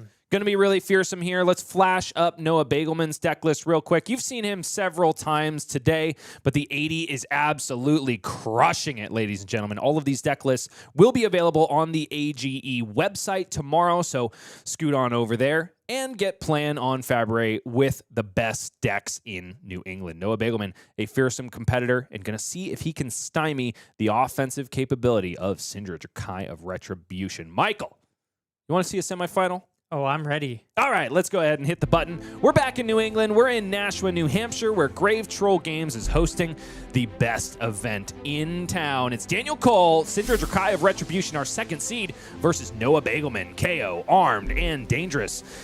Pseudo teammate Joshua Tavares, actual teammate to Daniel Cole, and pseudo teammate in terms of class, looking on and watching the action for himself live and in person. 40 plays 40. Daniel Cole has the right of turn selection. Looks like he's going second. Noah Beygelman says, it's blood rushing time. I don't care if it's turn 0. Wow. Let's leak some damage. Just wanting to push it fast and early. I'm surprised he didn't choose to arsenal that card, to be honest with you.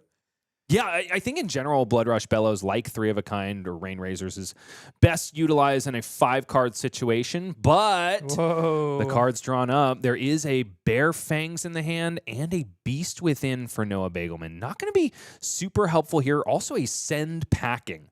That being said, going to be able to send Claw and also a heck of a lot more damage in the form of Bare Fangs. The question really for Noah Beygelman is, what the heck do I arsenal here? Yeah, not a lot of good options. Probably going to send the Bare Fang, seeing as his MO here is send damage, saying you've got a lot of 2 blocks in your deck, so I'd rather just leak some here. Based on what is drawn up, could potentially cash in Beaten Trackers, but the way Brute resource math works, he's really going to have to draw into, he's going to have to discard Beast Within off of the Bare Fangs and then draw into a resource. No. That still doesn't work out, right? Because he'll still only be left with 1 card in hand. Noah, please don't pop Beaten Trackers on turn 0. Blocking 5 is Daniel Cole. Okay, Mandible Claw blocked out here. In the hand for Daniel is 2 more 2 blocks. So this Bare Fangs is definitely doing damage. The question is how much. Right now, it's just going to be 8, but once the card is drawn and discarded, it could be up to 10. Oh, I missed what was drawn there. So it's Beast Within and another card. It is Beast Within, the hit off the top. Noah, And he does. yeah, going Oh for my the beaten goodness. trackers. I absolutely love this play. Savage Feast going to deal 1 damage to Noah Beygelman, thanks to the text on Beast Within. But then it goes to the hand. Is he just going to pop his Savage Sash here too and send the Savage Feast? What is he doing? This is turn 0. I don't hate it, though, because this Bare Fangs going to be 10 if Noah can send something else. It's a lot of damage. I don't think he can, though, because he has a... Do we know what's in his hand, actually? I don't think we do. I missed it. It is a wild ride, according to our producer, Justin, but the color is what matters here. If he wants to convert, it's... No, never mind. It doesn't matter. Savage Yeah, Sash. no, you're right. You're right. It's the only play, and he's losing so much value making it, but then again, gaining it by just pushing the damage. I mean, so if Daniel Cole blocks with 2 cards in hand, that means 6 damage leaks through. And if Noah popped the Savage Sash, it would have been an additional 8 from Savage Feast, and he would have refreshed a card for Arsenal. Yeah. So I don't know. I mean, that's a lot of true damage for an aggro race. Yeah, it does look like he opted not to use the beaten trackers there. Instead, IPing himself and only dealing 6 damage.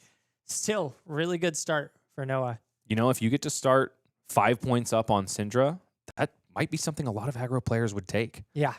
Furthermore, because Blood Rush Bellows draws cards, does mean that Noah Beygelman is, you would think that much closer to the next one. Doesn't find it in that hand, though. Also, reducing the ability for Cindra to choose their opening hand is not a net 0. In the hand here, I'm not seeing we have Ignite as a starter. Yeah. Take the Tempo, Lava Burst, and Art of the Dragon, Blood. Not a great Cindra hand.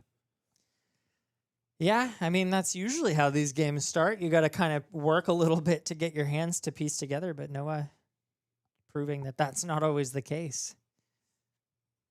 So I think for Daniel Cole here, it's going to be Ignite, swing Kunai, send take the Tempo after hopefully connecting with a Kunai and getting a free resource off of Blood Splattered Vest. If Noah Beygelman disrespects take the Tempo, allows it to gain go again, then Lava Burst can be the follow-up. Yeah, a lot of things have to be not blocked in order for that to piece together, but Really just the dagger, right? he's got the beaten trackers, though. And if he's aware of that potential play line, likely puts it in front. Daniel always has the ability to flick knives, but in order to get that resource when he needs it, we'll have to do it on the first chain link when Ignite comes down. Do you have much experience playing Cindra, Michael? I haven't played her a whole lot.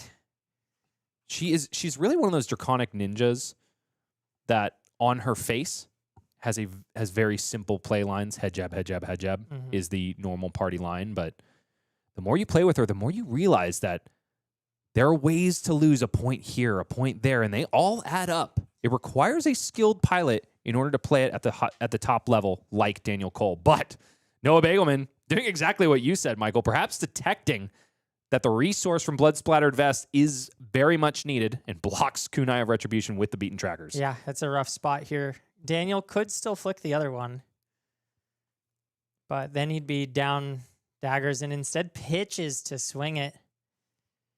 It's not bad. So here's what this enables. Daniel Cole now can just put Lava Burst onto the combat chain, flick one of those daggers, buy them back.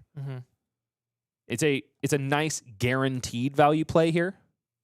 Oh no, instead, going for the resource. Huh?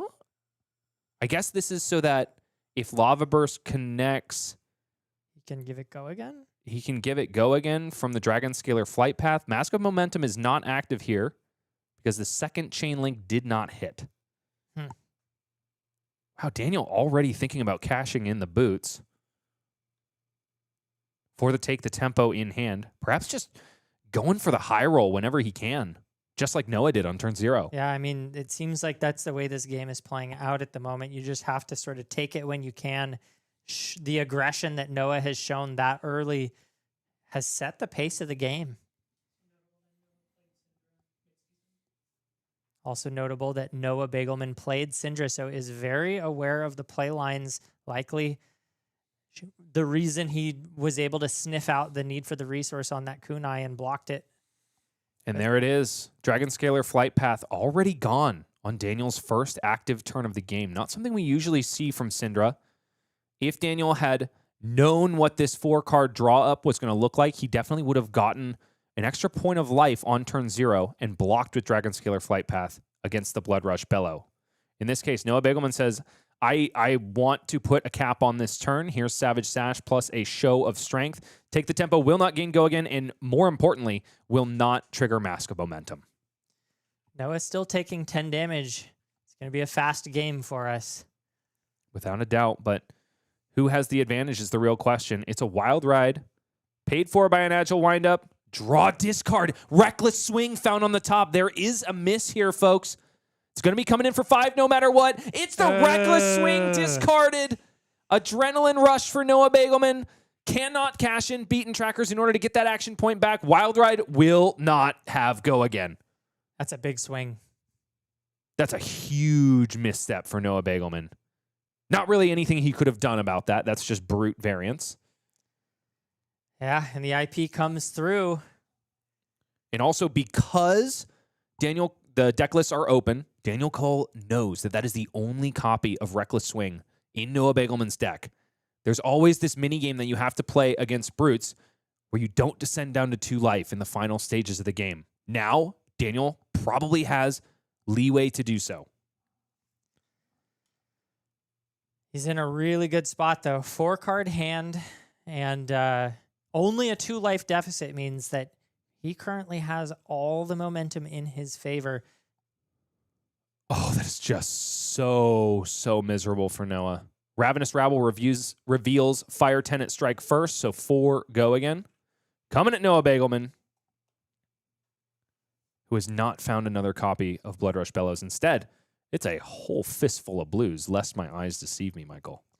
I will say that if Noah's able to time that flesh bag correctly, that could be a potential window to get back into the game. I don't think it's easy to use against Ninja because the ability to just arsenal that last card is always there. It's very, very difficult. But if he can somehow sniff out the opportunity and get that 7 value that it could potentially be worth, that might be a window back into it. Rising Resentment, 3 go again here. There's a Throw Dagger in the hand for Daniel Cole, a card which is good for extending Mask of Momentum triggers, but also kind of awkward when you only have 1 dagger and you want to be using Flick Knives every single turn. Yeah, could be destined for the arsenal, could just be used to draw that extra card. And if that extra card is Draconic, that would afford Daniel the ability to flick buy back both daggers and flick one of them. Hot on their heels, the follow-up here.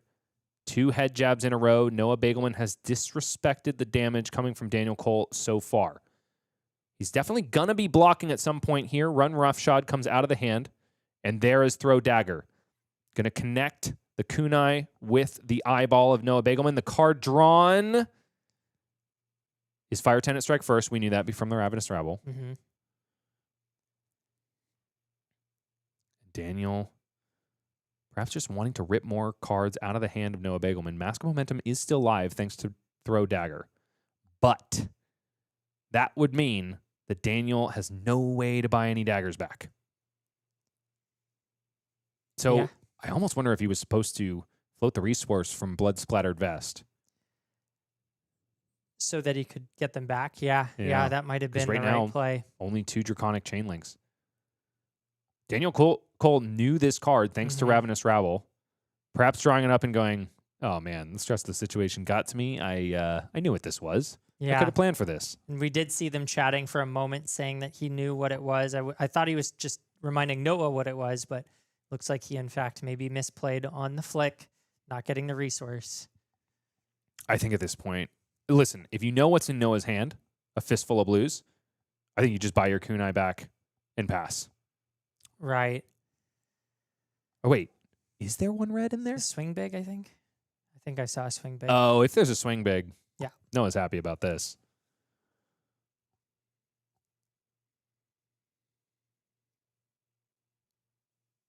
Both players thinking about it. The posture from Daniel Cole says that this may have been a bit of a blunder. Mm-hmm. Not stoked about this one so far, but there is still plenty of flesh and blood left to be played. Both players remain above the half-life threshold, and Daniel Cole doesn't buy any daggers back. Instead, plunks the Fire Tenet strike first into the arsenal, gets a little bit punished, drawing up a blood runs deep and no other draconic attacks. Yikes. Noah has found a bit of a window now back into this game as the blue version of Buck Wild. Buck Wild comes down. 5 damage coming through. Go again. 1 floating resource. Oh, Savage Sash was cashed in Yep. here.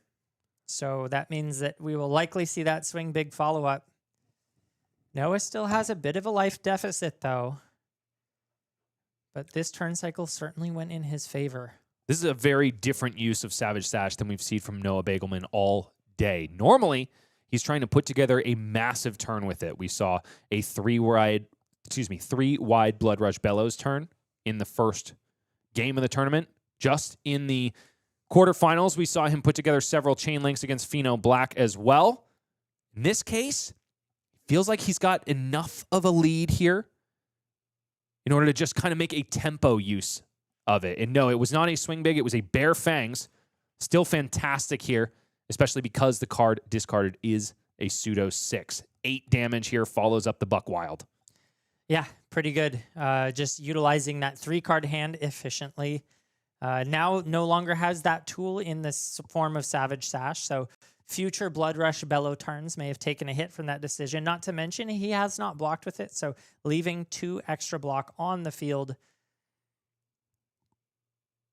Daniel Cole going to have a hard time putting together a meaningful turn. Likely going to have to play out Fire Tenet Strike first, play out Ancestral Empowerment, and hope that he gets another Draconic card. Otherwise, this turn is just not going to be enough, man. Yeah, it would be so much better if he had those daggers right now. At the end of that turn cycle and only 14 and a half minutes of play, it's 15 plays 22. The onus is back on Daniel Cole, who reveals a Ronin Renegade off the top of Ravenous Rabble. That could be exactly what he needs to put this turn together. It is a Draconic card. Yeah, and that helps Ancestral a lot. Empowerment is going to draw it up. Mm-hmm. Down to 18 goes Noah Beygelman, accepting all of the damage from Ravenous Rabble. The follow-up, Fire Tenet Strike first, coming in for 3 go again, buffing the next Draconic attack by 1. That's a big deal, especially considering he can pump this one up to 4. It'll depend on whether or not Noah decides to respect the Mask of Momentum now or later. Maybe a slight sequencing error from Daniel Cole because Noah Beygelman knows that it's Fire Tenet Strike first in the Arsenal. Maybe it would have been better to lead with the Arsenal one instead and keep some more information hidden. Yeah, I'm quibbling, of course, but nitpicky, but I agree. 3 go again here. Noah Beygelman accepts it readily. Daniel Cole still not deploying the Ancestral Empowerment, waiting for the final opportune moment, doing some wizard cosplay, and knowing that this chain is still protected for Mask of Momentum. If Noah can sniff it out, and it would be so hard to do that, but this could be a really brutal flesh bag turn. Doesn't sniff it out. Ancestral Empowerment draws Ronin Renegade. 1 damage leaks through, which means Mask of Momentum will trigger here. The drawn card, Demonstrate Devotion. Usually a card paid for by Blood Splattered Vest, but in this case, Daniel Cole has no Draconic chain links so far. Yeah, still needs to get those Draconic chain links out. This is a rough position. Going down to 0 daggers is so backbreaking for Cindra. The options just aren't there in the same way that they are when you've got even 1 dagger available to you. That being said, although we're not min-maxing here, 3 cards left in hand is still quite a lot of damage, especially when Noah Beygelman only has 14 life left. And if Daniel Cole just sends all of this out that he can and arsenals that 1 cost, it'll still be available for a follow-up turn. So he can't send Blood Runs Deep because it's excuse me. discounted by the number of Draconic Chainlinks that you have. So he's got 2 dead cards in hand. Likely going to have to go Ronin Renegade, pitch to demonstrate devotion, but then you still can't buy daggers back. Yeah. This is a rough situation for Daniel Cole. And the trickle effects of not getting that 1 resource. You were saying that Cindra isn't just head jab, head jab, head jab, Yep. and this is a perfect example of that. The smallest sequencing mistake has ripple effects throughout the rest of his turns. 3 cards in hand, 17.5 minutes elapsed. Daniel Cole trying to put together a hand that is, for the most part, for what Cindra wants to do, non-functional. You have to understand, though, that 2 of these cards drawn have been from Ancestral Empowerment and Mask of Momentum. So, in a certain way, if you slice it or you change your perspective, there are bonus cards. Yeah. That can be utilized for the utility of getting daggers back, but if any daggers are going to be retrieved here, it's just going to be Ronin Renegade pitch 2 reds in order to make it happen. And now we're seeing, though, that 1 mistake, not really a mistake, but the brute variance of discarding the non-attack earlier, we're starting to catch up as the Cindra is just not putting out the efficiency that she normally could. 6 now coming through. Daniel instead opting for a little bit more damage on the face. Arsenal the starter. Hope, pray that Noah Beygelman does not threaten lethal on the next turn. And then maybe we can use a turn to go several Draconic Chainlinks wide and finally get those daggers back. 4 cards to work with. Savage Feast. Ooh. Wind-beaten trackers are still available. Savage Feast going to be coming in for 7.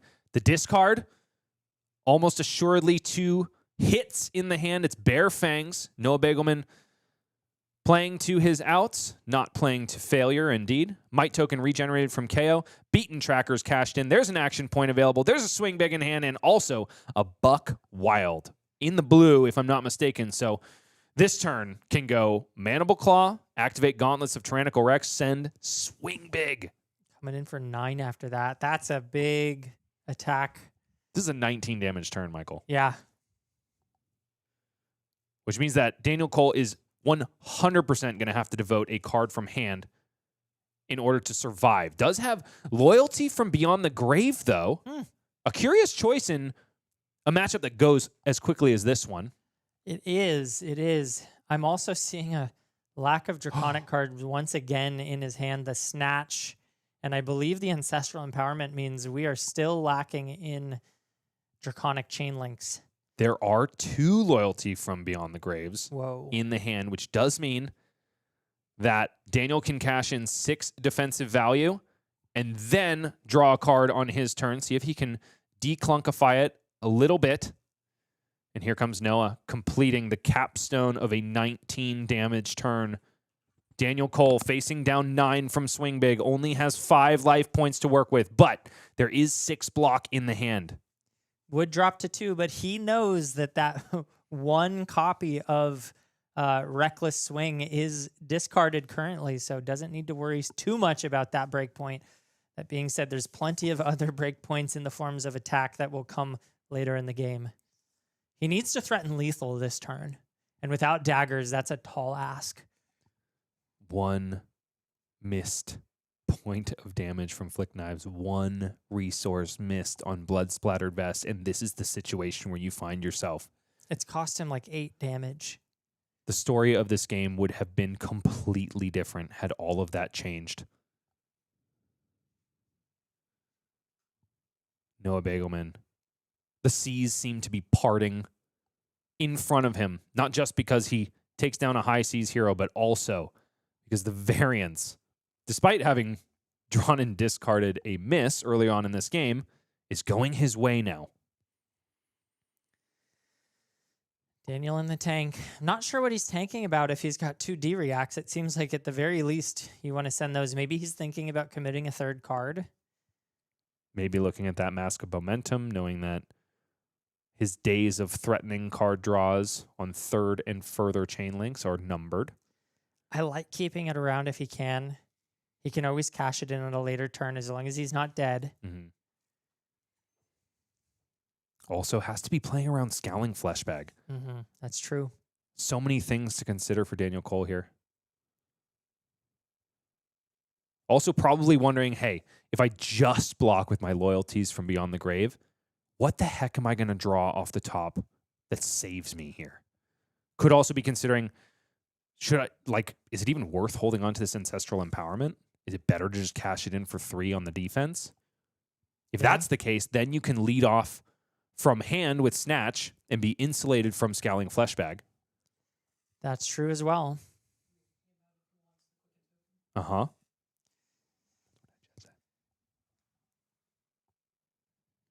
5 plays 8. The tension is mounting for Daniel Cole.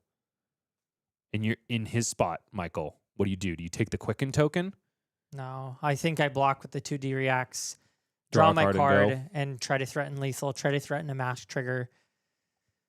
See if I can get, you get to look at 2 extra cards. If they're both Draconic, you might be able to get your daggers back. The Fleshbag is so scary for me, though. It is. I feel like if you do that, you're playing into another blunder, potentially. Yeah. Because Noah is going to block that Snatch with equipment, I think, almost no matter what. Yep. If it's Fleshbag and you have another card in hand. Yeah. Yeah, no, there's definitely an argument to block with 3 cards, get the Quicken. Now, yeah, and then send the Snatch. You know what? I actually really like that line. Sure, he's going to block it out. And sure, you still won't get your daggers back online. But Noah's a good player, and you can't risk not. You can't. So he gives the equipment. Mask Momentum, Blood Splattered Vest, plus 2 loyalties from Beyond the Grave.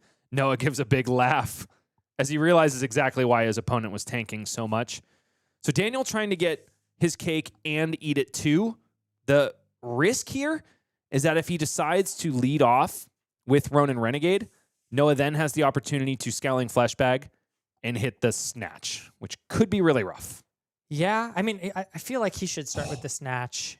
Blood Runs Deep is the card drawn from the loyalties Beyond the Grave. So useless without any daggers. Still going to have to pay for it if he's not able to find another Draconic card off of Ancestral Empowerment. And yeah, here you go. 2 pieces of equipment. Scowling Fleshbag is going to rip one of the cards out of his hand. Daniel Cole is hoping, praying to God that it is Blood Runs Deep. And we'll find out in just a minute. Let the suspense build. The drum roll, please. The card left in hand. Daniel Cole doesn't even want us to see it.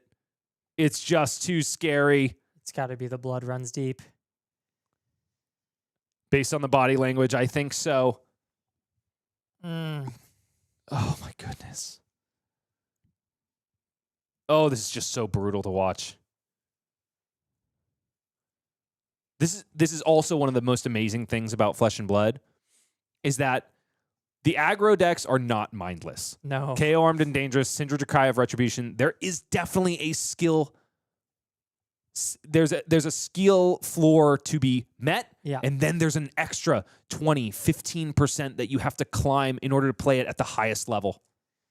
Yeah, so important to know what your deck brings to the table, know the plays, know the outs, know everything that you can know about what you could draw and how you can set yourself up for the future.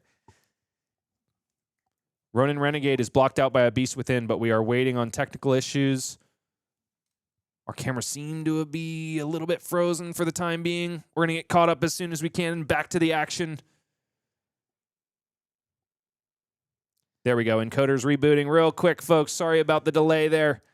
Uh-oh. And it's back over to Noah Beygelman, who sends a reckless stampede Daniel Cole's way.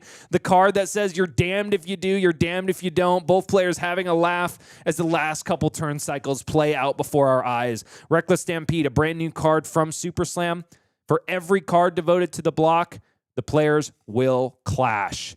Whenever a clash is lost, the losing player will take 1 damage. And I'll give you 2 guesses, Michael, as to who's going to be winning these clashes. My first guess is Cindra. Oh, you're so close. Well, I've got 2. I've got 2. Okay, that's fair. Second guess. Is it Kayo? You got it. Oh, yeah. I think the only possible out here would be back-to-back Blood Rush Bellows on the top. I mean, I say out, but Daniel still has the life to survive, even if he blocks with 3 cards and loses all 3 clashes. Would survive, but he needs to commit that. But to what end when you're in the Draconic Ninja seat? If you're blocking with 3 cards, it's bleak, man. Yeah, it is. It's bleak no matter how you slice it. I believe we are on turn 3 of Cindra without any daggers. And I can't say that I'm impressed. I'm not sure that the Cindra even brought daggers to this match. Wow. Poor Daniel. I'll have Kicking to him when he's I'll down, have man. to rewind the tape and check. Holy free holies. My co-caster's out here taking names alongside this reckless stampede. Is that lethal if you lose? Oh, no. No, because only 2 damage leaks through and then probably 2 from the clashes. Right, so he'll go down to 1 here. First one is won by Noah Beygelman. Both players debating whether or not to put that card on the bottom. Noah keeps digging, is not afraid of what's on top of his deck. Daniel Cole saying, man, is there any hope unless he hits a miss? Happy with the 4. It's another vigorous smash up, which means Noah Beygelman wins twice. 2 true damage comes through from that reckless stampede. Another 2 over the top, which means that Daniel Cole has taken 4 and is now down to 1. But at this point, I think he is playing to his outs as the Cindra player got to present as much damage as possible. Yeah, 3-card hand. No more Scowling Flesh Bag. Oh, but there's a Blood Rush Bellow. So if Noah is not dead at the end of this turn, certainly Daniel will be. Bran with Cinderclaw, a fantastic starter here. Daggers will be bought back. Bran with Cinderclaw going to give the keyword of Draconic to the next attack. Pain in the backside is the follow-up. A head jab on its face. But normally, there are some daggers to be flicked on hit. In this case, that's just not the way it's going. Yeah. I actually would have liked to see the Ronin Renegade in Arsenal as the leadoff. Is that still what's in Arsenal, actually? Maybe I'm wrong about that. I think due to the Intimidate, it's probably that card that you were saying was worthless. A block of vigorous smash up. Noah Beygelman loses the clash when Tear Limb from Limb is revealed against a snatch. Vigor token generated for Daniel Cole. Could be relevant, but not if he's dead. Pain in the backside, essentially without an on hit, blocked out there, but still is the second Draconic chain link.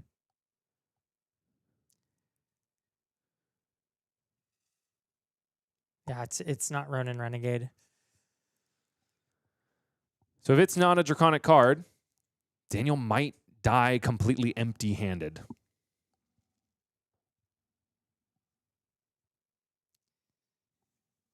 The offensive turn for Noah Beygelman doesn't look crazy. It's 2 blues and a yellow in hand.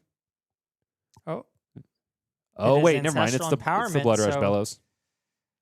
Coming through, drawing the snatch, not Draconic, so still can't get daggers back, but at least threatening a card draw, I guess. Still has 1 block on the Gauntlets of Tyrannical Rex, so if he wants to, he can just block this out. But no go again means Noah could decide to just fall to 1 and try to close it out with a Blood Rush. That could also be risky. Puts the Gauntlets in front. I like this play here.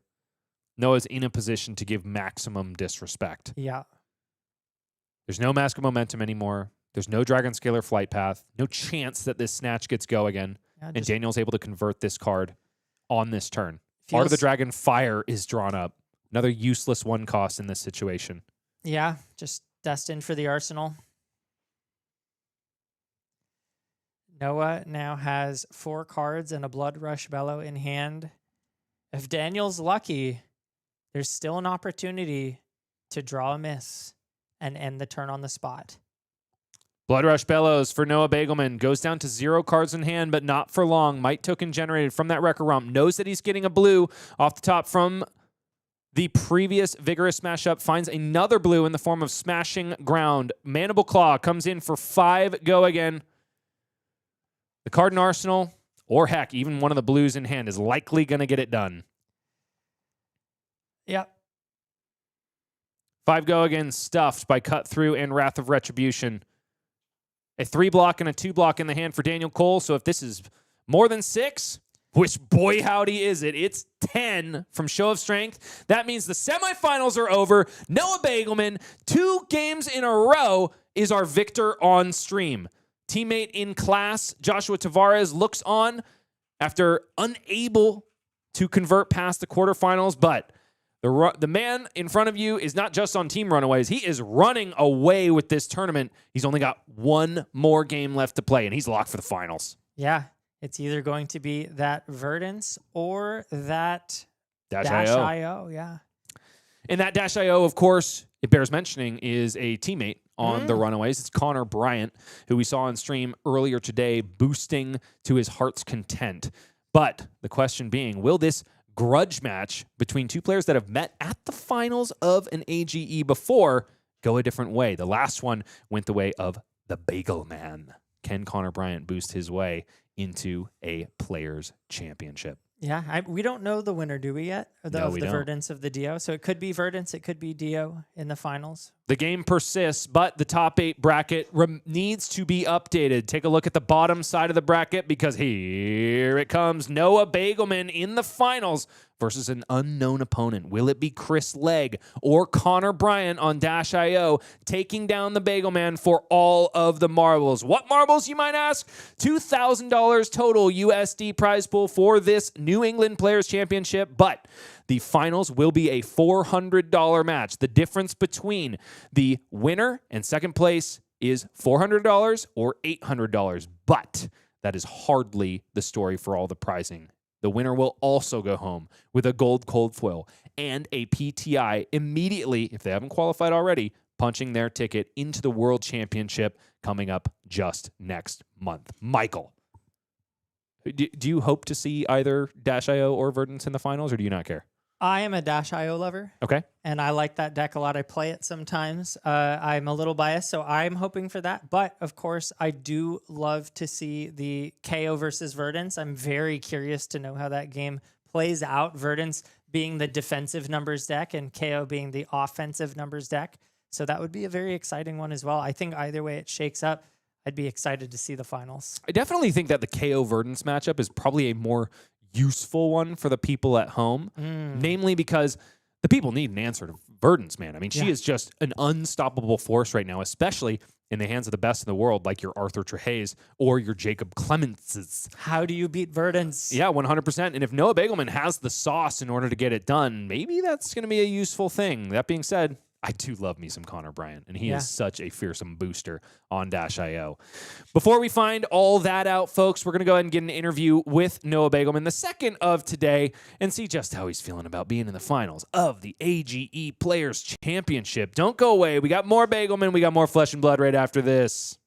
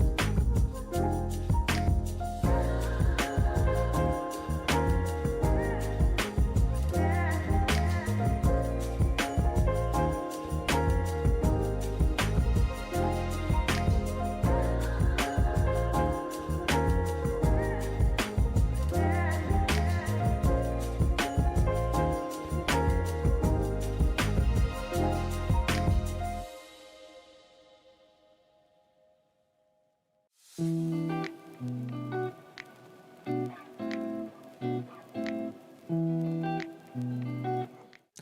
and discard a miss, but still win the game. If you're doing that, your name must be Noah Beygelman from the Runaways. Noah, you discarded a reckless swing. We only have 2 KOs in the room at the tournament, and we have seen 2 draw discard misses on wild rides in high-stress situations today. Is that just part of playing the deck, or are you guys getting unlucky?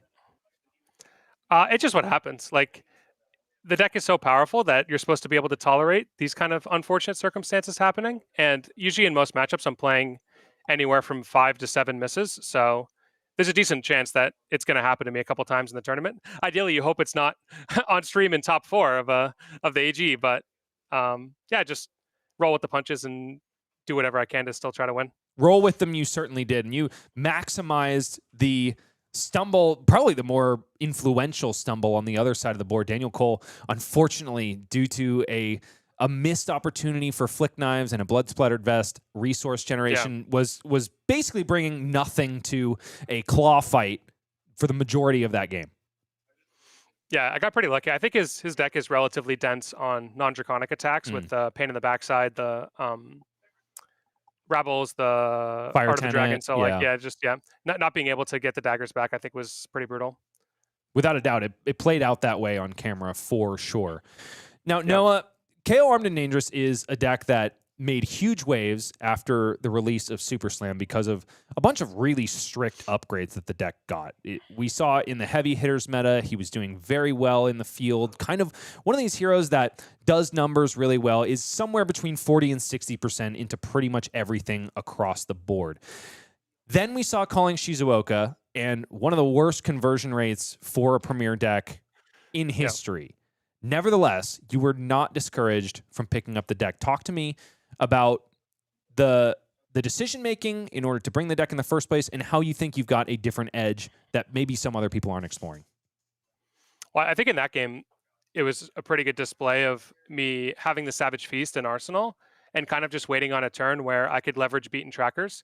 Basically just being able to start your turn with the Savage Feast, a blue, and then 2 costs in your hand in tandem with the gloves lets you go for Savage Feast for 6 or 7 into Claw, into potentially gloves, and then swing your attack.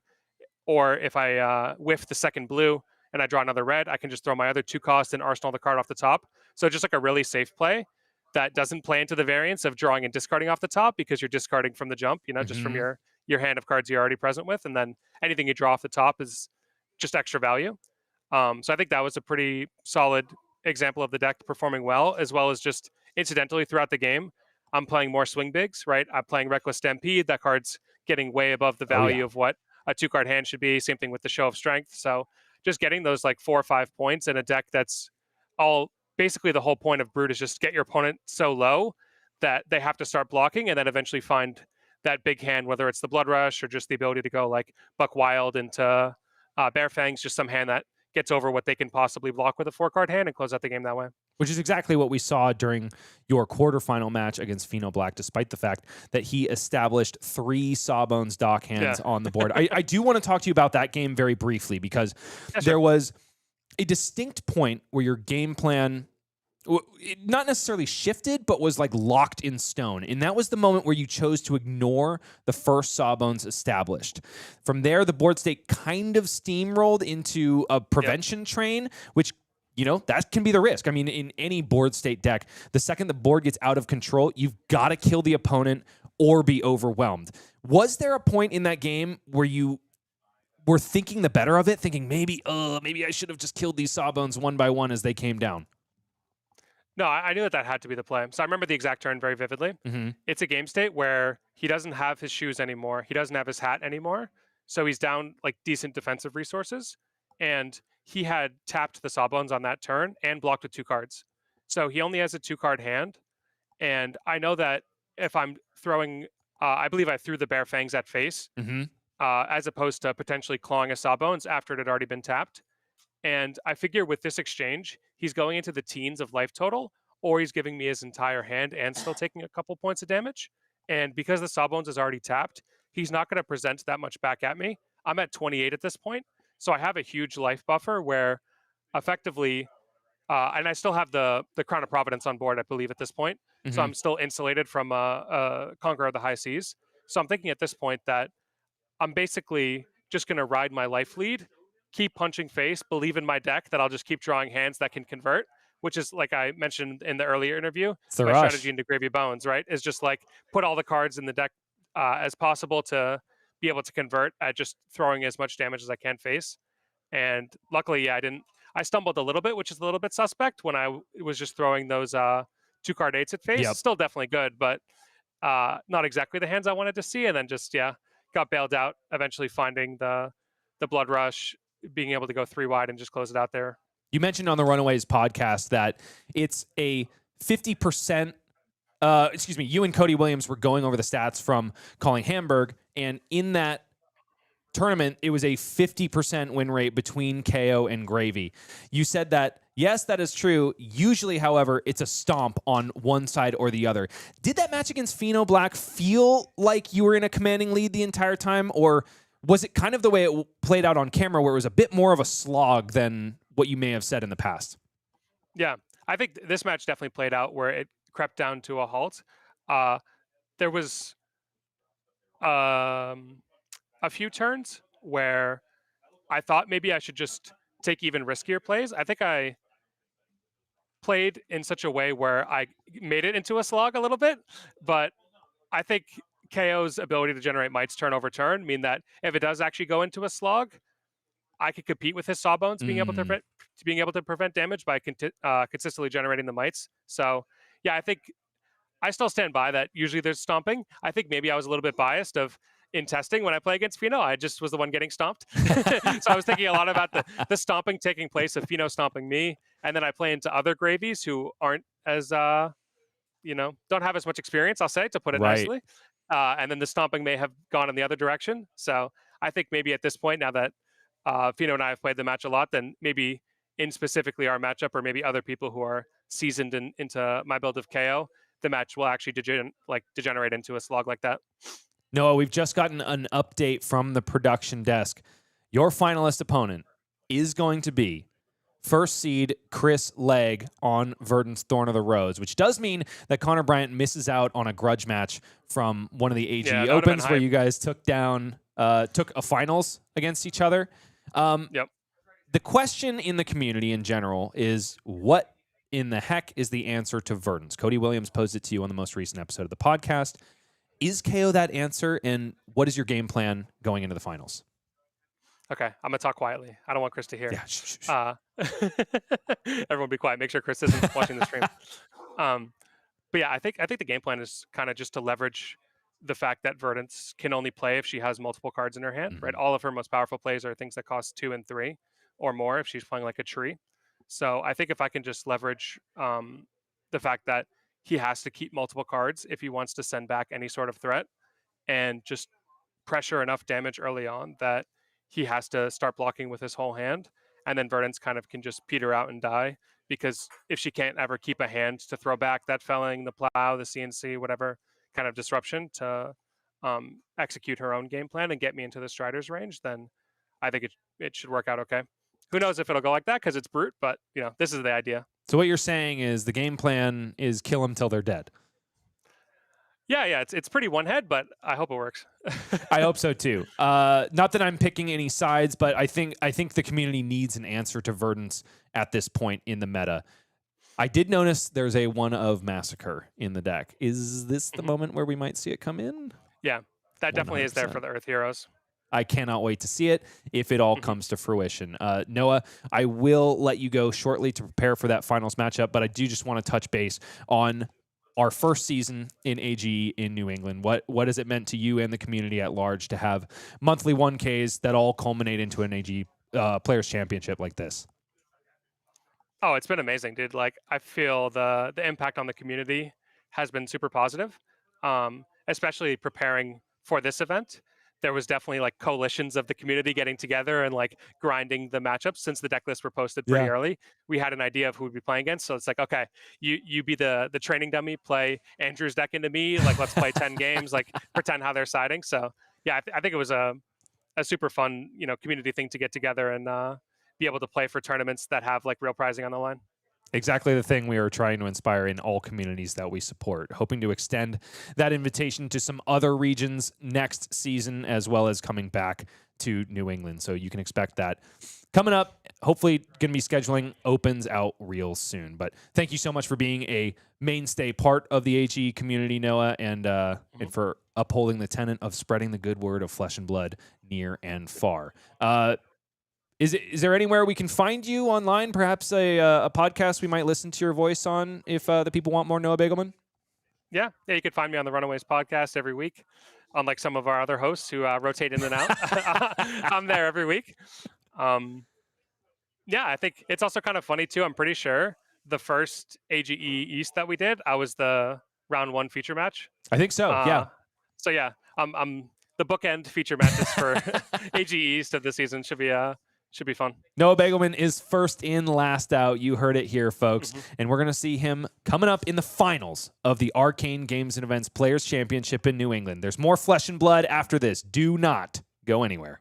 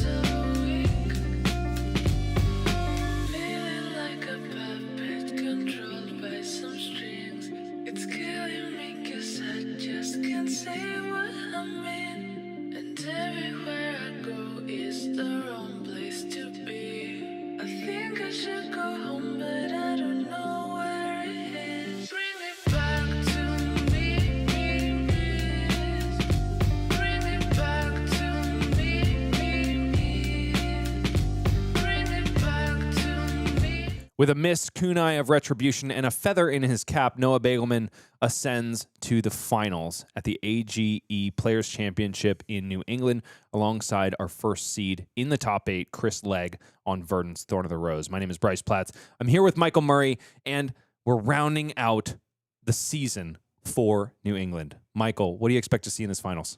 I'm expecting a close match, to be honest. I think both of these heroes are very well positioned into each other. The Verdance game plan of blocking out and being efficient is only matched by a deck that is not blocking out and being efficient. And both of these decks present a lot of raw numbers to fight against each other. So I'm expecting it to be pretty close. And I think it'll be, offense on one side and defense on the other. It's going to be a battle of the raw numbers, but who is the rawest? Will it be Chris Legg on the Earth Wizard or Noah Beygelman on the Heavy Hitters Brute, who just got a ton of upgrades, mind you, in terms of numbers? It's an interesting bookend to the season because coming out of the release of Super Slam, the talk of the town was Kayo Armed and Dangerous. He's going to be amazing. He's got so many upgrades. There's 6 copies of Swing Big now, dadgummit. But then the conversion rate tells a completely different story. And now, Noah Beygelman, one of the best players in the world, decides to pick up the one-armed brute and say, hold my beer because I can't hold it with my left arm. I got to pick up my mandible claw and show you guys how it's done. And one thing I will say about the game of Flesh and Blood is it's very more often on the pilot than the deck. Mm-hmm. And I think that's one of the hidden reasons why we might not be seeing the kinds of KO conversions that we expect. If players who are not as well seasoned at the game are picking it up and not understanding that this is still a very intricate deck and that you need to know how to play to your outs and how to play your brute variants in your favor, it's possible that it could just be a piloting issue. And we saw 2 KOs make it to the top 8 today, and one is now sitting in the finals on the hand of a very skilled pilot. So I have to say, I think skill has a part to play into that question. And what are these players playing for? This is a $400 match you're about to see, folks, but the cash hardly tells the whole story. Normally, the additional prizing at AGE events are AGE points, but those are worthless for Season 3 now. The Players' Championship has already been made. The top 16 are here. So instead, the winner goes home with a gold cold foil and a Pro Tour invite, usable at any Tier 4 event. Also, $400 are going to go home with second place. Third through fourth have already gone home with their share of the $2,000 prize pool. That's $160. Fifth through eighth, $60. And just for showing up, you get paid to play Flesh and Blood. This is an invitation-only tournament, so no cost to any of the players who arrived. Instead, we dish out the cash for them to play here. No, it's not a big fat $800, but hey, any day you're getting paid to play Flesh and Blood is a good day in my book. Absolutely. This is the format that we played through in the Swiss rounds of the Players' Championship. It's a unique format that we're really proud of. 3 wins and you advance into the top 8. 3 losses and you're automatically eliminated.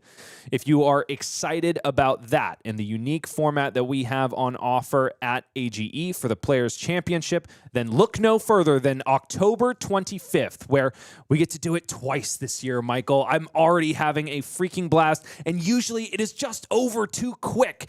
I'm so excited to savor the Players' Championship season for one more go in Los Angeles, where we began. We're going to be at Top Deck Keep, and the best of the best in LA are going to duke it out, much like New England has done before us. Absolutely. And also shout out, if you like these formats, why don't you just come and stop by and get yourself a ticket when the next season starts at ArcaneGamesAndEvents.com. I could not have said it better myself, Michael. Let's throw ourselves back into the past for a quick moment. This was the metagame breakdown at the start of today. It was not a super wide field, all things considered, but it wasn't Season 2's Players' Championship, which was overwhelmingly dominated by one hero in Enigma Ledger of Ancestry. In this case, it's spread far and wide. Of course, Verdance getting just barely over the hump to be the most represented deck. Nevertheless, only 1 copy makes it into the top 8. Yeah, it's definitely a deck that is positioned, a lot of people calling it S tier, maybe best deck in format. We'll have to see how this game plays out to see if that can continue to be the narrative or if maybe we have an answer in the form of KO. Real quick, folks, we do have to meet our players once again. Both of them have been on stream already, but let's go ahead and take a look at their player profiles. Once again, here's the 80 for Noah Beygelman, which has been smashing and grabbing its way through this championship. Noah has himself a 77% win rate at AGE. I think definitely the most overwhelming one in New England, perhaps even across both regions. He's got 3 top 8s and 99 AGE points, which put him squarely in the 3rd seed from Team Runaways. Yeah, that is a terrifying win percentage to go up against. If you're flipping a coin, you've got a 77% chance of losing against this Brew player. With that $800 in cash, he's going to feel better about himself traveling to extra Flesh and Blood events, because that's just what Noah Beygelman does. On the other side is our originally 12th seed Chris Legg, first going into the top 8, who's got a 56% win rate, 2 top 8s, and 57 AGE points to boot. Doesn't have to face Pheano Black in the finals, as would have chagrined him very much, but instead, he gets another preeminent runaway. And I got to say, the excitement that he displayed in his interview makes me very excited for the fact that he made it all the way to the finals. He was over the moon about winning that game and making the first cut of the 16 players into the top 8 and has not lost a game at all today, all the way up to the finals. So Chris Legg just showing up and playing his heart out. He has had a long and good break before the top 8, and now he is slamming his way into the finals. But we've got to answer one more question here, folks. Live from Nashua, New Hampshire, is AGE the finals in the Players' Championship in New England. Chris Legg on Verdance Thorn of the Rose on the left side of your screen, and in the other corner, Noah Beygelman on Kayo Armed and Dangerous, threatening, coaxing Chris Legg into the deathmatch arena for what is sure to be a bloodbath. And we've got the setup just about underway here. 1 Kayo facing down, 1 Verdance, both in full art cold foil marvel. Neither of these players leaving anything to be desired in terms of bling. The value in terms of numbers and also the value in terms of shiny cardboard is on full display for both players. Noah Beygelman, despite saying that his main strategy is to hit the gas and hit it hard, does bring a little bit of Arcane Barrier respect into this matchup. Skullhorn going to provide Arcane Barrier 2, and there's no other source for Noah Beygelman, so those Verdance pings are likely not to be blocked. Yeah, probably just a little bit of protection against that fearsome 9 damage that can come through off the back of the Storm Striders plus Waning Moon as the kill option. Chris Legg, at this point, is the first seed in top 8, has the right to choose turn order, has plenty of blocking equipment to boot. It's the Balance of Justice, Barkskin of the Millennium Tree, and Stonewall Gauntlet at the ready to do some defensive stuff for Verdance. That being said, the first thing that happens is a little bit of a life buffer generated by Heartbeat of Candlehold. 3 instances of 1 life gain bring Chris Legg up to 43. And the follow-up is, of course, Waning Moon or 2 Arcane. Noah Beygelman going to be able to shrug this off. Yeah, interesting choice to send that, giving Noah some filtering options. Of course, if Noah only had 1 resource card, it could have stripped it. So I sort of like the choice, even though in typical Flesh and Blood, you would not want to send damage if you can't strip the whole hand. Noah has himself a copy of Beast Within. There is a Wrecker Romp in the hand as well. I was looking for an additional blue. I think Noah is looking for a bit of a high roll off the top. Ooh. And it's Savage Feast to lead this off. Noah could be thinking about cashing in the Beaten Trackers first things first. This is a turn cycle that or a play pattern that he outlined for us in his winner's interview from the semifinals. The card discarded is Bear Fangs, not Beast Within. A card can be drawn, will definitely be drawn off of Savage Feast here, but Noah has to think about Beaten Trackers. Do you want to cash in the boots when it's entirely possible that all you're doing is sending a Beast Within after? It's a tough choice. If it's a draw discard, that would be huge because then he could guarantee the draw, and it looks like he's going for the Beaten Trackers play already, just lining it up early with that Savage Feast. Card drawn for Noah Beygelman is a Swing Big. Rewarded here because now, after playing the Savage Feast, Noah's going to be able to go Mandible Claw into Swing Big. And this could do exactly what Noah wants to do, which is strip every card from Verdance time and time again. Yeah, a lot of damage presented here. Good use of the beaten trackers. Still didn't get the hit on the Beast Within, but that's okay. It's a resource card that can pay for the swing big. So the follow-up here, it's 6 into 3 into 8. That is 17 damage on Noah's first affirmative turn of the game. Only has just brought Chris Legg back down to life parity after Heartbeat of Candlehold gave a bit of a defensive lead for Chris. But 3 minutes in, first swing big laid down on the table, and 8 points of damage, potentially connecting with Chris Legg's face, especially potent when Chris is holding a copy of Felling of the Crown. Yeah, I thought he kept his shelter from the storm and arsenaled it. And if he did, I think I like just blocking 4 and then sending that Felling. Of course, it's only 4 damage, but being able to strip a card and decompose, he's got the Earth cards ready, and it could get him ready for his game plan of efficient Verdance pings quicker than he otherwise would. But it's a tough choice. I mean, sending a 2-card 4 is underrate for this point in the game. Not great, but even in its worst case, Felling of the Crown, as long as you're decomposing, is still kind of an on-rate card because you can consider a little bit of the value coming from getting rid of a card in your opponent's hand, especially when it's a brute opponent that often needs 4 to 5 cards in order to do exactly what they want to do. The other play I like here is what it looks like he's doing, blocking with a card, using that shelter, and then just arsenaling and waiting to maybe get online through those other decompose effects, namely the Carapace.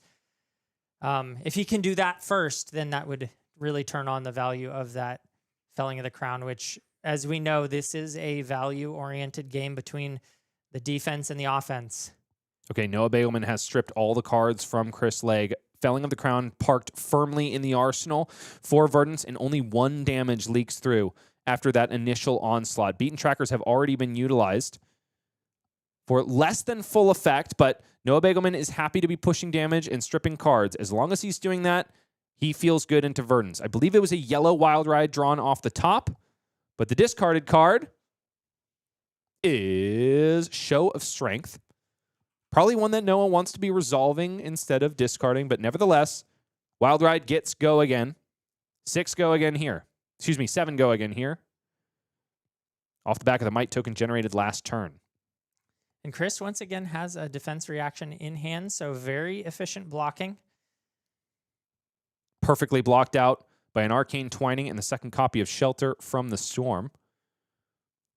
Activating Gauntlets of Tyrannical Rex is Noah Beygelman. The follow-up here, Mandible Claw for 4 go again, thanks to the fact that he has discarded a card with 6 or more power.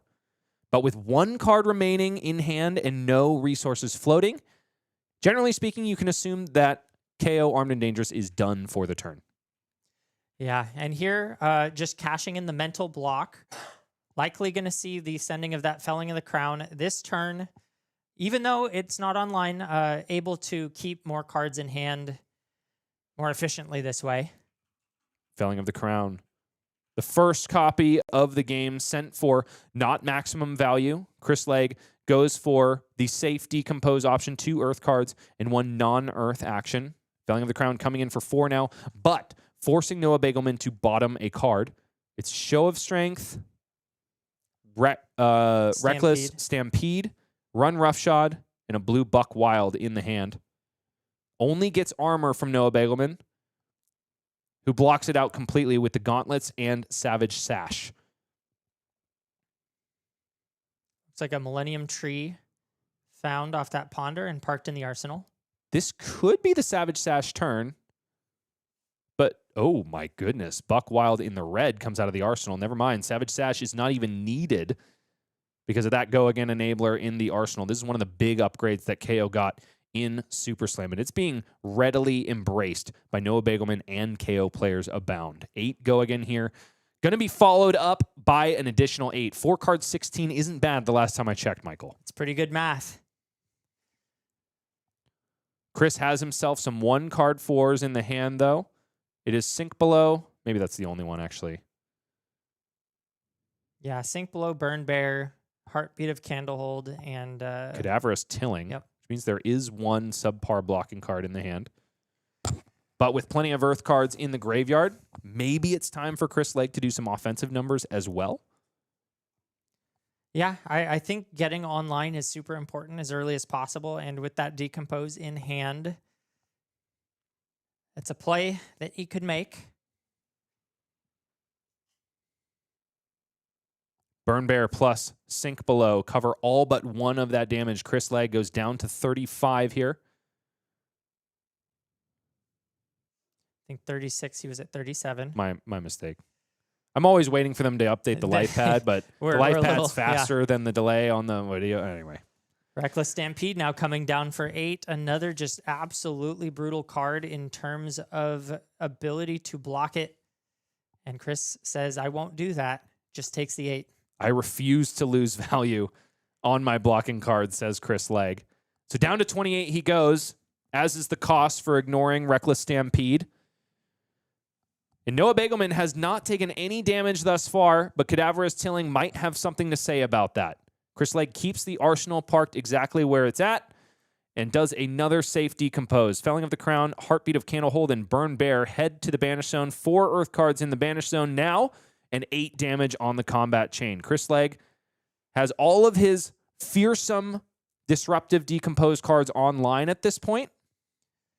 After this resolves, I think Chris only has 1 Earth card in the Banish Zone, in the graveyard. Which means that a Cadaverous Tilling here would not be online if he were to draw it up. A Clash, vigorous smash up leaves Noah without a Vigor token, but also doesn't give one to Chris Legg. Tear Limb from Limb revealed yet again on the top of the deck. Noah Beygelman doesn't like it. And because of this newfangled Clash card, Noah is able to bottom Tear Limb from Limb when he doesn't want to see it. The hand was a bit of a clunker for him, nothing but yellows and blues, so Noah's just going to draw up and try again. I think he finds another really resource-heavy hand. There is a Wild Ride.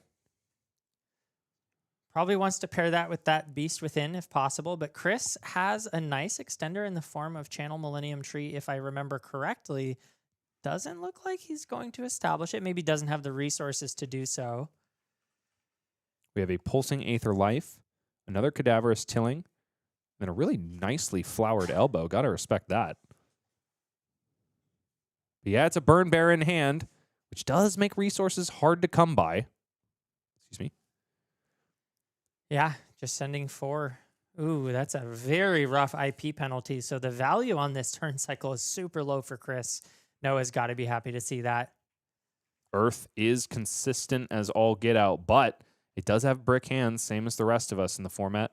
Yellow Wild Ride resolved. With a blue in the pitch for Noah Beygelman, he wants to hit Beast Within. Let me tell you what. I don't think it was a miss off the top. No, I think it was a yellow Wild Ride. Agile Windup is the discard here. One of the resource cards that Noah had at his disposal, but 5 go again and a Might token generated here thanks to the yellow Wild Ride. 36 plays 28. Especially after that stumble, I would put Noah on the front foot here. 4 defense reactions now utilized for Chris Legg. 2 Sink Belows and 2 Shelters from the Storm. The Rootbound Carapai, however, yet to be seen. Yeah, and Chris, once again, very resource-starved. 2 reds and a white. Looking to do some blocking here, likely is Chris Legg. What do you think of the option of just pitching all 3 reds on that previous turn and sending 6 Arcane? Just going for the full reshuffle. Yeah, I think it's good. Maybe wanting to keep the Sink Below, therefore not allowing that as an option. Noah Beygelman left with a yellow Wild Ride and a Beast Within. Instead, elects to throw out a Buck Wild, which has go again, but there are no more resources to utilize on this turn. Which means that he's pocketing a yellow Wild Ride. Basically, as KO Armed and Dangerous, you are happy to be arsenaling either a big fat attack, like a Swing Big or a Show of Strength, or a card that enables go again. Yeah. Thought for a moment about swinging the claw, but I like holding it here.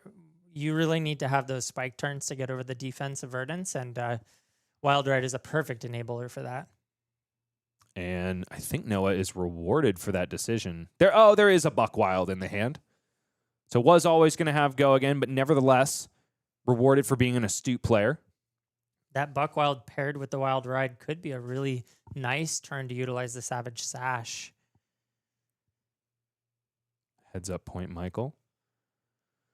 But now Chris has got to make use of this hand, and it's going to be 6 Arcane, not from the Burn Bear, instead with a new expansion slot card for Verdance that has taken her over the top, mind you. Light up the leaves. 6 Arcane comes through to Noah Beygelman's Dome, and all of a sudden the life totals are looking ever closer, despite a pretty big stumble on the side of Verdance. That being said, Noah's got a 5-card hand and 2 go again. There's the Savage Sash. Well called indeed, my co-caster. Buck Wild only costs 2 thanks to the activation of Savage Sash, which is reducing the cost by 1 of all cards with 6 or more power on this turn. So Buck Wild not only is going to gain go again, but also coming in for a fat 8 at the cost of 2. Yeah, that pairs so well with the go again that we know sitting in the arsenal. Noah very likely has the opportunity to go 3 wide at the very least. And if this isn't a turn that's going to strip all the cards from Chris Legg and prevent him from doing the Verdance value play of block with 2 cards, send 2 cards, then I don't know what is. Yeah, I mean, it could be that he just wants to keep these last 2. The Felling of the Crown, one of the power cards, blocking with it feels horrible. Noah Beygelman coming in with the yellow Wild Ride from Arsenal. After drawing his 3 cards in hand, one of them is destined for the graveyard, and it is a Savage Feast. Probably the one, well, I don't know. Maybe you wanted to keep the Savage Feast in that case? Yeah, with the Savage Sash and another form of maybe go not. again here, it's possible that it could be the snatch for the turn, so to speak. Right. It's a Wild Ride and a Swing Big in hand. I think that's Yeah, just you can fine. Just pitch for the swing. Yeah. Big. Huge turn. It's not perfect. Maybe Noah would have liked a swing of the Mandible Claw to pair with the Swing Big, but I think he's got to be happy. 3 chain links wide, all attack action cards for a Kayo Armed and Dangerous is pretty damn solid. 8 damage coming across, and Chris' position not to block means that he's likely just to drop down to 12, and we see it there live. Savage Lands politics is simple. Those with the biggest swing have the biggest sway. One of my favorite quotes on any Flesh and Blood card. Says it all right there. 12 plays 30 now. Chris Legg, undeterred, wants to throw that Felling of the Crown despite the massive cost to his life total. Silver lining here, it looks like he's lined up the Felling of the Crown with a 4-card hand with a Blood Rush Bellows. So Noah unlikely to be able to utilize that this turn. I think that's what I saw, and it is. So this is the one instance where Noah wants to be doing a little bit of blocking. The risk there, though, Michael, is the ever-present threat of Plow Under. And if Chris has full steam ahead to send whatever he would like on the next turn cycle, Noah could play right into his hand. Yeah, Chris still looking for space to establish that Channel the Millennium Tree as well. And if he's able to draw up the God Hand of 2 blues, a Plow Under, and, who cares what else, he might be able to get that Millennium Tree out, shoot the Waning Moon for 5, and then send a Plow Under. That would be a huge swing if he's able to line something like that up. If I'm not mistaken, Chris Legg did have to pitch 1 Plow Under at the beginning of the game in order to do a little bit of filtering. Has found a tree, no Plow Under, unless it's in the arsenal. Resource-heavy hand. Noah Beygelman, despite his resource-heavy hand, really found a fantastic lineup here. It's Smashing Ground, another upgrade from Super Slam. If this card's power is 6 or more, it gets, when this hits a hero, destroy a card in Arsenal. A CNC-like effect on a blue card, it's a pretty powerful thing. Yeah, but it does give Chris the opportunity to convert some of the cards in hand here. Whereas if Noah had simply blocked out an Arsenal, Chris would have been really stuck once again. But is this is another all-red hand for Chris? Yeah, that's what I'm saying. He wouldn't have been able to do anything. Here, he can at the very least pitch a red to shoot for Arcane. Now, this is a sweet play right here. Stonewall Gauntlet. Because the power of Smashing Ground will now be back to its base. It will lose the on-hit of Destroy the Arsenal. Also, Rootbound Carapace going to get the Decomposed Train almost pulling into the station for Verdance. Yeah, one more. But the question then remains, like, what do you do with this hand, man? You just convert it for 5. Yeah. Chris Legg resolves both sides of the Meld card, Pulsing Aether Life. Gains 1 up to 13 and sends 4 Arcane. Yeah, Chris really wanted some blues in that hand. Is he online now, actually? I think he's at 6. That's what I thought too, but we lost our die indicating the number of Earth cards in the Banished. 18 minutes elapsed here. Noah Beygelman now at 17 to Chris Legg's 13, and Noah Beygelman is going for the Blood Rush. Oh, no.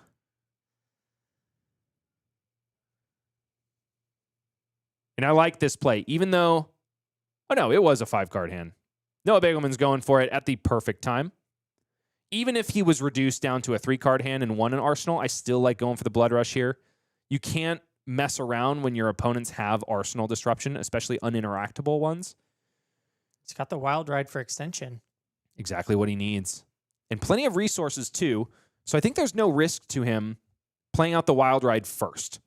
Yeah, and I actually kind of like using the Gauntlets of Tyrannical Rex first to force you to pitch that blue. Yes. That would be a nice way to cover up on the off chance you don't want to discard the blue here. Let's see if Noah spots that. Man, got to mention, I know there have been a couple stumbles on the hands on the deck cooperation of Chris Legg, but so far, Noah's making it seem like Kayo's got game. Yeah, this is looking really good so far.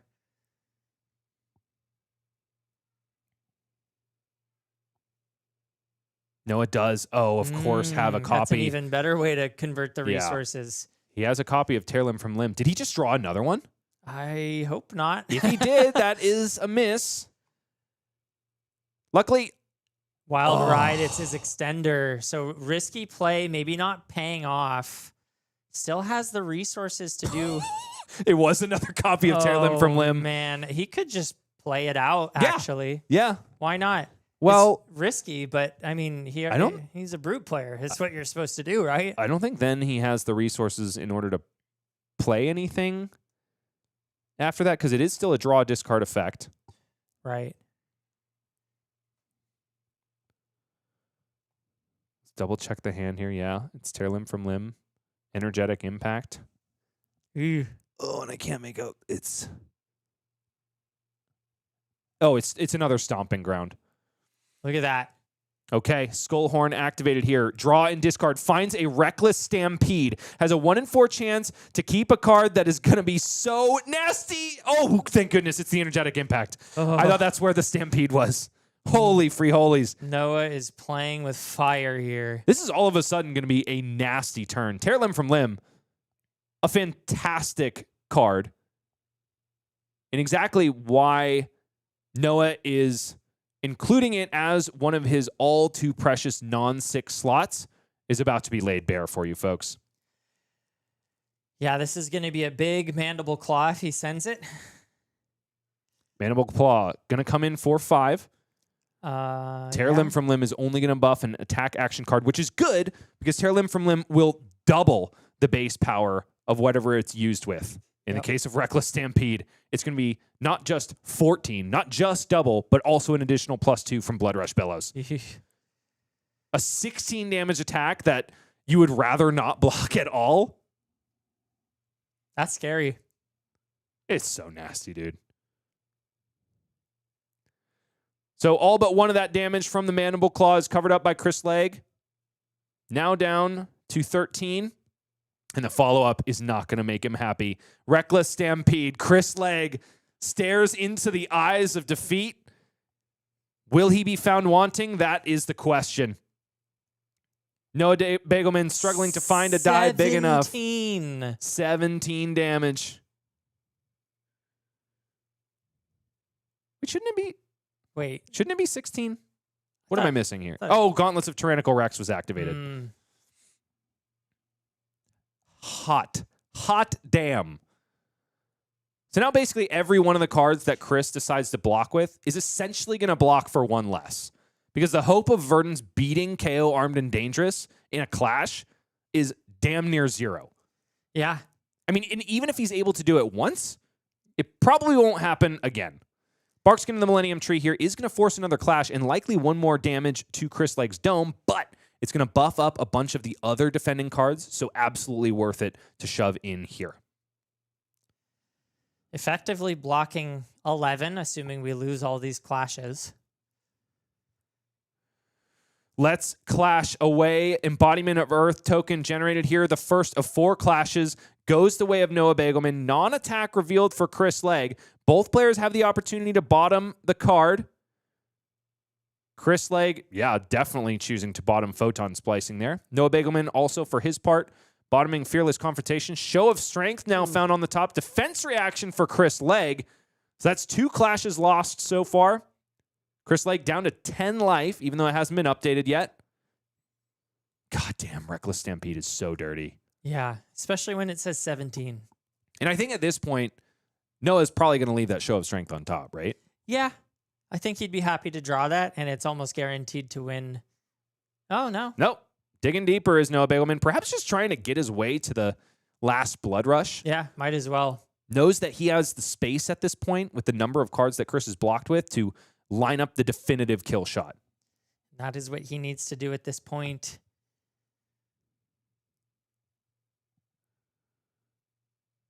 Chris still deciding about whether he wants to bottom it. Decides not to, saying, I'm going to lose all these anyway. I'd rather draw into a sink below.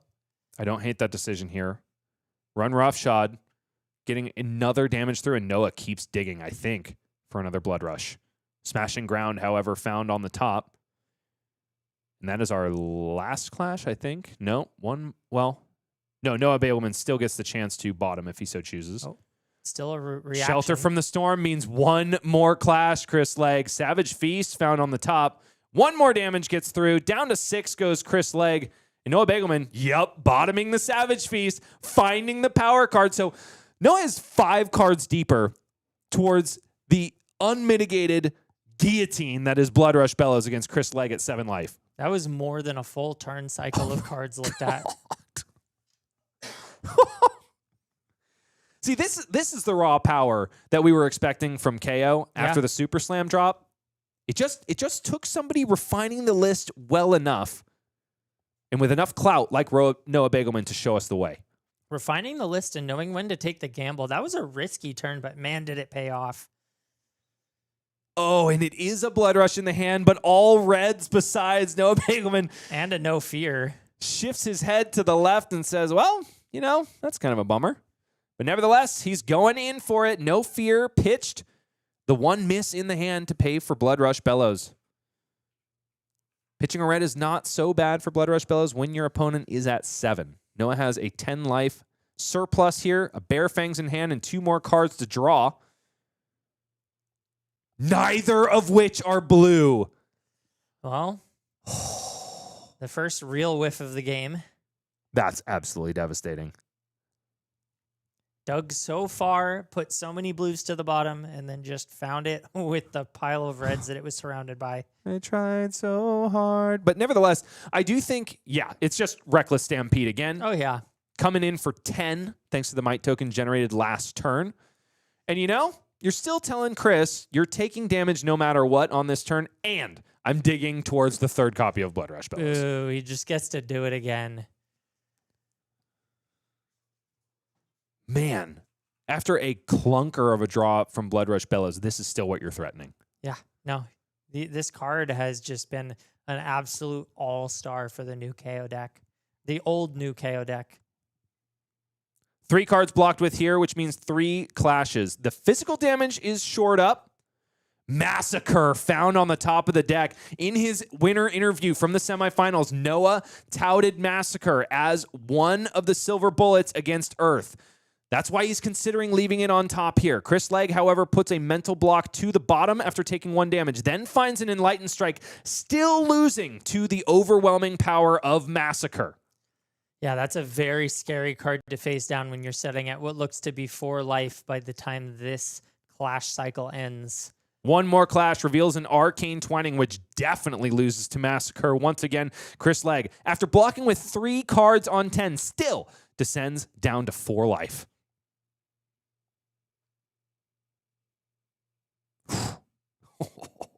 Pick up your copies of Reckless Stampede now, ladies and gentlemen. Noah Beygelman sending them through the roof.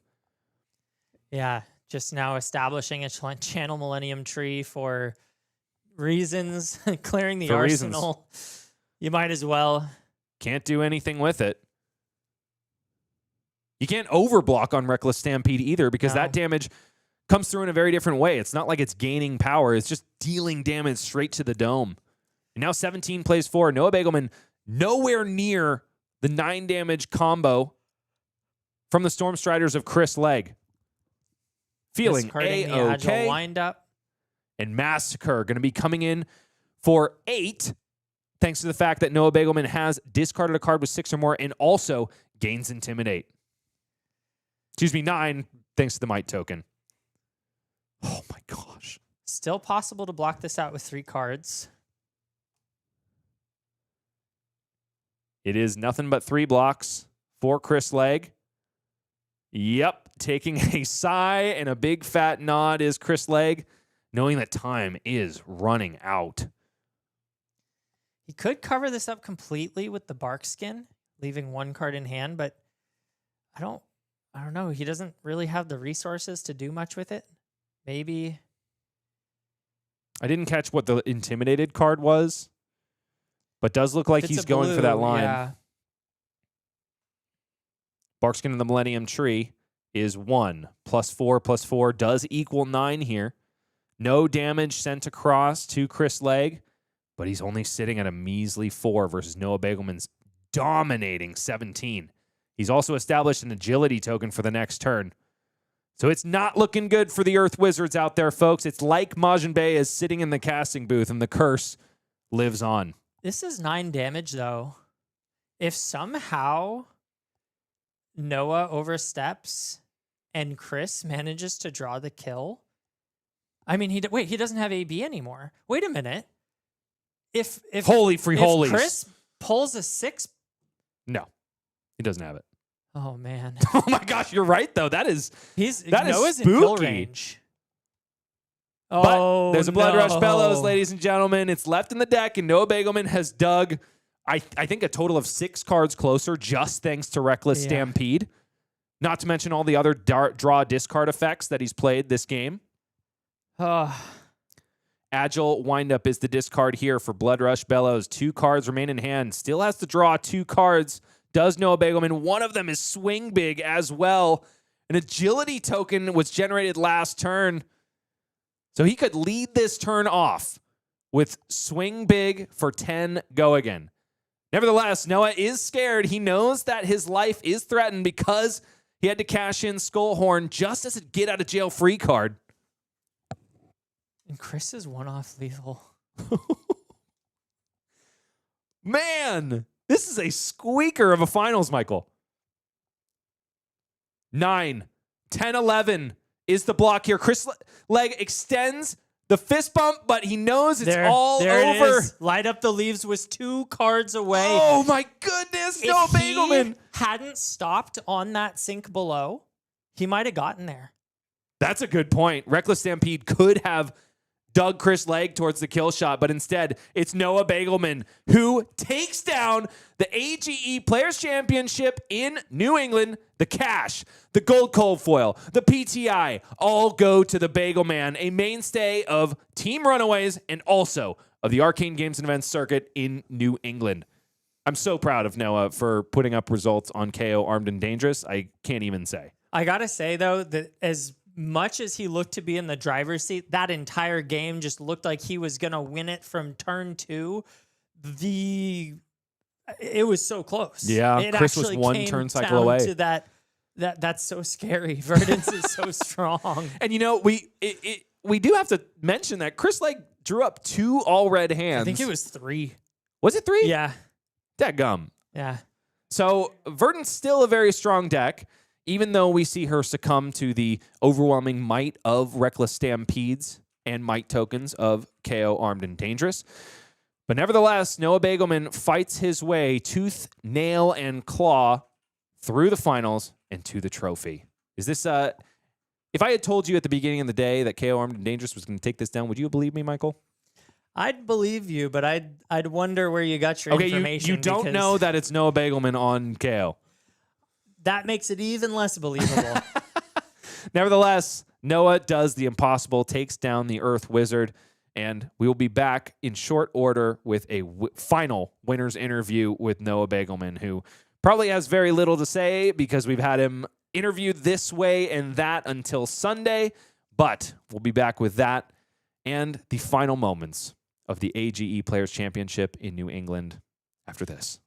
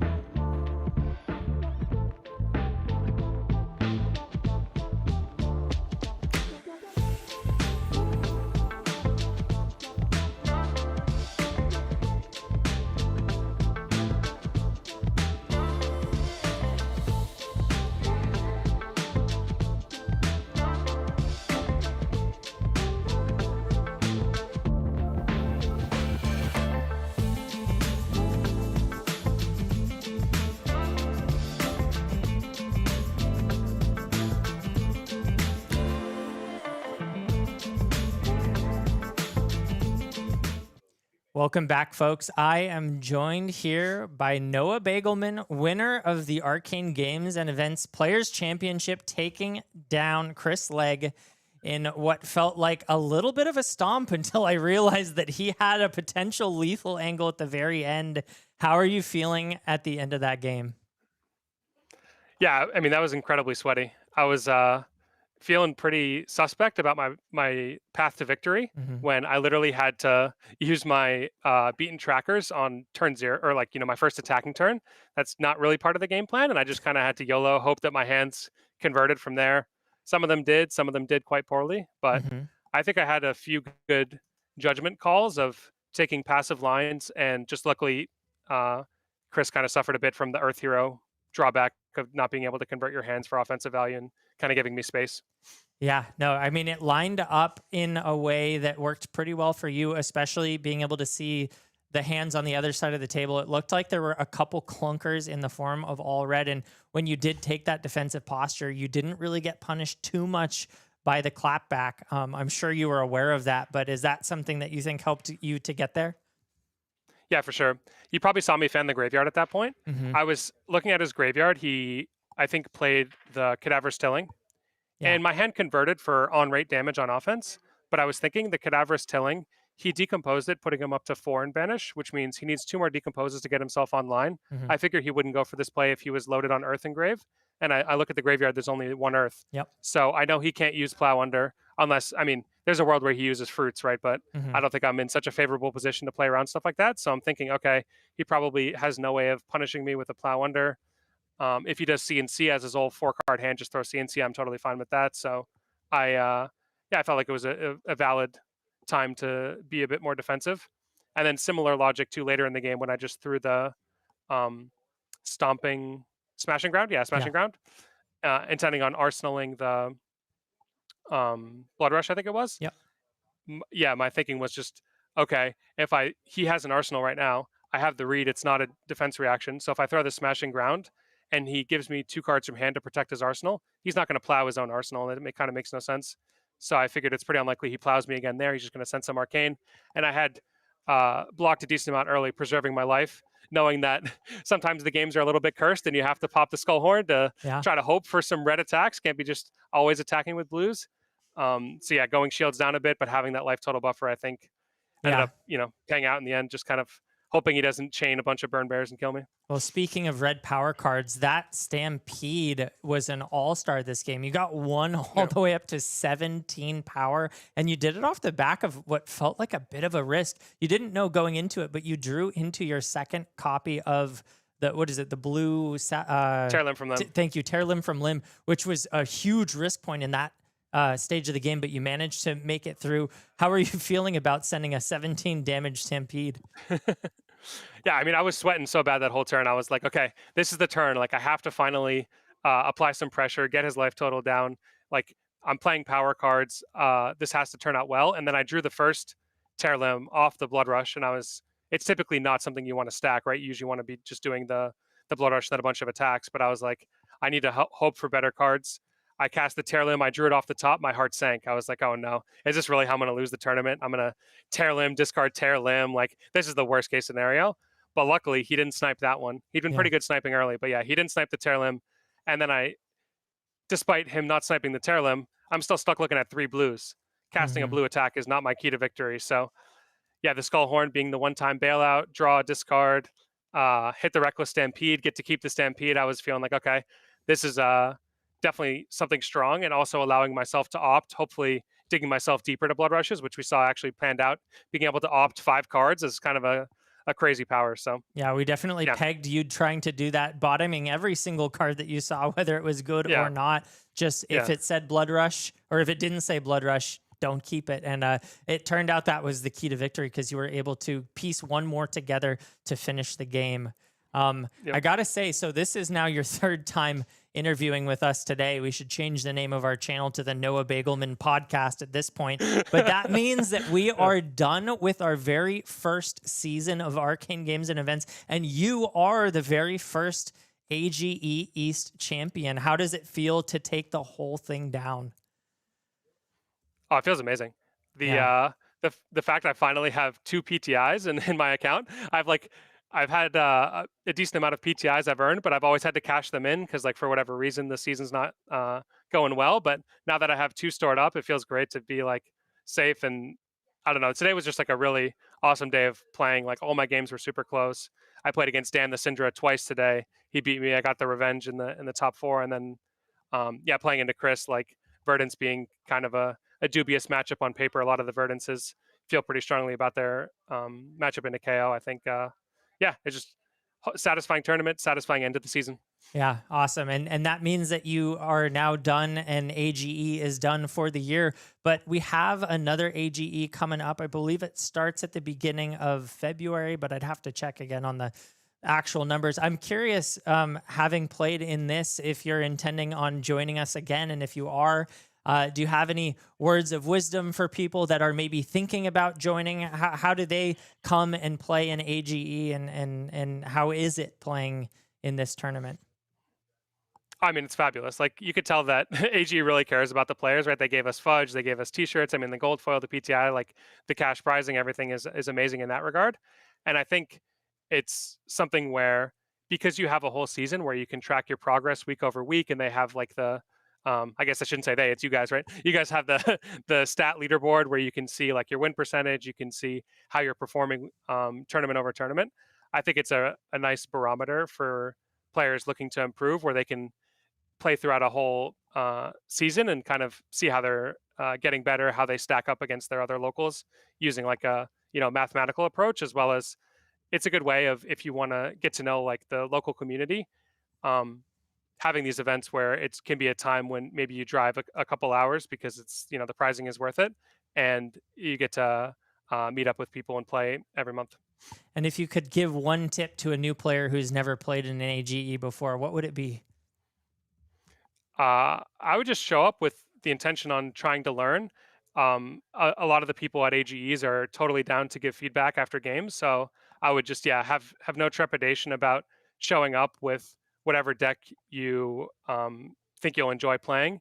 And it's a long season, right? If you come to a lot of the events, you accumulate points every time you play in the tournament, and I think that the community in general is pretty uplifting.